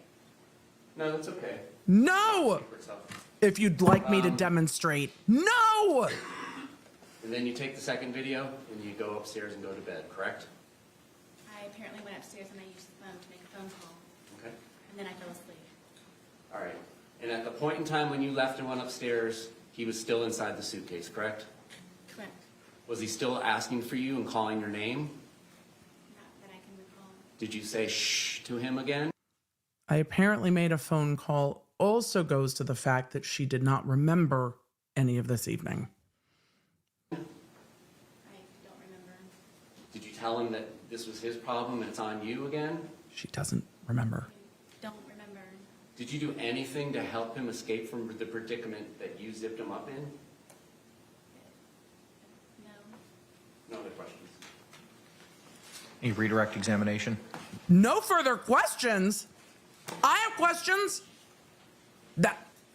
I am stunned that this is the end of cross. He just asked you the question that you poked him Stunned. and you didn't poke it. You poked, every time you poked him hard with the bat, he was inside the briefcase, The suitcase, yes. the suitcase. But you remember when he put his hand out, did you not hit him in the hand outside the suitcase? They've got to object to leading because her story is just all over the place. And she's like, I didn't hit him with the bat. I did hit him with the bat. No, I didn't hit him with the bat. Yes, I did hit him with the bat. No, I didn't hit him. Well, I poked him with the bat. Do you want me to demonstrate with the bat? And when the prosecutor was slamming the suitcase down, it sounded like in court because it is a structured sided suitcase. So Suitcase. Yes. Okay.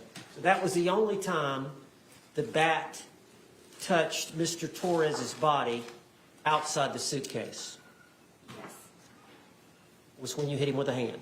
But all the other injuries were with you poking him pretty hard. I mean, you bruised your hand, correct?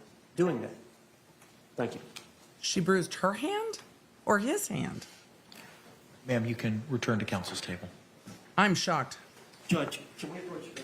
Just a moment. They don't have any more Let me get witnesses. her situated at table, and then we can approach. I don't think they have any more witnesses for today. I'm stunned that cross is done.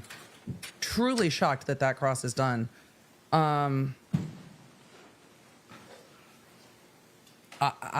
I'm very surprised. I'm very surprised. And no, they did not ask about previous instances of violence between the defendant and the victim that weren't brought up on direct. I'm just surprised. Very interesting. We didn't hear any. I know everybody's like, wait, I wanted to hear more about Crystal and Christine. I know. I thought there would be a lot more to that cross. And I think it was just okay, this and that. That's it. I think one of the most helpful moments across was seeing her size vis-a-vis, or her height vis-a-vis the suitcase. It is a small suitcase. So they are still at sidebar. 42 at this point. I don't think the defense has any other witnesses. Thank you so much. It is 5:42. At this point in time, the court's going to go into recess for the evening. I thank you again for your continued service and your attention in this matter. We're going to start tomorrow again at 9 a.m. here in 12 Alpha at the Orange County Courthouse. I'll read you another instruction. I know you've heard it. I'm sure you're sick of it, but I got to keep reading it. So thank you. Jurors, you must not conduct any investigation on your own. This includes reading newspapers, watching television, or using a computer, cell phone, the internet, any electronic device, or any other means at all to get information related to this case or the people and places involved in this case. This applies whether you are at the courthouse, at home, or anywhere else. You must not visit places mentioned in the trial or use the internet to look at maps or pictures to see any place discussed during the trial.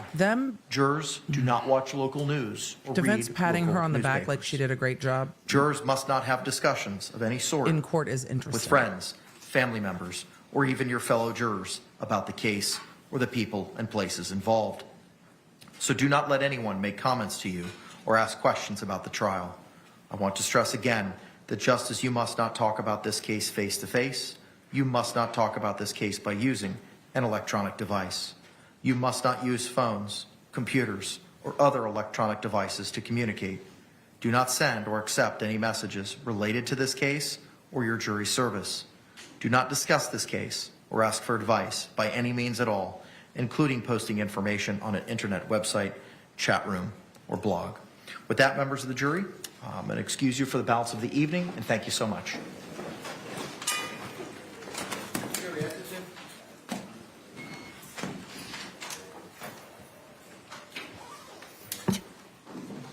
I'm going to wait and see if the attorneys have anything to say before we get going. And then I'm going to go get ready to go see Yachtly Crew this evening.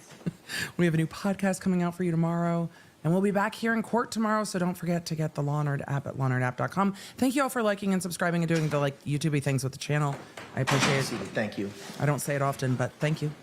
I don't say like, subscribe. With regard often. to these medical records, the court I previously hope I say thank you often, but we're going to talk about the medical records, and I want to hear the rest of what they have to say in court. But the defendant is off the stand, and I am surprised. They had required by 5 p.m. to address those. Unfortunately, they have not yet been addressed. It is imperative that the state knows what it is we're culling down or redacting. Oh, the judge is big mad. Did you hear his voice shift? These medical records, the court previously today had required by 5 p.m. to address those. Unfortunately, they have not yet been addressed. It is imperative that the state knows what it is we're culling down or redacting. And I understand that you may want to be seeking those into evidence maybe tomorrow, and the state needs to be advised as to what it is that you're seeking to utilize. So where are we in figuring that out? Can I have 1 minute with the client? Yes, sir. He's asking if I can have one more minute with the client.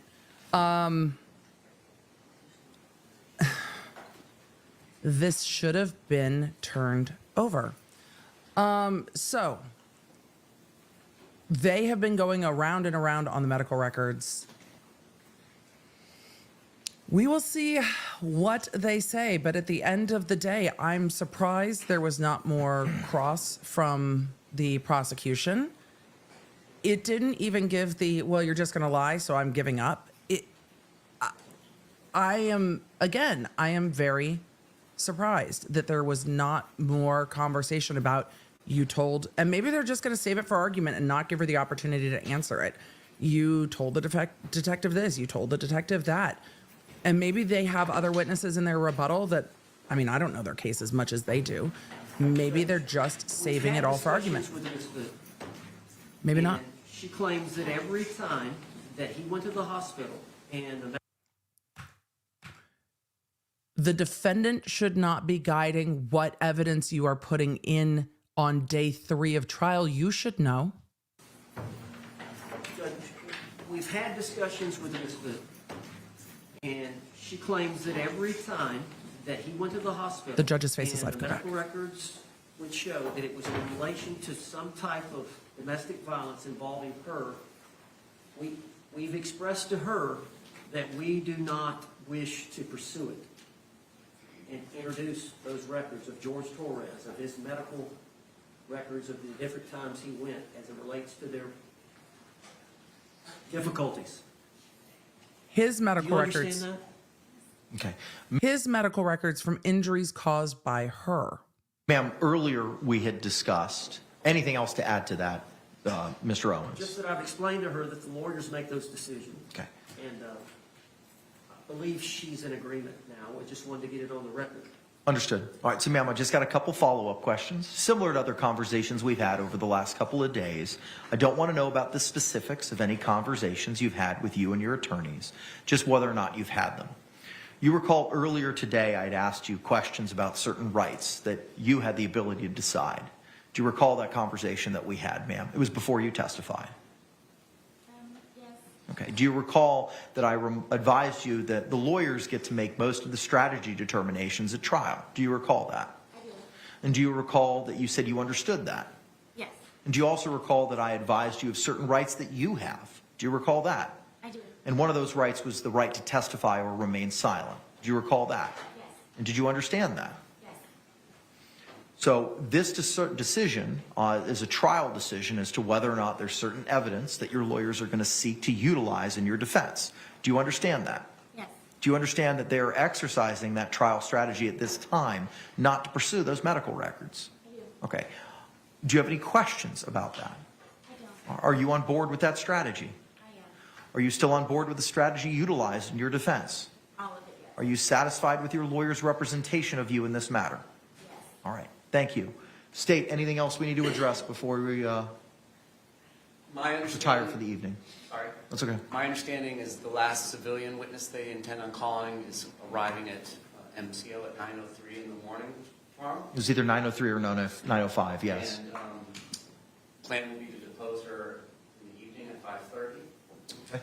Then, just scheduling purposes, we're trying to figure out when we would need our rebuttal expert, Dr. Werner, to appear. I know Mr. Owens had said they were endeavoring to finish by Friday, but I don't know if Dr. Harper's availability issues for tomorrow is going to change the day short. that anticipated time frame. I'll try to reach out to her by text. That's usually how we communicate. But Well, assuming she testifies on Thursday, are you still in a position to rest on Friday, or would that kick us to the next week, sir? well, no, I want to finish this week if at all possible. If I'm hoping that Dr. Harper could be here tomorrow when Dr. Brandon is here, but let's just say she's tied up in bed. Let's do worst case scenario. Okay. She's here Thursday morning. I think we would try to finish our case right then and give the state a chance to rebut. I would say Thursday. I would have. Tim, my understanding is our expert can't be here in the afternoon on Thursday. I'm going to have to check her availability for Friday. If you would be so kind, and we can address that tomorrow morning. Thank you. Okay, anything else, State? Anything else from the defense? All right, the court will be in recess till, yes, sir. I'm sorry, just to give everybody some scheduling, this might help everyone's schedule. Why? There are going to be 2 officers here in the morning who are going to be ready to testify. There will also be some other witnesses, officers, like the detective who testified, that I need to call back because of some impeachment issues of one of the witnesses. And then we'll get into everybody else's witnesses. So there's about 3 or 4 that I have in the morning time. that we'll What? be proceeding on, then we'll go from there. All right. Appreciate the lay of the land. All right. We will see you all. That's what. One more, Mr. Evans. Yes, sir. This flying in from New Jersey, I think, is Wednesday at 9 a.m. Isn't tomorrow Wednesday? What? Ah! And then the feed was like, fuck you. We're done. They were still on. Hold on. Let me see if they. No, all of the feeds cut. It looks like at that point there was another, their last expert was flying in. But again, we were just finishing scheduling. So that was like and we're done. It does look like it was auto timed. So we will see if this case is done by Friday. Let's do a quick summary and then I am going to have to bounce. Why? Because I am going to go see Yachtly Crew, the Titans of Yacht Rock here in Nashville. If any of you are there tonight, out of the 28,000 of you that are still here for stream, make sure to come and say hi. And thank you for doing the YouTube things. I know I always tell you to go to the app so you can find me, but I realize the YouTube things also matter, the liking and the subscribing and things. For us, really, it is the app that matters the most because it keeps you in the loop with what you want to see and when you want to see it, not just from the quick bits that go up every day to help you stay in the loop with trials, but the podcast and of course the live streams when we are or are not in trial. And we can let you know when different things happen or when delays happen. So you can be like, I've got an hour, I'll be back. That's what it is. So with all of it, let's do a quick summary and then a quick, like, EDB needs live music to keep her sane break. So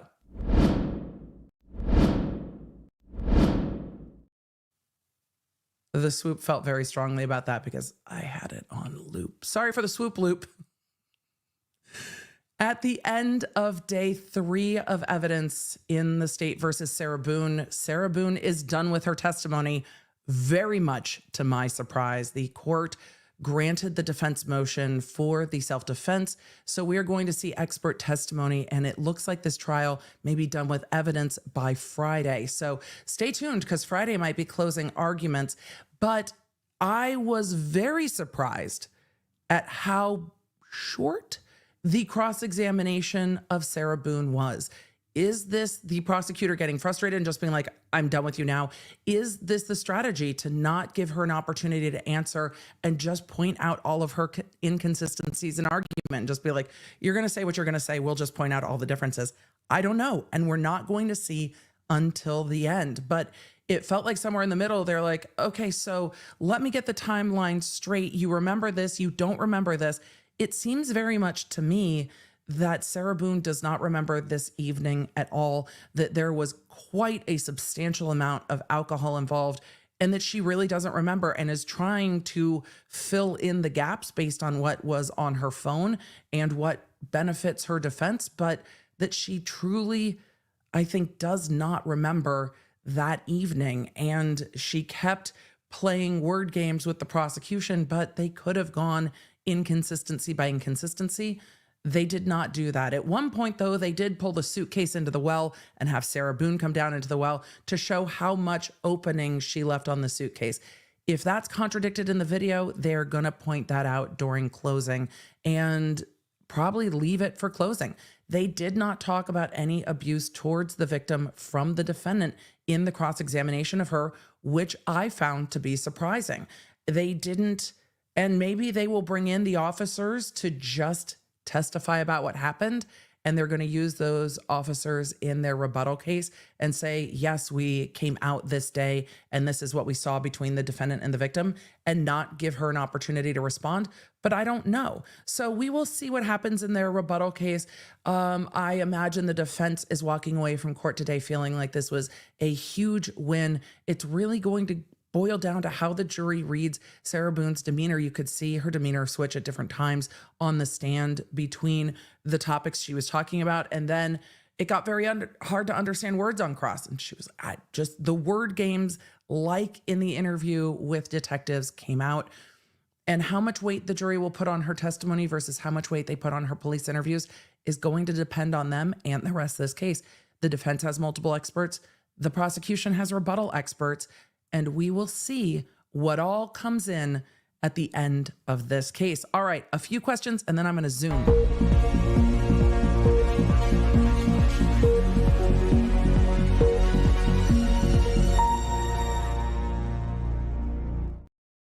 All right, because at the end of the day, and a number of you have said it in the chat, at the end of the day, the video is the video, and the video is the video, and that is it. So the video is the video. I'm going to get to just a few of our questions, and then I am going to have to scoot. But Rev Kate sent a super chat saying, my daughter is back in court tomorrow with yet another victim impact statement after her abuser violated his parole and hurt another woman very badly. Rev Kate, I'm so sorry to hear that. That's got to be very stressful for all involved. Please pray he's incarcerated. It's the only time we feel safe. Rev Kate, I'm sorry. And listening through this case must be also incredibly, incredibly difficult. Those victim impact statements matter quite a lot. Mackenzie said, but she doesn't remember taking the video. I don't think she remembers anything on that night. I really don't. Analytical Blarney AB said, Emily is at 30,000 live streaming and 795 subs. Thank you. Let's up those numbers. Sure. This is the best chat, best community, and appreciate all the law nerds. This is a great community, and I love that we can have conversations and in difficult cases, really have a conversation about the difficult cases, because a lot of things are true at once. Everything is not cut and dry, and that can be frustrating, not having an answer. There's a lot of gray in this case. This case is a lot of, well, for lack of a better word, sad. This case is incredibly sad.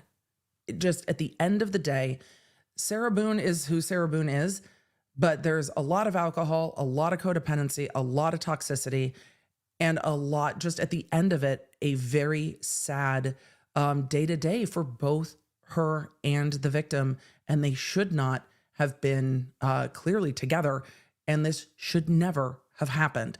But we will see what the jury does. Midnight says her change in demeanor reminds me of Alec Murdaugh. Same. From sad with defense to snap of your fingers. Yep. Yes. Very, very, very much so. So Catherine said, this is what I stayed for. Sarah is going to Sarah. Yes. Let's see. Raven said, can prosecutors put in parts of her letter to court about how abusive her attorneys were to help describe her definition of the word? No, they could have asked her about it, but no, they didn't. At least they didn't hand her the baseball bat in court when she said, would you like me to demonstrate? No. No. No. Normie said, Emily's commentary is everything. Thank you for streaming with us. Thank you for being with me while I stream. You guys, since the Johnny Depp Amber Heard case, every case I have streamed with you, we have been the #1 place to watch live trials by live concurrent viewers. I mean, by vibes also, but by live concurrent viewers, and oftentimes by tens of thousands. This is the best place, I think, for the law nerds to watch cases. And I'm glad that you are here. With all of that, thank you all for your thoughtful comments. Thank you all for your super chats. Thank you guys for continuing the conversation. You can do that either here in the channel as members. Members, we are going to have a members only tomorrow night. I will post all the times. I think it's probably going to be around 7:30 Central. Court might be a little shorter tomorrow, so that might be great for all of us.